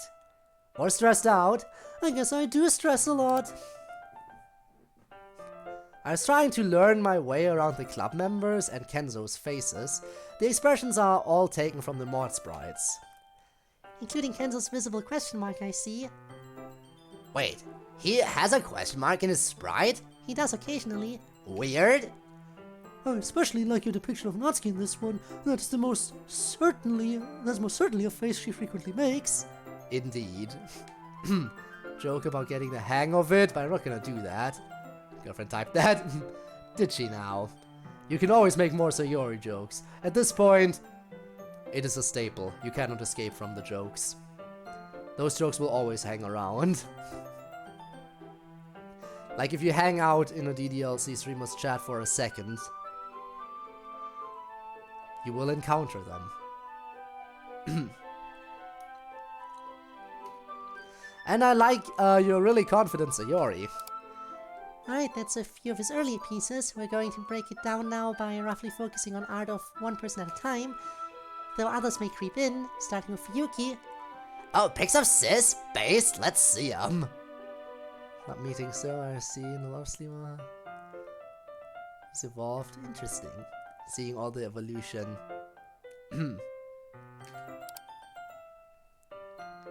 I gave Yuki a... Oh, wait, that's Slimo. I am confused by the pink text box. Give Yuki a little fang and the same pose I use when drawing Natsuki to try and create a bit of family resemblance. Sayori and Fuyuki actually do look kinda similar. You can totally tell they're related. Sis is such a baller, look at that kind face. Sisters! Natsuki's pose and expression here are lifted directly from her sprites. The energy of these two when you bring them together is very dangerous. We are too powerful to be contained. Also, yes, you gotta love the fang and the pew-pews. Fan art of a joke in the Discord server that if Fuyuki does something, i.e. finger guns, Natsuki will do it too, but way less cool. What do you mean way less cool? I do not just copy my sister. Of course not. I like how Fuyuki is very much the you charmer version, and Natsuki's version is like hello HR version. Whatever, man. I do like the shading on my eyes and forehead, though it does give me that menacing aura. Datsky fan art. Finger guns run in the family, I guess. Oh my gosh, I just realized he does do finger guns. He didn't do them first, did he? He better not be copying me and Sizzin. He better be copying me and Sizzin, not the other way around. Moving on. Moving on to our Kenzo fan art section. Kenzo radiates and Ken vibes. I couldn't resist. Pretty much got all over my phone. Skill issue. Oh my god, this is perfect. This is exactly what he is like. I need him to wear this hoodie in real life. I mean, in simulated life. If you're a Kenzo XMC shipper, then this one's for you. MC just seems to be shrugging.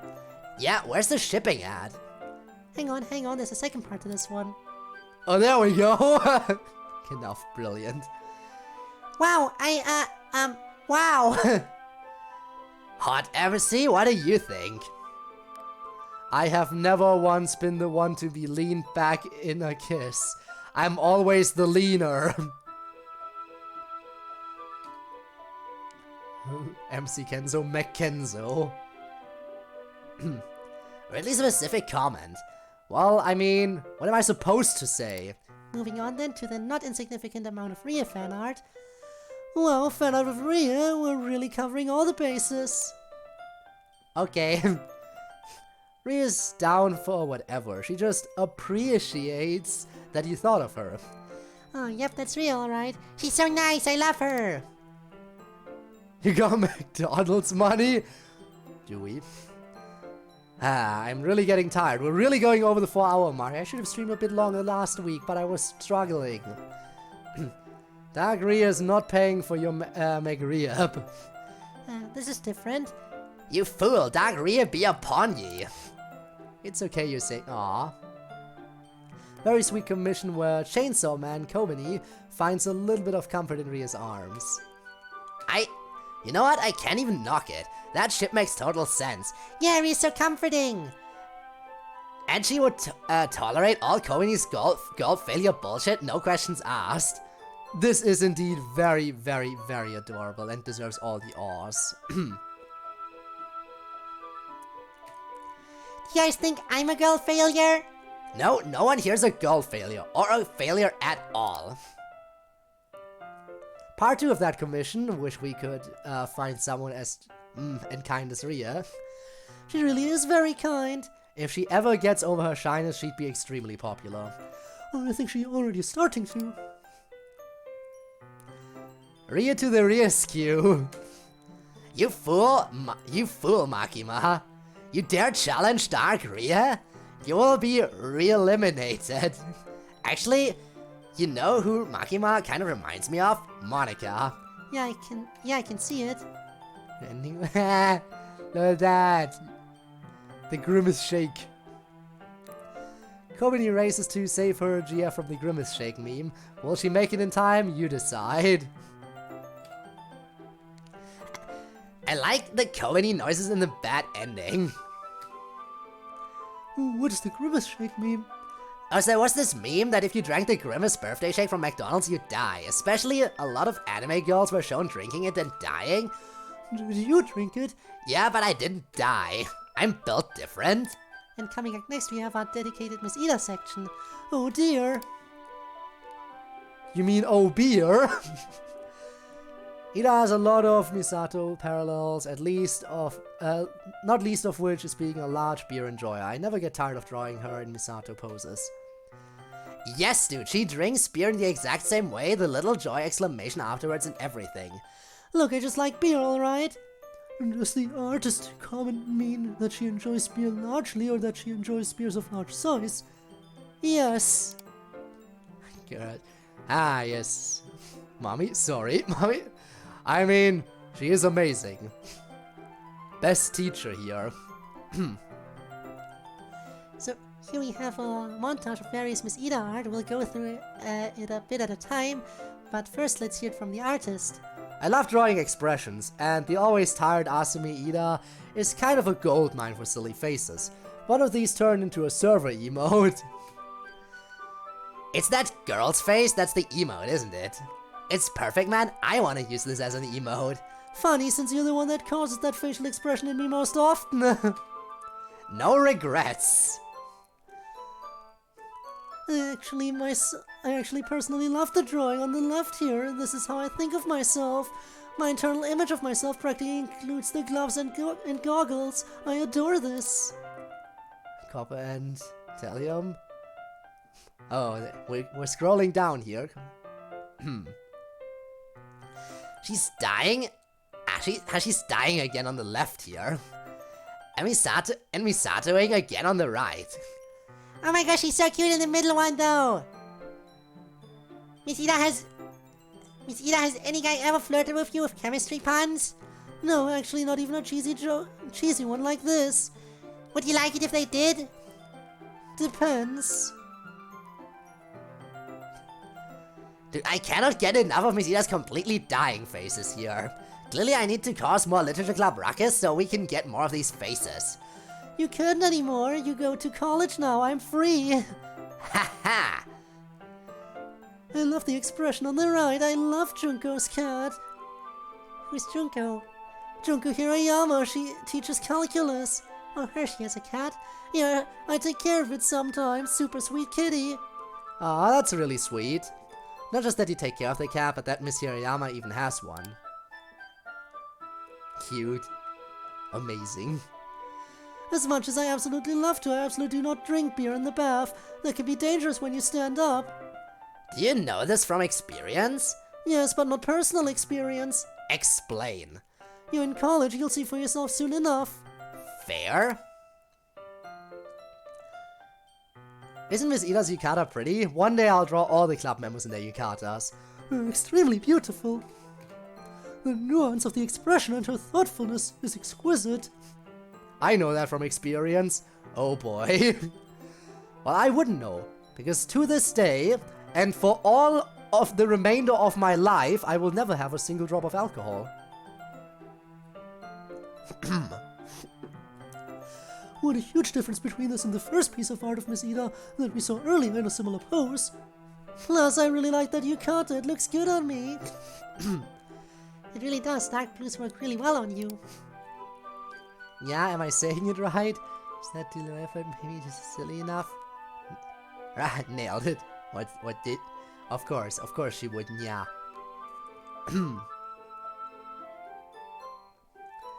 A very silly little comic illustrating what if Miss Ida was a cat girl idea we were kicking around in the Discord server.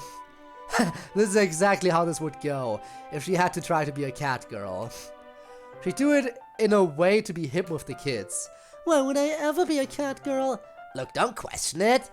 We're anime people, sometimes we're cat people. That's just the way this works. I'll take your word for it. It's this one! This art was reposted on my Discord a while back. This is amazing. I loved this artwork. Just my head over the bathroom floor from alcohol in the bath. Shit, man, look out for yourself a bit, okay? Hope that's never gonna be a repeat incident. And this will always be cute. Misa's happy little moment at the end of episode 33. What? Nothing. It was just surprising to see this depicted. Is that text flirting we're seeing? Scandalous. This is a moment in history, take a picture. We need it. We need all of this. I like how we're seeing her getting this text while she's in the middle of grading at home. Really shows that, really showing that Miss Ida work ethic. Evangelion reference. I drew this while thinking about about Ida and Monika's college conversation, episode 36. I can see why that would make you think of this scene. Hopefully it turns out somewhat better. And we got the swimsuit too. We're getting all the fan service for Miss Ida here. Tribute to another piece of fan art, comfy speech Ida artwork, which motivated me to try drawing Ida too. When I drew this, I just hit the 1 year mark since my first piece of fan art. Each episode when? We're waiting for it. God damn, get the fire trucks out! She's so hot, she's burning everything down around her. Oh, stop. She looks really cute, like someone just complimented her and she didn't expect it. There's a lot of really cute art of Miss Ida. Coming up next, let's see. We have a series of Friday Night Funkin' inspired art. Ah, boy. Guess we might as well start with the Miss Ida one, since we were just looking at her art anyway. Miss Ida week when? I want the songs. Let's go. A take on what Ida's sprite might look like in the style of Doki Doki Takeover. Oh, it looks super cute here at Friday Night Funkin', you said? Yes, it's a rhythm game with this kind of aesthetic. Oh man, she looks so sweet, there better be one of me. We already have FNF sprites from the Takeover mod. Still though? Well, I have good news for you, Natsuki. Hell yeah! There we go. Good likeness to this to the style. It looked really nice. Nat and boyfriend's Doki Doki Takeover pose is drawn in my style. Oh sweet, this is just legit me from Takeover, but like hand-drawn on paper. Badass. Yes, this drawing captures Natsuki's whole being. Good way of putting it. You two shut up. Fan art of Friday Night Funkin' Monica. You might have seen the really cute gif of Dancing Monica that this is based on. Yes, I remember seeing that. I don't think I could ever actually do that dance, though. What, seriously? Even though you can do the hip whip thing? I don't see how... The artist told us specifically never to doubt that you do the hip whip thing. Moving along, there's actually one more piece of FNF related art of me. Ah, the Senpai. Wilted. Wilted was the song. Monica's climatic line in Doki Doki Takeover track Wilted, which is such a bob. This needs to be your new okay, everyone. Hey, I like okay, everyone, but I do like that moment in the mod. Catchphrases. My favorite FNF Monica is still Epiphany, though. Not only is it super hard, but like, damn. It really gets across the power of Monica. I like how you see Monica's arrows light up in that one to make it like she's playing the game. Anyway, any more FNF art? Yep, one more. Getting freaky on a Friday night, yeah? Doki Doki Takeover style Ria. On a Friday night, surely. I love this Ria, man. Like with Ida, she seemed just glad to be there, but Ria seems like she's here to drop bars. Fantastic work, man. Okay, that's all for the Friday Night Funkin' art, and now apparently there's a few pieces of Disco Elysium crossover art. Oh my god, hell yes.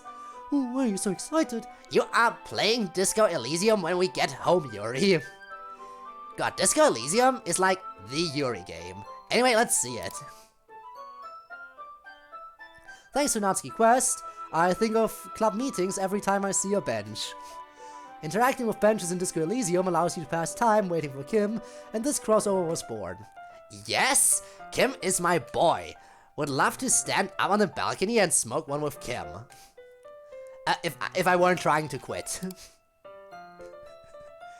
The talent double, Yefrate Natsuki and Kim Kitsuragi return in what is by far the most self-indulgent thing I've ever drawn.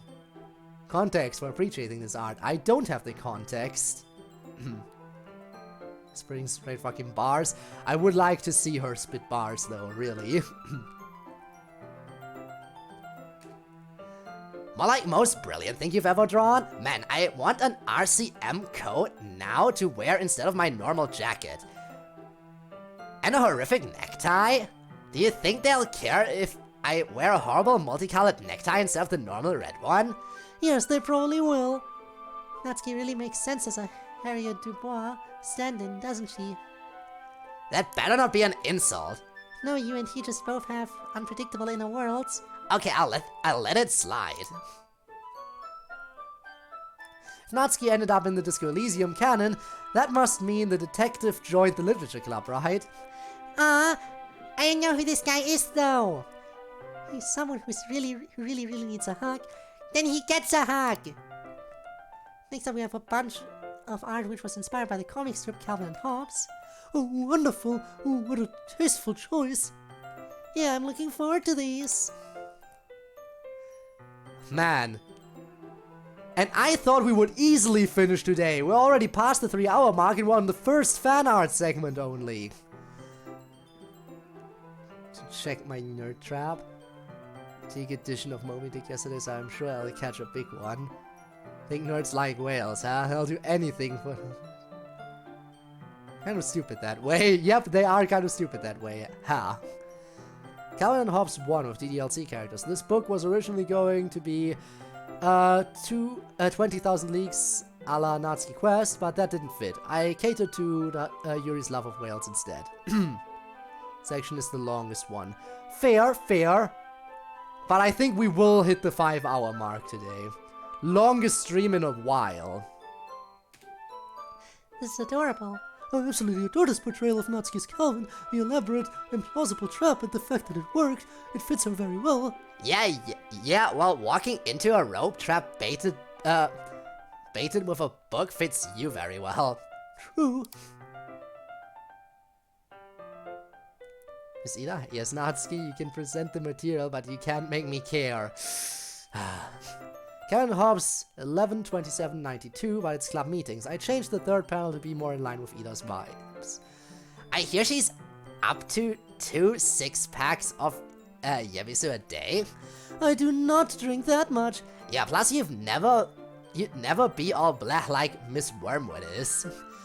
Not where my students can see it anyway, but yeah, I love this strip for Miss Wormwood. My first Calvin and Hobbes Natsuri piece. It was really fun to adapt Nat and Yuri's character designs into the C and H proportions. This was your first attempt at it, goodness. I would have guessed this was the outcome of years of experience and mastery. Incredible. Incredibly cute, too. I really love the vibe of this one. The comic posing really fits Natsuki and Yuri when they're together and just vibing. Parfait girls. Feels a little surreal to say, but one of the many monikers I've met suggested this Calvin and Hobbes one-shot idea to me. Did I suggest it? I don't remember suggesting it. While it is kind of a short joke, I appreciate the drive and determination it represents. Would absolutely do this to get my goddamn manga. I cannot get enough of Natsuki's Calvin. It's just so apropos.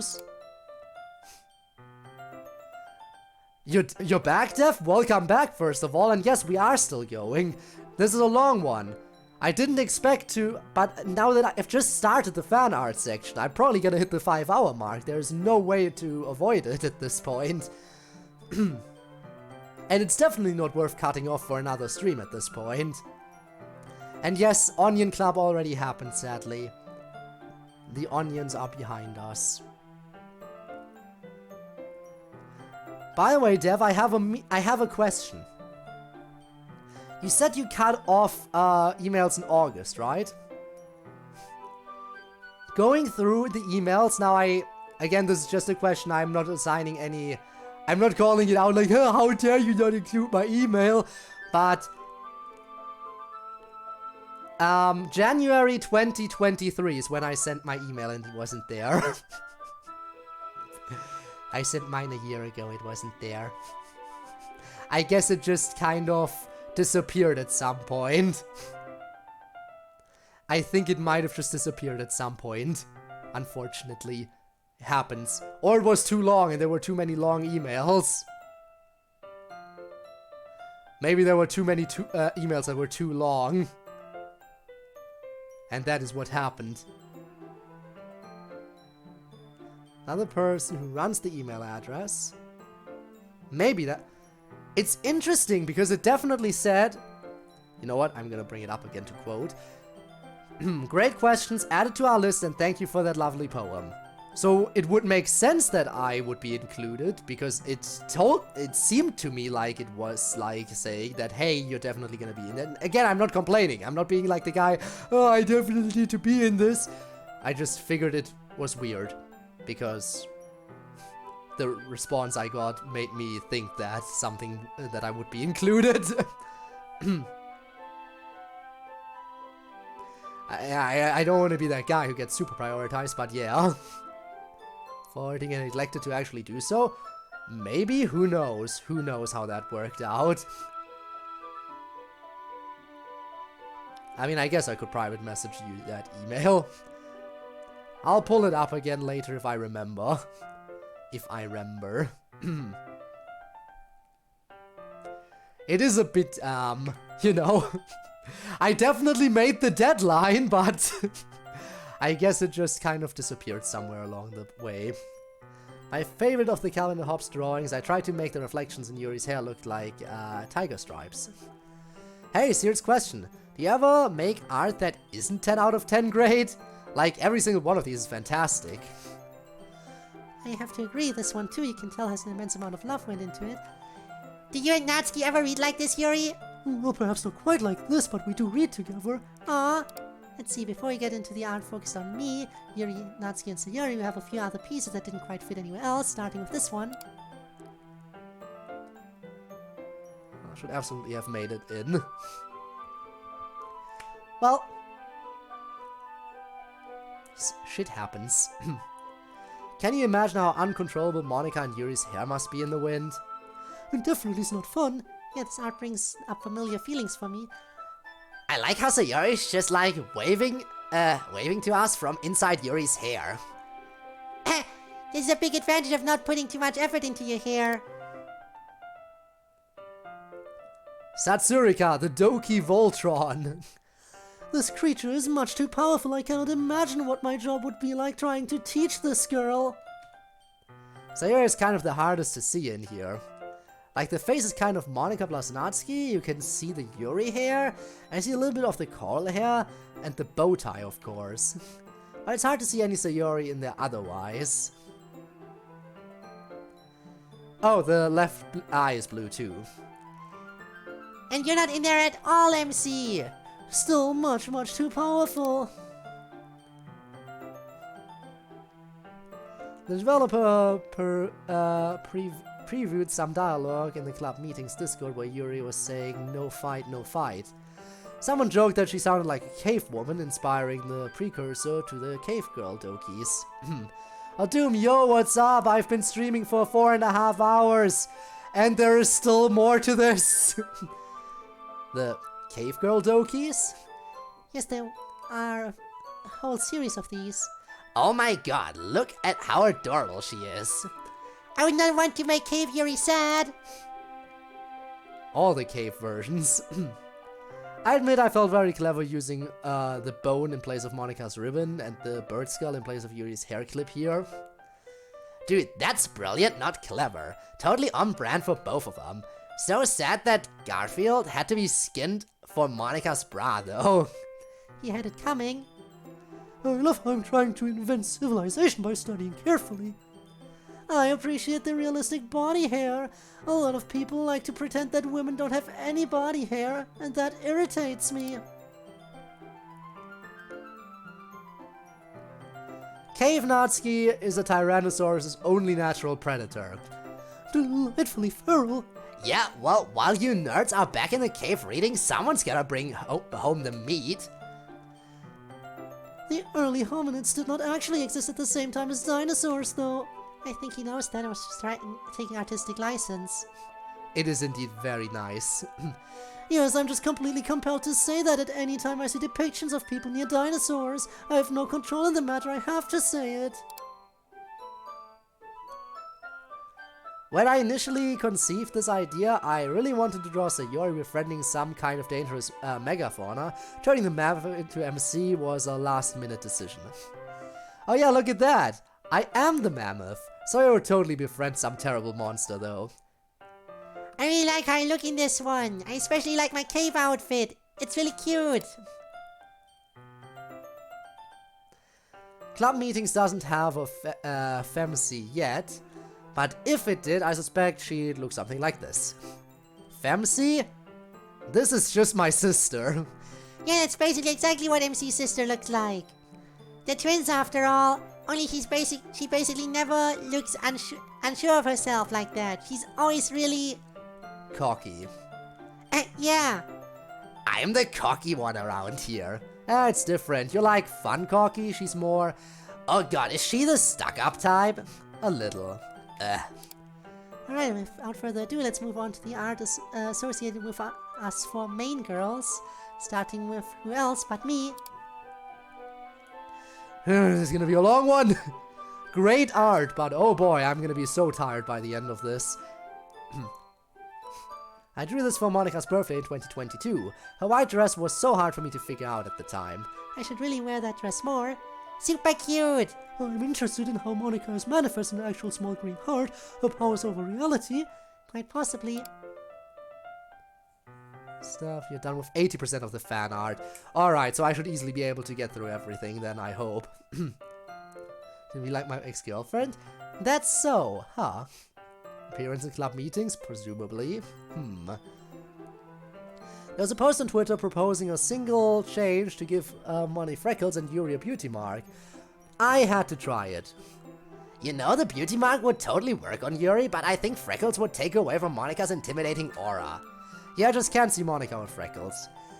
I actually used to have them. What?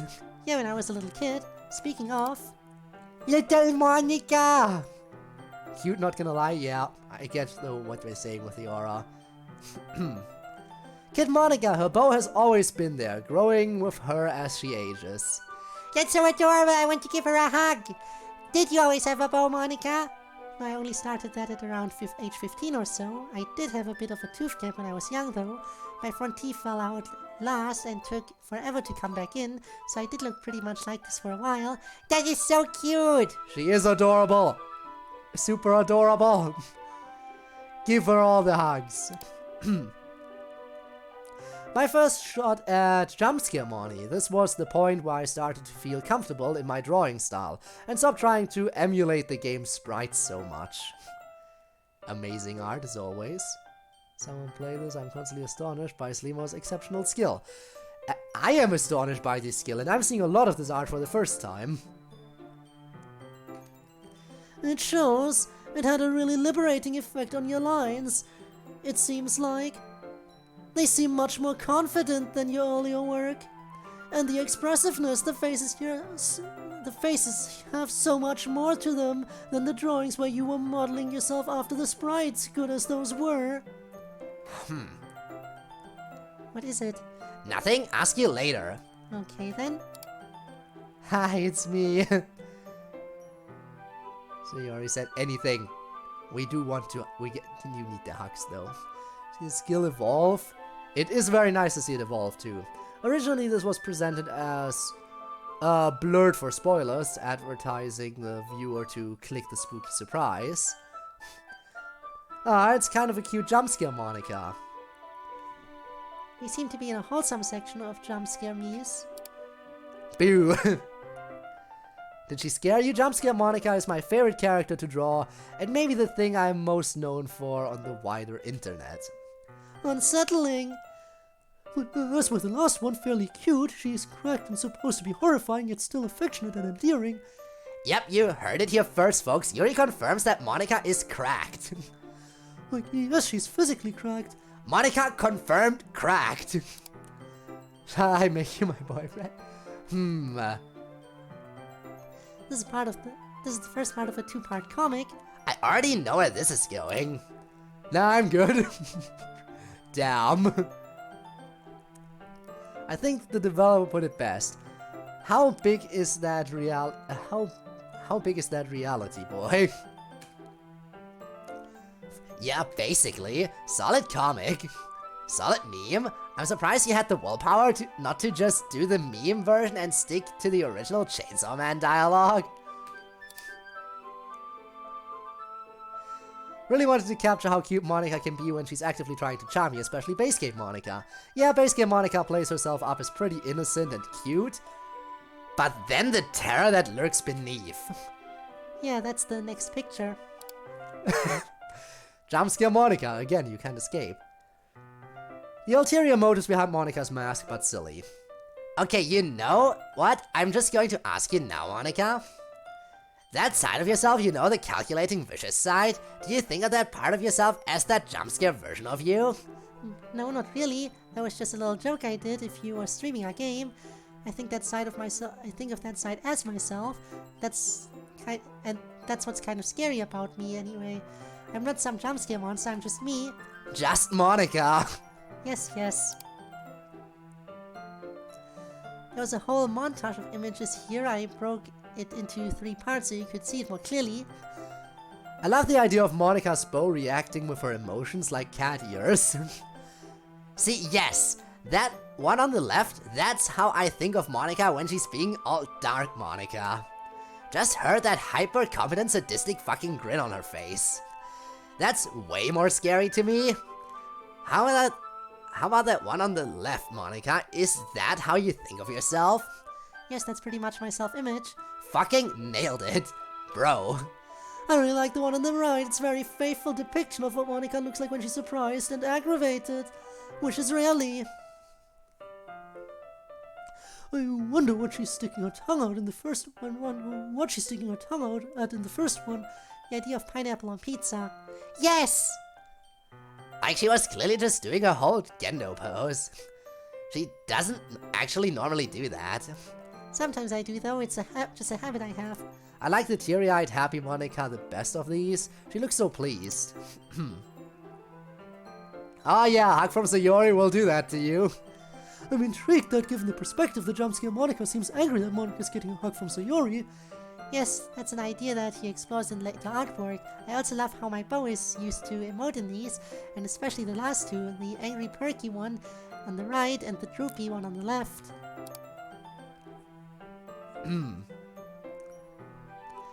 This blonde character is Himari from the fanfic For the Longest Time, sort of a rival for the club in that story, who gets Monica's bad side in a big way. I would not want to be on Monica's bad side. Dude, babe, have you read this fanfic? I have not. You totally have to, it's epic. Like, I don't even really like stories about us in the real world, but this one is baller. Read it. If you say so. I am not real. She is in fact not real. She's real to me! A low effort drawing on my part, but sometimes people need to hear this. Facts, sometimes people do need to hear this. I feel like I should have said I am not Monica for the full Margaret effectiveness. Huh, good idea.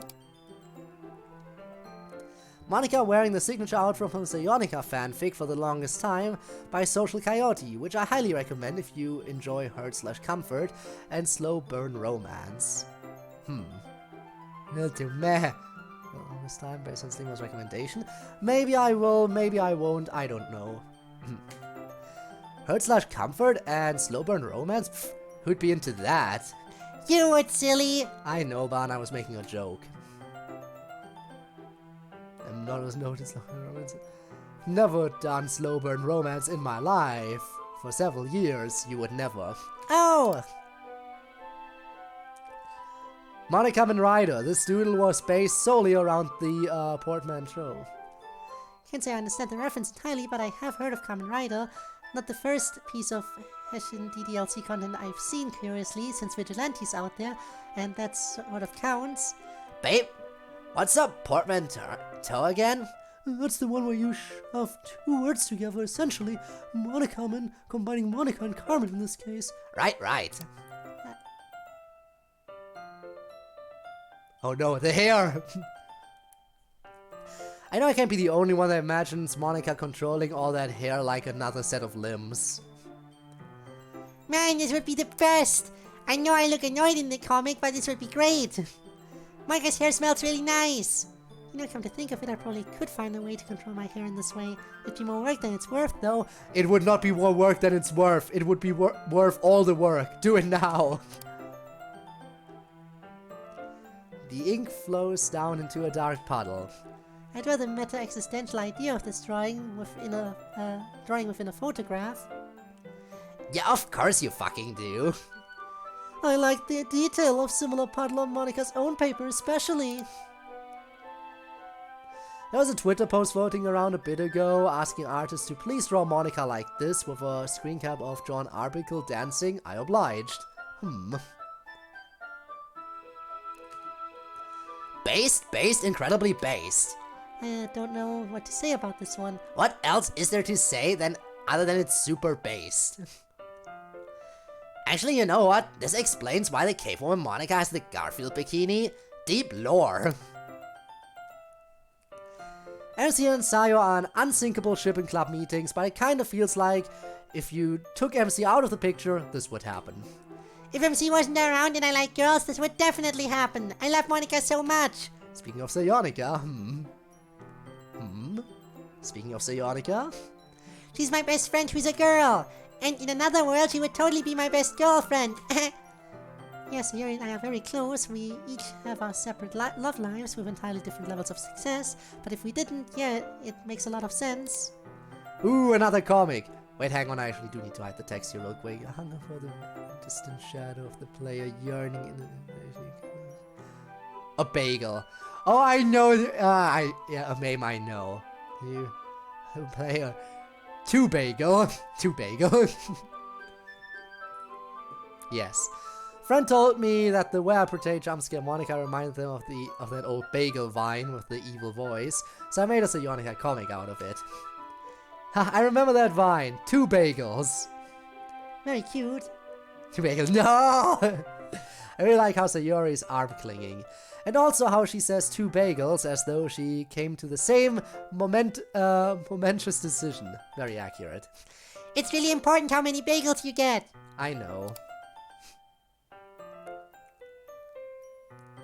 You know the official art of Monica taking a selfie with Yuri sleeping in the background? I submit to you that Yuri crashed out because Monica thrashes and snores.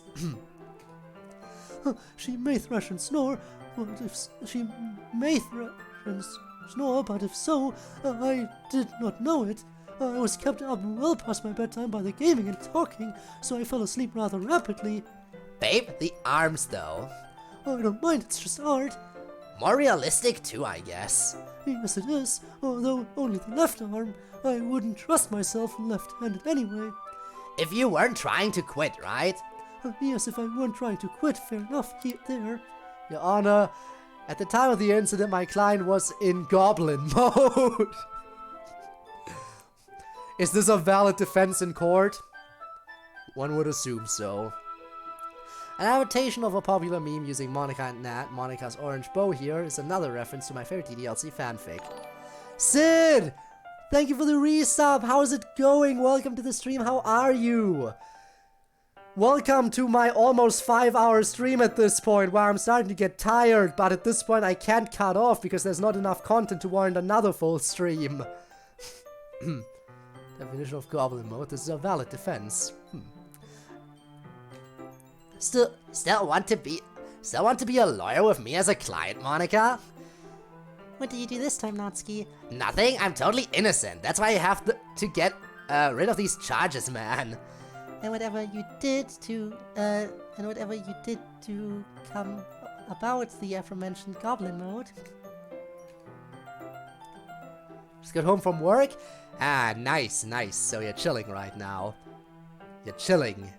And now you can chill with the Dokies. Maybe a lot of things happen in goblin mode. At least you admit you have a goblin mode. Bitch, you know that I stay in goblin mode 24/7. That is true. True, and that's all the me-focused artwork, though I might still pop up here and there. While we're doing so much goblin mode discussion, let's do the Natsuki art. Yes, best girl incoming. Let's go. Hell yeah! Of course, we're starting off with some Sonic stuff. Natsuki Adventure. Something about Natsuki's character design really lends itself to crossovers and style switch-ups. Gotta go fast, baby! I'm so easy to adapt because I have the strongest character of anyone here. You probably won't get much arguments from the rest of us for a suitable definition of strongest character. It's like that scene in Pulp Fiction. Just because you are a character doesn't mean you have character. Can't hear you, too busy rolling around at the speed of sound. Not ballin'. Oh no. I snuck Among Us eyes into this one and no one noticed until later. Oh my god, it's true, it is the Among Us eyes.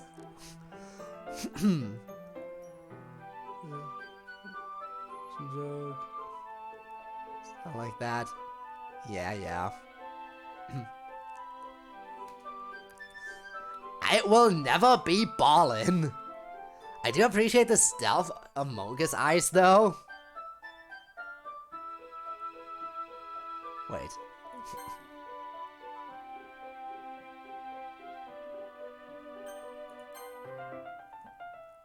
When it pops up here, did I miss anything here? I too have been known to appreciate stealth memes from time to time. Well done. I think I might have missed something then.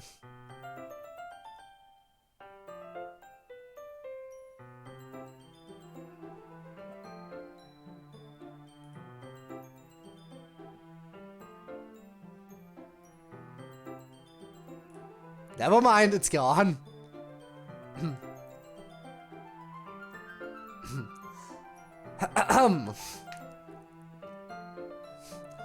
I do indeed look at Natsuki that way when she's practicing athletics. She's so quick and strong. Yeah, sports. Sports indeed. This started out as just a drawing of Monica playing piano, but it felt like it needed something, so I turned it into the CG from respect. That's a very sweet side story, although they were all sweet. It's nice to just hang out and listen to Monica play. She's really good at it, plus I think she really gets into it more when she has an audience. In the name of the moon, I'll fuck your ass up. Yep, that's Natsuki, alright. Bishoujo Senshi Natsuki is just built different. Fuck yes! Love this, adore it. Told you all I was built different. Best of these so far. Hit it out of the park. Did you talk to Sayashi the skeleton in Natsuki Quest? Here they are, doing some jaw wagging in Ida's class. Not pianos again. No more piano. I'm sorry, Gabe. Damn right, Sayashi is also my boy. I need a team of Kim Kitsuragi and Sayashi to help me out and straight man for me in all my adventures from here on out. Stat. It's very subtle. I'll have to review my VOD too in that case. His jaw doesn't wag though, you have to wag it for him. Is there a reason you assume the skeleton is a guy? Dunno, guess it could be a girl or an NB or something. I guess bones are pretty non-binary. I don't know though, Sayashi really gives off boy vibes. I see. Imagine you're a purple-haired nerd talking about clouds. You look up and see this. Indeed, look at that slight smile. Every time I see it, I am sticking to my core in a way I still do not quite understand. When her face shows affection for me, I do not know how to describe how I feel. Yeah, let's get all the me and Yuri romance art out of the way. Well, actually, the rest of the Natsuki art is Natsuri art. Here we go, Kiss of Cthulhu. I really... Meet a baka. Alright. A very secret kiss in the manga closet. Pretend you didn't see anything. That's so cute. I love it. Have you guys ever kissed in the manga closet? No? That you know of? You know, I don't think there is a story of this name in the Cthulhu mythos, but I think I'll let it slip this time given the context. Amazing. Ivanov, hello, I am dying. I am hungry and tired, but I am getting close to finishing. I can do this. This will be a marathon. I squeezed Nat and Yuri into the margins of the sketchbook to draw this lesbian hold pose meme. Sorry, disqualified, neither of us are lesbians. I am bisexual and she is demisexual. Still works. What do we actually call it then? I believe, as an emailer pointed out, sapphic is the accepted word when women are in a relationship without them necessarily being lesbians. Fine, it's a sapphic meme then. Natsuki, I'm more curious about whether you could actually accomplish this. She probably could, very briefly. Hey! Cute. The tiny Natsuri moment in the background of that official picnic artwork made me, but I made it bigger. This is also really cute. Yeah, I remember you and Sayori had a pretty cute moment going on in that artwork too. Yes, we did. We're just not as flustered by it as you are with your cute moments with Yuri. I am not flustered. Seriously, look at me. Do I look flustered? You look a little flustered. All the kisses. Natsuki and Yuri were the perfect subject for a beginner drawing some kissing practice.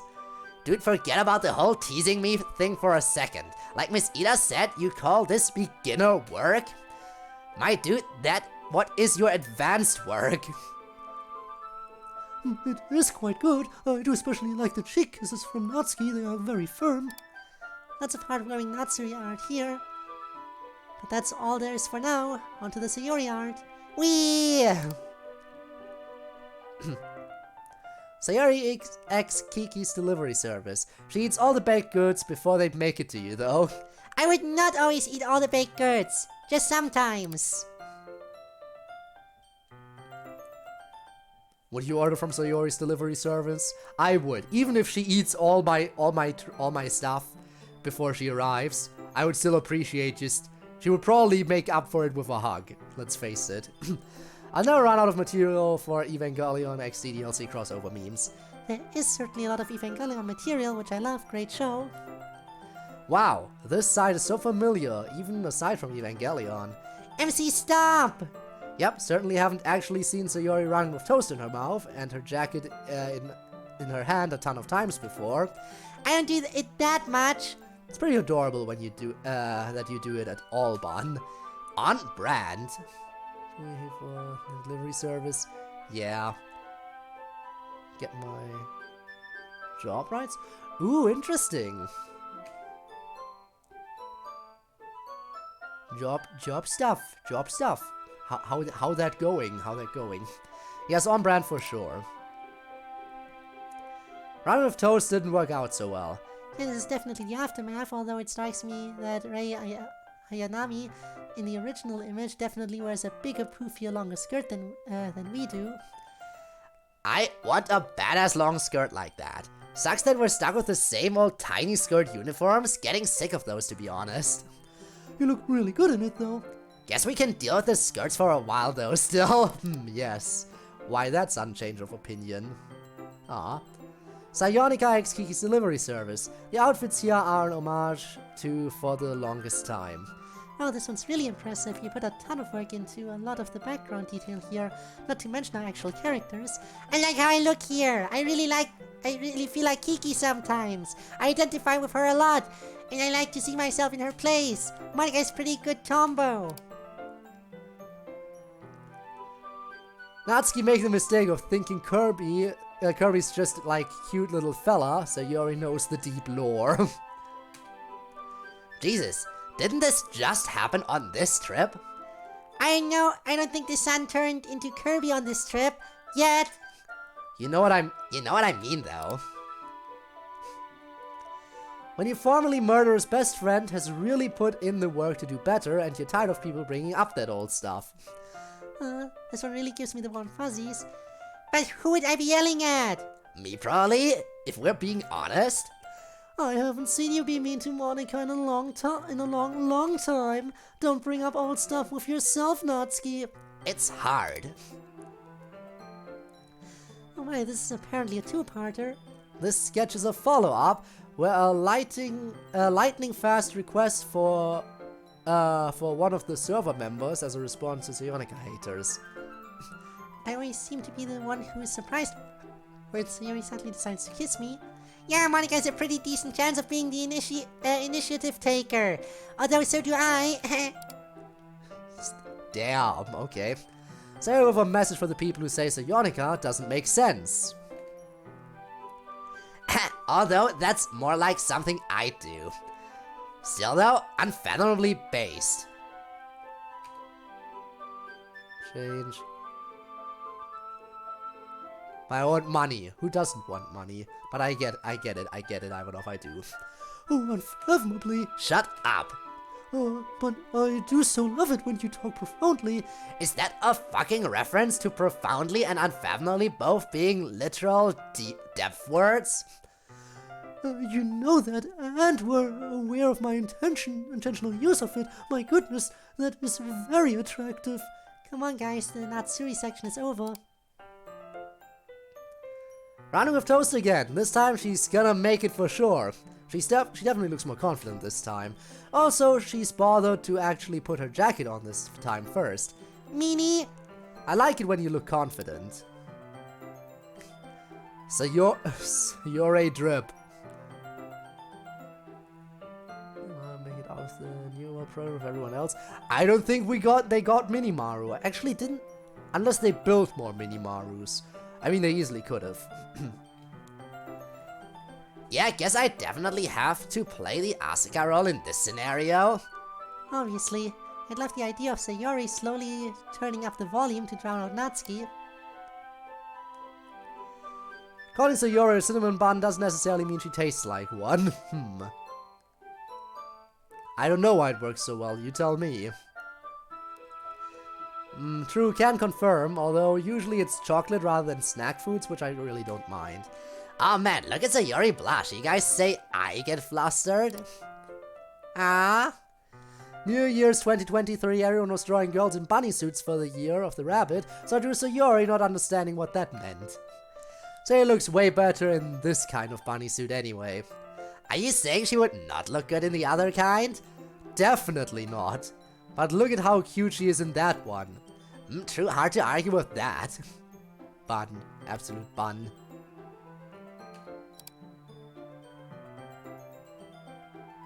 Was in combat? Yeah, true. Yana, I don't know what contempt is, but I would love to be held. Damn, okay. Look at my lawyer, dog. I'm going to jail. This is definitely how I would be as a lawyer. I like the little detail that in my lawyer art, Natsuki was out of custody, but in Sayori's, she's in custody. Honestly, I just love Sayori's lawyer fit. The collar bow tie looks really good on her. You should wear strong blue colors more often, Bun. They look good on you. Strong blues would especially look good on you if you were a lawyer. Okay, this is great art again already. I was sketching out some kissing practice and threw in how not to kiss with MC and Sayori. The question is, how many of these have they actually done? All of them! Wait, for real? For real, all of them. Oh dear God. I am intrigued and yet disturbed. There's another multi-part one that I've divided up for easier viewing. Sayori, if a bow could emote with her feelings. Oh man, I really like these first two. This is what it's like to be me in two images. I especially like the eyes and smile of the one on the left. Oh no. Chopsticks and Cheetos, Sayori is probably my greatest artistic achievement. That is a bold claim given the consistently high quality I have seen throughout these. Poor Sayo. I really do love the flamin' hot Cheetos continuity in these though. Seems like a Sayo move. Plus, I love how even her ski cap has a red bow logo on it. I really appreciate the one on the left. Tired, worried, what do you think of her, but undefeated and still holding on. Shows weakness and strength. More projects that can't wait for missions for clay art. This reminds me. Yeah! This reminds me of when Sayori and I were alone together just after the base game. This is what it felt like. I was panicked and angry and crushed. And Sayori was traumatized but defiant and insistent. Yeah, it was a weird, well, I don't know how long it was, but it was a weird time. But we got through it better friends than ever. Yes, we did. More picnic art jokes. My headcanon is that Sayori holds an entire slice of cake out to Monica because she herself can fit the whole piece in her mouth. This is another one with radical accuracy. I mean, I can't do a whole slice of cake in one bite. No, just most of it. And speed-wise, it's hard to tell the difference given how fast the whole slice is gone. And that's all the Sayori art for almost at the end. Oh boy!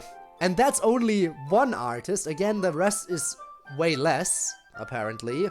But still, we're definitely going quite a bit past the 3-hour mark on this.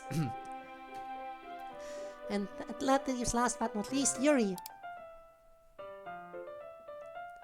A very early drawing of Yuri and Monica trading hair accessories that I did while trying out some new inking pens. combined do not come close to the amount of art Slimo made. And honestly, all of this art is amazing. I'm curious as to what the other art is gonna be like, but this is just consistently awesome, and so much of it. Ha! The white bow kinda works on you, babe. The hair clips don't really work on Monica, though. No, that's just because they're not a very good color for her. She doesn't have purple hair. If you made them green or gold, they would look very good on her. Amazing, except for the last artist featured? Really now? Well, we'll see, we'll see. I bought a new set of pens before this one, so I did a follow-up to Monica and Yuri trading accessories to break them in. Oh, Yuri has glasses that she lent in this one. You can totally see the progress in your style from the last one. I like how Monica is trying to be as pretentious as Yuri. Plus, there's the Yuri beauty mark continuity. Nice. And Yuri also became more confident in this one too. Character development. Yes. Yuri with glasses. All that reading has to be rough on her eyes, right? Sometimes I do get headaches from it, but so far I have not needed glasses. Well, if you ever do need glasses, goddamn, you look super cute in them. Thank you, beloved, but it's only a drawing. For now. Ooh, glitch Yuri. Like a version of the jumpscare Monica equivalent. Ooh, that's interesting. I'm really proud of how the markers here look saturated like in her sprite. Why isn't there like an evil... Like we need a version of this like of Natsuki and Sayori as well. You know that, right? Does Slimo know that? I assume so. Oh, that's wonderful actually, the colors are very striking. Yes, I agree, this is lovely. Made scary versions of all of them. Good. Only makes sense to have all of them. Man, how come Sayori and I never get terrifyingly monstrous versions of ourselves like Yuri and Monica do? I only get my black rectangles neck crick thing. And I get my dead-eyed hungirl thing. Right, yeah. But what if we were terrifying monster versions? Yeah, or MC, or Miss Ida. I was about to say Oria, but then I remember we've already seen art like that here. Dark Rhea Supremacy. Supremacy. Also made scary out of Monica Temple with Ida. Ooh, interesting. My first and still favorite Evangelion X DLC crossover. This drawing always makes me laugh. What am I disapproving of here? As the artist says it's an Evangelion reference, the original has Shinji with this exact pose and expression. I believe he's upset with his guardian Misato for being a domestic train wreck somehow. She probably had good reasons for whatever it is. Seems like a really stressed character. Yeah, she is. Here is the bartender in the 11 Helle canon. Valhalla canon. I don't know why I pronounced it like it's set up there. This drawing was inspired by the Doki Doki Takeover track Drinks on Me. Oh yeah, that totally works. Jill Stingray is basically like more smart, street smart Yuri. Although I think like Jill became that way, like used to be a ruckus factory, but although I think like Jill became that way, like used to be a ruckus factory, but then later decided to go Yuri mode, and Yuri was just born that way, you know? Oh, I do not know the game well enough to talk about the lore, but the art is extremely beautiful. I absolutely adore the colors and the artistic depiction of my whole figure and face. Yuri's answer to Buffsky. This is pretty cute. Kinda looks like she's pretty shy, even though she could bash your head in. My favorite thing about club meetings Yuri is that she introduces herself like this. It's very charming. Yuri at your service. It's only polite. Yeah, but other people's polite is a lot different from your polite, babe. It is very charming. It's an endearing habit that you use archaic formalism. Is at your service so archaic? Yeah, I'd say it's pretty archaic at this point. Oh, what a benighted age. See, that right there, totes charming. Someone challenged me to draw this and I accepted. Interesting. Go forth, I am suffering at this point. I mean, not suffering because of the art. This is nice. This is peak quality content here. But I am getting, again, I've been hungry for a while, but I am close. Interesting mix of facial expressions. I look disgusted, yet I am winking. See, but I wonder why exactly the artist accepted. No particular reason was given. Also, I notice Natsuki is being unusually quiet. Hey man, y'all can tell on yourself if you want. Sneak 100. She doesn't actually sneak like that though, she just appears. What is she sneaking up on is the question. That will become apparent in the next couple of pictures. I will suffer. Yuri's stealth is well established in CM canon. Yeah, see, this is what it's like. Just bam, she's there. A lot more effort goes into it than that you can see. Well, yeah, me not seeing it is the whole point, right? Indeed. Natsuki's pretty shy about PDA in club meetings, but I imagine Yuri can't resist teasing her like this sometimes.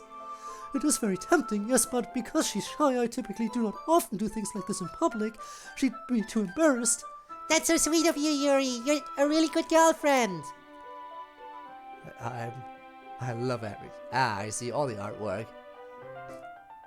To express how very sorry I am. Oh dear God.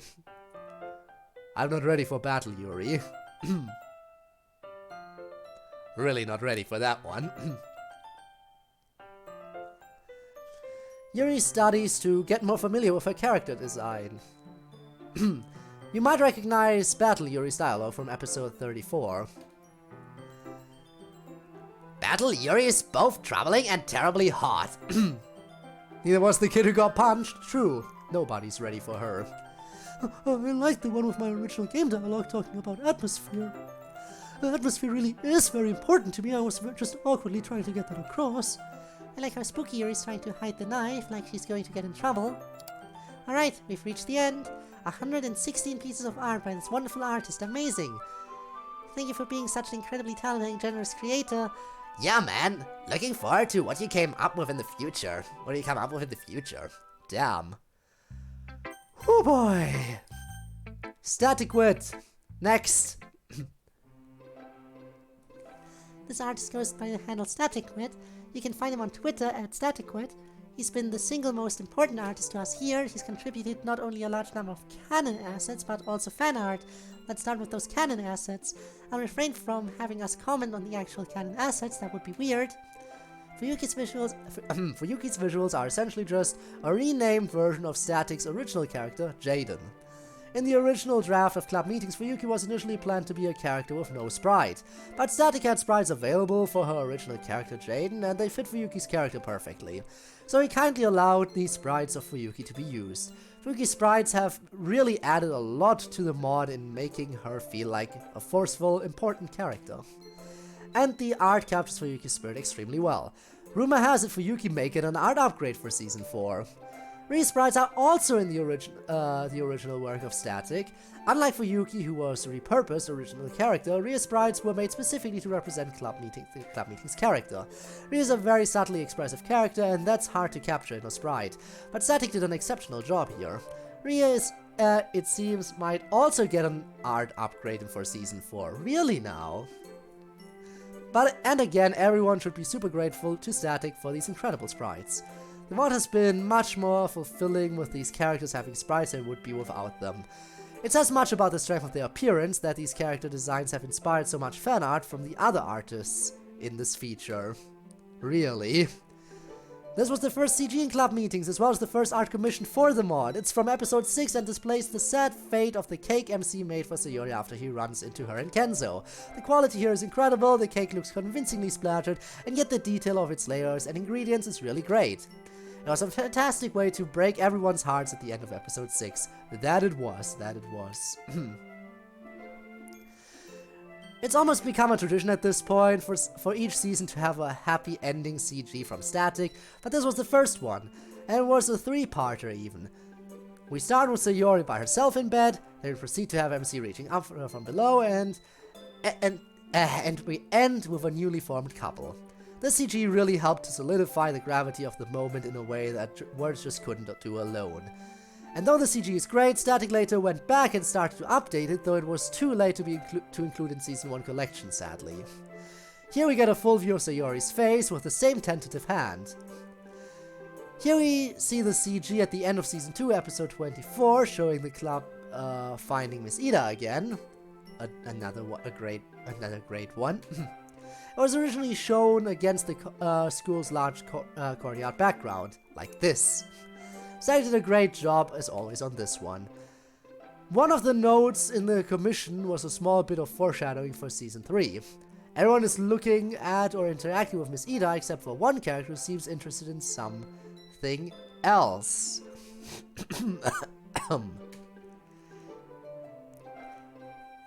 And then, of course, we have the Natsuri scene in the wood, courtesy of Static as well. Here I have a summary version signed by him. This is actually a complicated CG both to create and implement. It has a large number of expressions for Natsuki and Yuri that vary through the course of the scene, but Static did a great job with them. We're not going to show all of them because it would take a while, but you can check out episode 31 in this collection if you want to see them again. And finally we have this amazing CG which ended Season 3. This one is truly amazing. The level of detail is incredible. If you're careful, you might spot some characters that aren't otherwise ever seen on screen. Besides Kenzo, Miss Ida, Ria, and the 5 main club members, who should all be fairly obvious. Yuri's mother is barely visible between Ria and Kenzo. Bathroom Gang Queen Ikuko is the blonde girl on the far left with in the deep background just to the left of Kenzo. Hiroko is headed off to art school and is visible between Monika and Natsuki.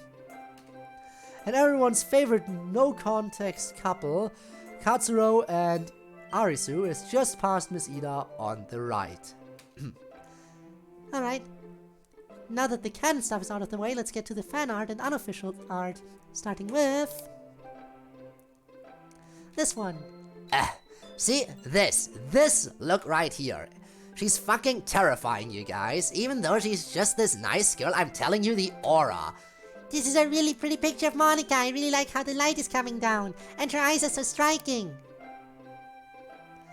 Yes, this is how I feel all the time. What are you looking at out there? You know what? Yes. Slept at 8 PM, woke up at 3 AM. 8 PM to 3. That is not a lot, but if you are restored, sure. Oh, right. This was a nice alternative sprite of me wearing a warmer sweater outfit. Oh, I like this outfit. The little musical notes on the lapel are very cute. Another early sprite drawing sketch here. Sayori was right. The way this artist does eyes is just very striking. The eyes really pull your gaze in.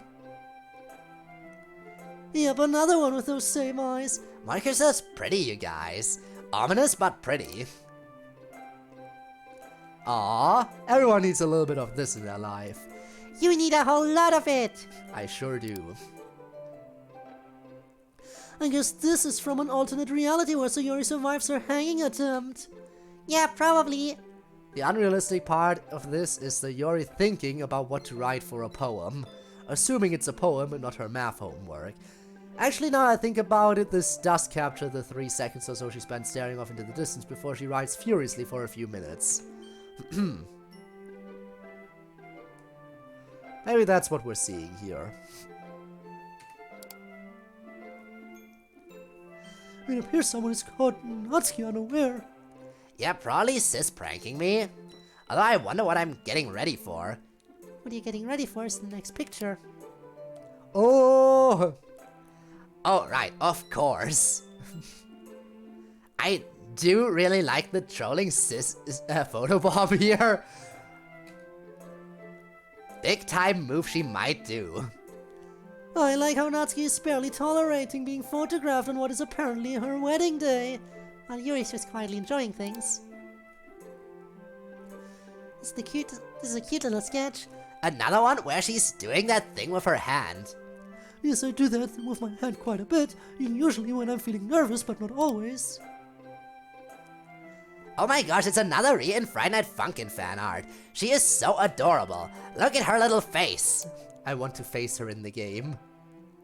Oh wow, full fan art of Sis. This is really what she's like. She's such a good listener. There are actually a couple more Yuki pictures. Yep. See, she just has this elegance that I don't have, man. You're elegant in your own way, plus she's probably microwaved that soup. I mean, I know she microwaved that soup, but still, her jewelry and stuff, it's always so tasteful. Oh man, I haven't gotten to see her in this uniform much. Looks good on her, though. What's wrong with her heart? Nothing, hopefully. Maybe she's just surprised. My wonderful students. But no MC! Well, the four of you she did draw, she captured wonderfully. Wait, is that motherfucking Cal from Omori? Yep, I know it's not strictly related to us, but this artist makes so much good fan art and original pieces that I wanted to show you just a couple. Dude, that's the best Cal fan art I've ever seen, and I've seen some, man. Killer job.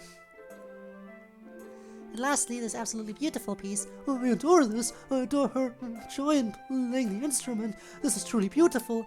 And with that, we've come to the end of this artist's trove of images. Let's let him have a word. Club meetings transformed me as a person, but also as an artist. When I started working on the mod, I was almost an art novice. Today I have so much wisdom and skill in art, and I just have club meetings to thank for being the starting point of my journey to be an artist that I've always dreamed of. Thank you so much for all you've contributed, Static. We get so much out of it. You're awesome. Imagine it having an FNF mod in it, yeah. If only. Alright, number 3, artboard. The mighty artboard, also known as Cywaves, has made a ton of canon assets. You can catch him on Twitter at Cywaves. Let's get to the assets. The first big asset artboard made for the mod was the Yukata assets you're seeing right now. They turned out extremely well. There were a lot of really cool details like Sayori's heart knot, Yuri's hair ornament, and the reciprocation of Sayori and MC's colors, and so forth. Full club meetings FNF mod, yes! Waiting for it. Let's hear what Artboard had to say. MC's Yukata was surprisingly the hardest one to make, taking into account his body shape and generally fewer references. And of course MC and Sayori's contain each other's colors, though I also experimented with the hem and other textures before focusing on the obi belt. And don't forget that he was also gracious as to give Miss Ida Yukata as well. Miss Ida's Yukata went from light grey to dark navy before settling on jean blue with silver highlights. He really knocked it out of the park with these. Stream, sorry, I don't make the rules. Yes, I know. There are no rules here. It'll be, what, 5.5 hours? We'll at least make it to that point, I think. When MC wins Sayori, a new stuffed animal episode 13, it was important that Sayori's bedroom reflect that continuity going forward. And Artboard was happy to oblige. Sayori's cat plush is practically based on the one held by Shiki in The World's End with You. Artboard actually made one of these for every possible variant of the bedroom also. Like this one at night with the lights on, or this one at a dark nighttime one. And recently Artboard made one more asset for the mod for episode 31. It was kinda bloody though, so you may want to exit out of if you don't want that sort of thing. I'm okay with blood. This one. This was the original unedited BG by Minicle, and this is when Yuri first started to self-harm after confessing to Natsuki, but the commission was for it to get much worse after this one. And this is how it ended up. Particularly impressive is the perspective on those smaller blood drops on the right wall. And that's all the asset Artboard has created for the mod so far. We'll see if Season 4 brings us anything new. Poor Yuri indeed. Alright. This is speeding up a bit now.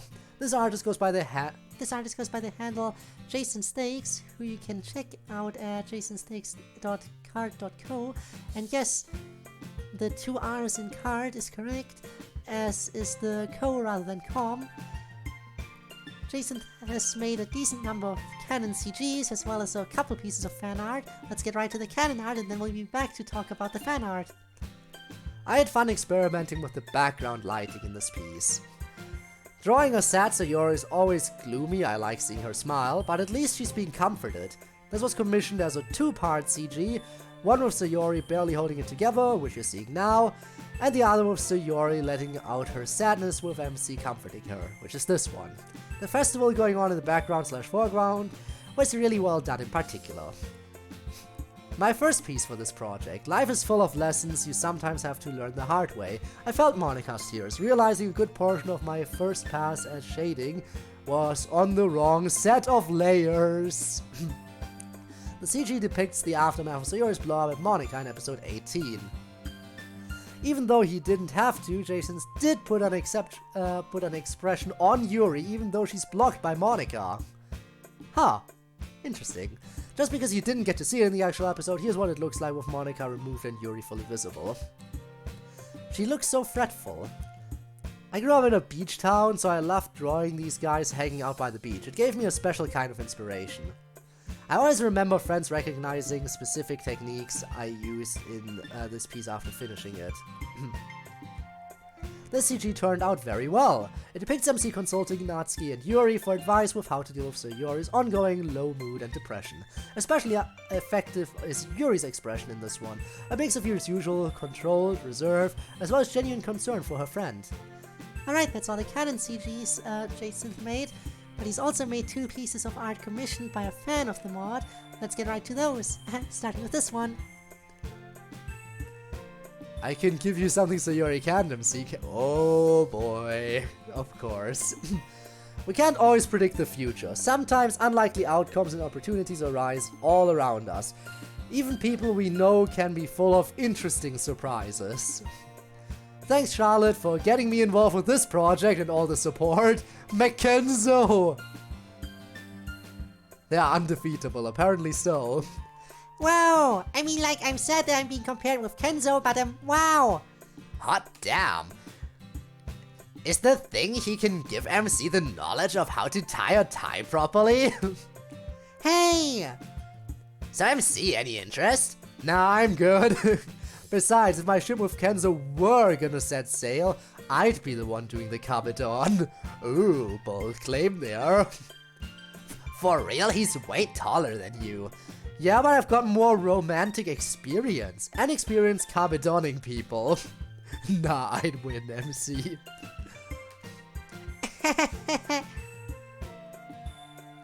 And get... Natsuki looks stunning as she anticipates the possibilities of her future. Hopefully, it's just as fabulous as she looks. May she be a beacon of light in all our futures. Ah, cute. Very, very cute. Like the suit. Man, I would not be a blushy mess wearing a tux though. I would rock that shit. Put on some sunglasses, wink at people, spin around like Tobey Maguire in Spider-Man 3. You'd wink at people, but have sunglasses on. Look, it would just work, okay? Ooh, Slimo saw that comment MC made saying King Kabedon Kenzo. Drew MC Kabedon and Kenzo. Imagine that. Thanks again to Jason for all the excellent art.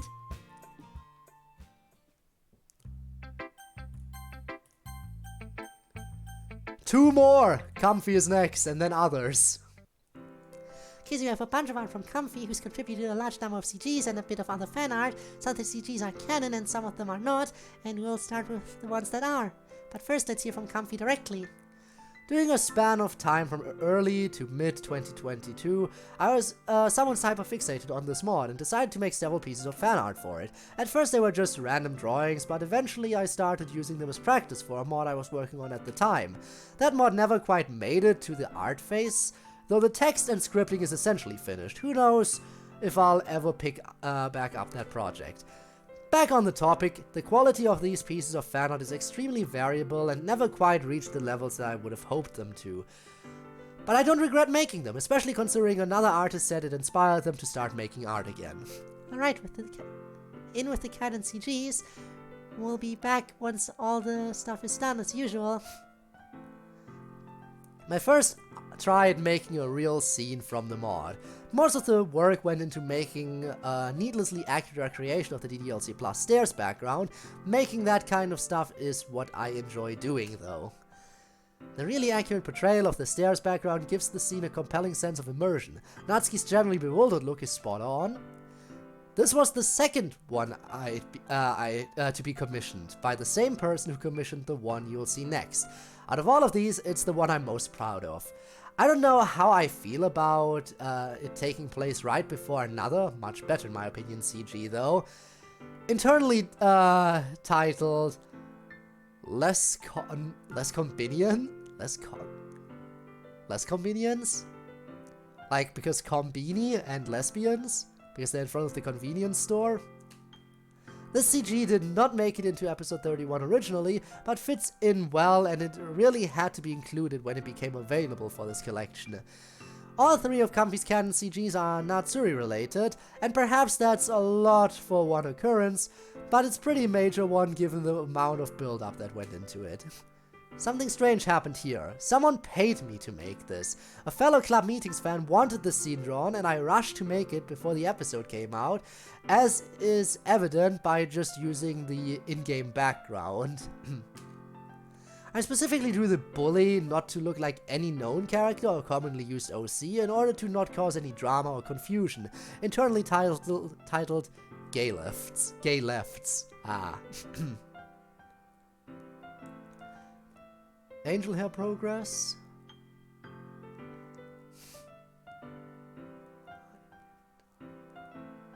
Ooh, that sounds nice. Sounds nice that the team is making such good progress. Okay. This CG definitely added some weight to the scene. Especially good is Starsky's mix of serious alarm with admiration for Yuri. That's all the canon ones. Let's get on to the fan art ones. A fairly simple edit of Monika's Act 3 CG. When I posted it, I paired it with a wall of text from the perspective of Ria talking about how she found the club's laptop and had messed around in the console until she became president. It was very silly, just Ria. Wow, that's really good. It really looks like her. Her hair and eyes look especially good. Plus, she's got that whole horrible, creepy vibe from that scene. I dig it. My first attempt at making this type of more original art in general. It's very rough in all aspects. I made heavy use of 3D models for both the background and the anatomy/facial structure reference. People in the server were very encouraging though. Damn, this looks great. That totally looks like our apartment complex, and I love the 3D render of Sis. She looks bangin'. It does look like your apartment complex. My second attempt, this time with two characters. I used the same process as last time with somewhat better results. Natsuki's casual skirt is very hard to draw. But it works. And this is sweet, yes. The frill life ain't easy. This is an excellent depiction. The bond between Fuyuki and Natsuki is extremely strong. I have not often met two souls more closely allied. I attempted to draw a character in a more extreme angle. The face didn't fare so well, and someone messaged me with some very helpful critiques. Maybe I could have redone this with them in mind, but I'd rather just leave it as is. I think the art's fine, don't be too hard on yourself. We all need a little relaxation from time to time. I made this alongside an accompanying short fanfic as a gift to someone. And it isn't actually Club Meetings related, it uses the same methods used in a lot of my CMCGs though. Hey, closely enough related. Shipping Sayuri and I seems to be very popular. Oh, you two are very close and very supportive. If your sexualities aligned, it would make much sense. My first attempt at drawing Miss Ida. This is pretty surreal looking, with a drawn character layered on top of a 3D scene on top of a royalty-free photo. I'm not sure it coheres very well, but it was much simpler than trying to make it myself. The bus station was inspired by an anime that I watched with some others on the server. Miss Ida lives in the country. What? The anime they're talking about is Non Non Biori. I recognize that bus stop anywhere. Oh, I see. Yeah, and it just occurred to me that Miss Ida lives in the country, just like in the anime. I guess she does, doesn't she? This one uses the same kind 3-layer techniques as the last one, with a better attempt at blending them this time. Ri is a bit of a recurring gag character in the CM Discord, so I wanted to put her in a mundane situation. I based the background on a real location, known only to true fans. Haha, she's about to give you another McRib. No. It's the first season. Who knows, maybe I will watch it too, but I have other stuff to check out as well. What is it with you and these Rhea puns? That's not even how you pronounce her name. Yeah, but it's fun to do the pun. A depiction of the ending of Season 2, Natsuki Quest submod. You should go check it out if you haven't. The blocky abstract city in the background was made by importing OpenStreetMap data of real Japanese city into Blender. Huh. Is indeed very good, very slice of life story. I mean, I do enjoy my occasional slice of life. Wait, that is our city, isn't it? It certainly looks very similar. How do they know? I suppose it would be possible to figure out if you pay close enough attention. Oh man, I wish I could go back and put this in Natsuki Quest, it's so cute! A scene from this season and my first attempt at drawing these two in specific. This would end up being the last of these I made, mostly due to shifting fixations. To be honest, I really don't like this one. Why? It's adorable! Their faces are rather poorly drawn. I mean, you can argue. Making them both look like weird aliens. I mean, I kind of get it, the big eyes. The big eyes do that, but anime characters do have big eyes. For some of my artwork, the developer would ask if I would like it to be included in a collection version of these episodes, and this was the only one I specifically said no to. Huh. Big into particular styles, I see. But much better than anything I could draw. I cannot draw shit. Oh man, I really like this one! I guess low angles are difficult. I really like that night, I won't ever forget that! Me either, Bon. We had a lot of fun. Yeah, we did! I started this one and then forgot about it for several weeks before I finished it.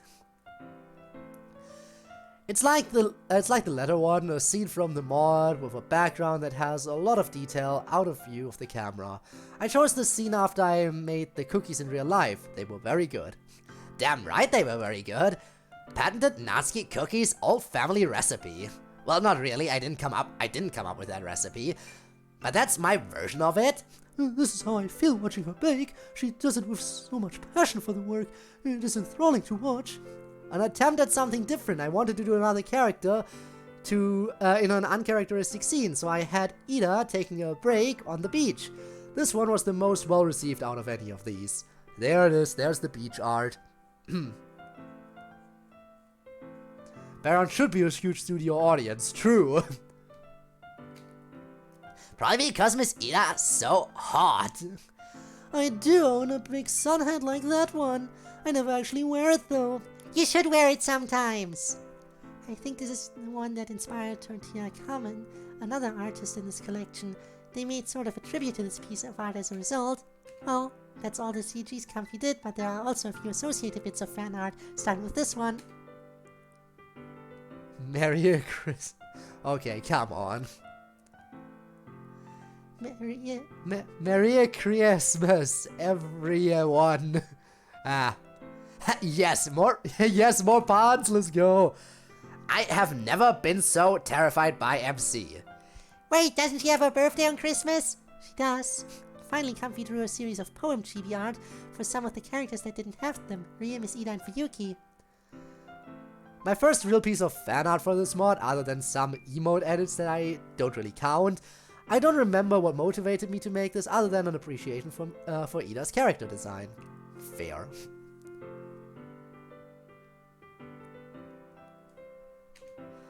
Miss Ida is a very compelling person. She has a strong will reflected in her face. I can see why you would be compelled. Since I made an Ida chibi, I figured that I would also make one for Fuyuki as well. It's an improvement in some ways, but for some reason I made the lines much thinner than the vanilla ones. Oh man, I really want a Fuyuki plushie that looks like this. Yeah, this looks fantastic to me. Got all that confident sass I've come to associate with her. I made a real chibi right after I saw her design, but I had to wait for her to be officially revealed, so I redid it to much better results. I studied chibis from the original game very intently, figuring out where their designs differed and where they were the same, as to not model this one on any one in specific. Your homework shows the general style of the poem Chibis is extremely well represented here without any actual tracing or such. It's very impressive. Very subtle facial expressions work here that shows the personality of each of the 3 characters you did. Well, that's all for Comfy's art. Thanks for all of that, Comfy, and we're very much looking forward to what you might create in the future. Alright, final segment! At 5.5 hours! The stream is almost 2 streams long! Others. This is a clump of a few other artists who contributed small amounts of art, but that doesn't make it any less awesome. This rather important CG was commissioned from a sweeper, who also known as Artilliant. You can find them on Fiverr at Artilliant. Obviously the big reveal of episode 30 was a hugely important moment, so high quality CG art was a big deal. The artist definitely delivered. This was the only specifically club meetings fan art I've received via email to my club address. It's by longtime community member Jody, and it's awesome. They got that pattern on not on my yukata really well. It looks super cute. Given how important Miss Ida is to the plot of club meetings, especially season 2, it was important for her to have her own sprite. The artist who made Miss Ida's sprites is Kuta Pinku, who you can find under that name on Reddit, Instagram, Twitter, and Discord. She really captured the thoughtful and caring nature of Miss Ida and contributed hugely to her character, and gave her a variety of fun expressions to work with. Drawing Miss Ida was such an experience. She was probably my 2nd or 3rd sprite I made back when I was new to the community. I didn't expect her to become so well known. I remember being so happy about getting her commissioned, probably the sprite that launched my career as a DDLC artist, which I'm so grateful for now. Mod is truly the greater beneficiary. This sprite has been extremely important for the mod. And you can really tell its quality from the way that other mods have picked up the sprite and used it for a variety of characters, almost always still a teacher or other guardian figure. Alright, that's all the fan art we've got here. Thanks to all the artists and... Wait, why is the music fading out? Oh no, what is happening? You're the most common teacher in DDLC mods after that sprite. It's a really good sprite, okay, it works. I totally understand why people would use that sprite more. Is this just the game ending this section, or... Well, that's ominous. You thought you were safe. Oh no. I don't really know why this song is playing.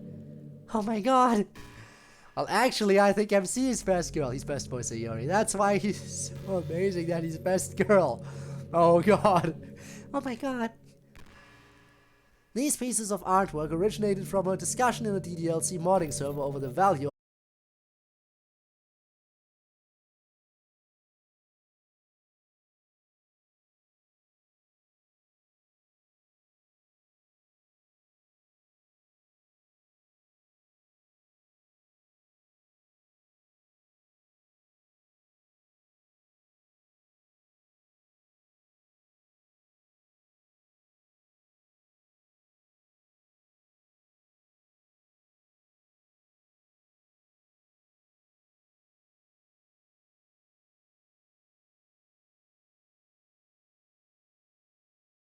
on. There we go, we're back. I think we reconnected. Is everything okay? Is everyone still here? Oh my god, and there's the text box flowing in. Okay, let me catch up with chat. Stuff happened. This was so powerful that it disconnected everything. So powerful that it disconnected. Hello, hello. Yes, we are back. We are back. Okay. Rob, no need to say BRB. Yeah. Welcome back. Okay, we are back. Okay, so apparently this was so powerful that it crashed the stream for a second. Anyway, did we miss out on a text box? I'm not sure. I don't think so. Oh god!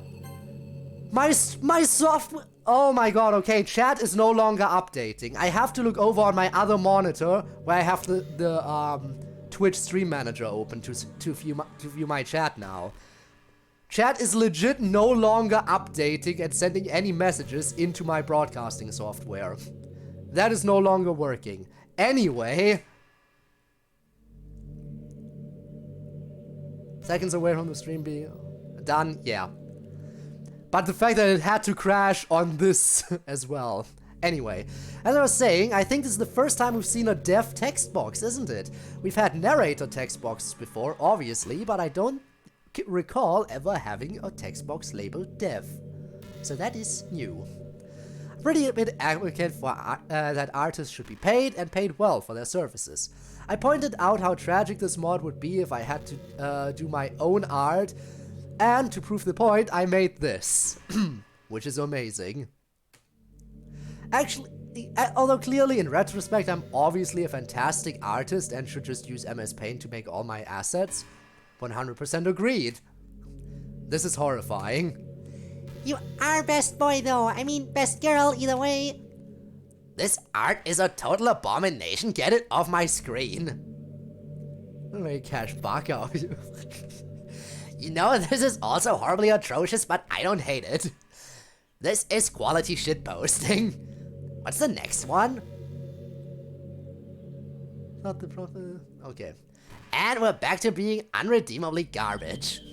My favorite... Oh, sorry, that's deaf again. Again, same text color, same text box color. Also, you know what? I'm glad. It seems like that even though stream disconnected, it didn't split it apart. Because thank God I do not want to have a 6-hour stream to stitch back together, considering that a 3-hour stream caused so much problems to me recently. God damn, a 6-hour one would not be fun to stitch back together. My favorite Yuri moments tend to be the ones where she goes on and on without regard for her listeners, caught up in the very information she's talking about. Here is a tribute to how artists deserve respect. Yes. I do not like those moments. Apparently I am talking about Lovecraft here. This happened when, in response to the 3 drawings you just saw, someone told me that I needed to work on my backgrounds. Of course. Super iron wordiness. You Photoshop, I actually go by MS Paint or something, oh no. And they were right. So I did this quick study of Monica in her space room to prove that I had studied, and of course, completely mastered backgrounds. That very realistic depiction of the purple space nebula was accomplished with the spray tool in MS Paint. I really don't have anything to say about this image.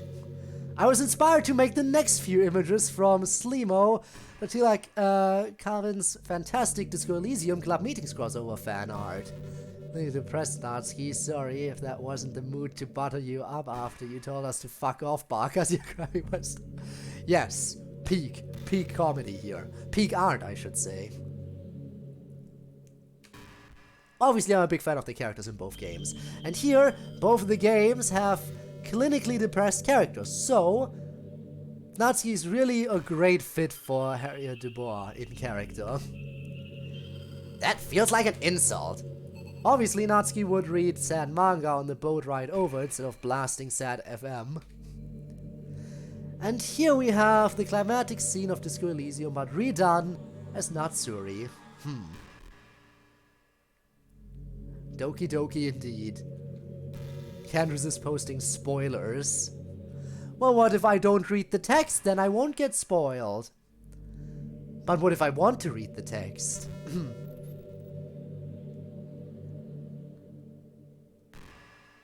Nah, I won't.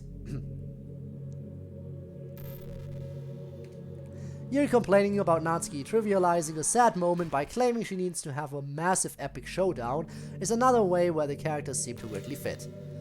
So now let's get to all the other art I've done for the mod, like the CG of the email announcing Miss Ida as the club's advisor, or the club mod title screens. Pretty sure I've done a few dozen more MS Paint Disco Elysium crossover fanarts around here somewhere. Actually, you know what? No, absolutely not. This should not even be included anywhere near anything labeled art. Let's get back to the main menu before it's too late.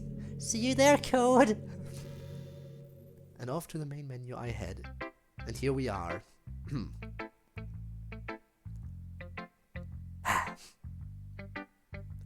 Well, that was club meetings. Cut off by my own creation. Cut off by the author insert as well. Imagine that. Oh boy, that was a long one. The club has in fact met. It has. And oh boy.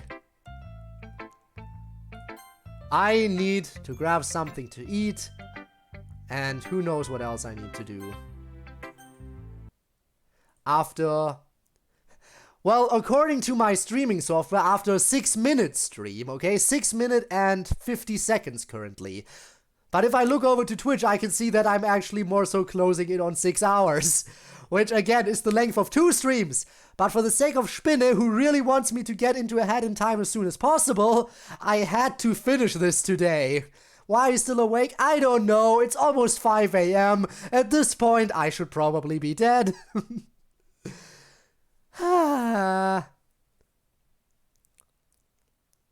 Oh, fun. It's been a lot of fun to play this mod, honestly. When Season 4 eventually comes out, I am gonna be all over that. I am gonna play the episodes as they come out. I am no longer waiting for collections. There's no need to do that.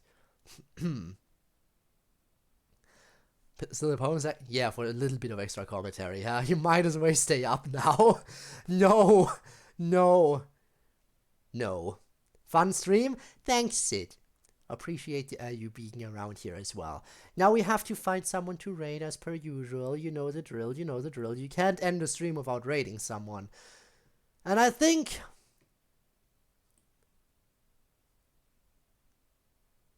Yeah, okay, we got a code message. What message? All images were posted? What do you mean? Oh, like in the Discord, right, stuff in the Discord. I was thinking about raiding Charizard again. Makes sense to me. So let's get this up. And raid start. Alright, everyone. Thank you all for being here today. I had fun despite the little crash that we had to face. But, yeah, we'll see next week. We'll start Ahead in Time. I have to relabel it on the schedule as well so everybody knows. Good day there. Yeah. Alright, everyone. See you around. I'm gonna collapse soon, but first I have to eat something as well. So, yeah. Bye-bye, everyone. Have a good one. See you next time. And of course, if you're watching this after it's been uploaded to YouTube as a VOD, your support is also been greatly appreciated. And you know, if you do want to catch me live in the future, you can do so by heading on over to my Twitch, where I stream every Friday and Saturday, sometimes other days of the week too. You can find the link in the description down below if you're curious, by the way. In any event, I'll see you around. Have a good one. Bye-bye.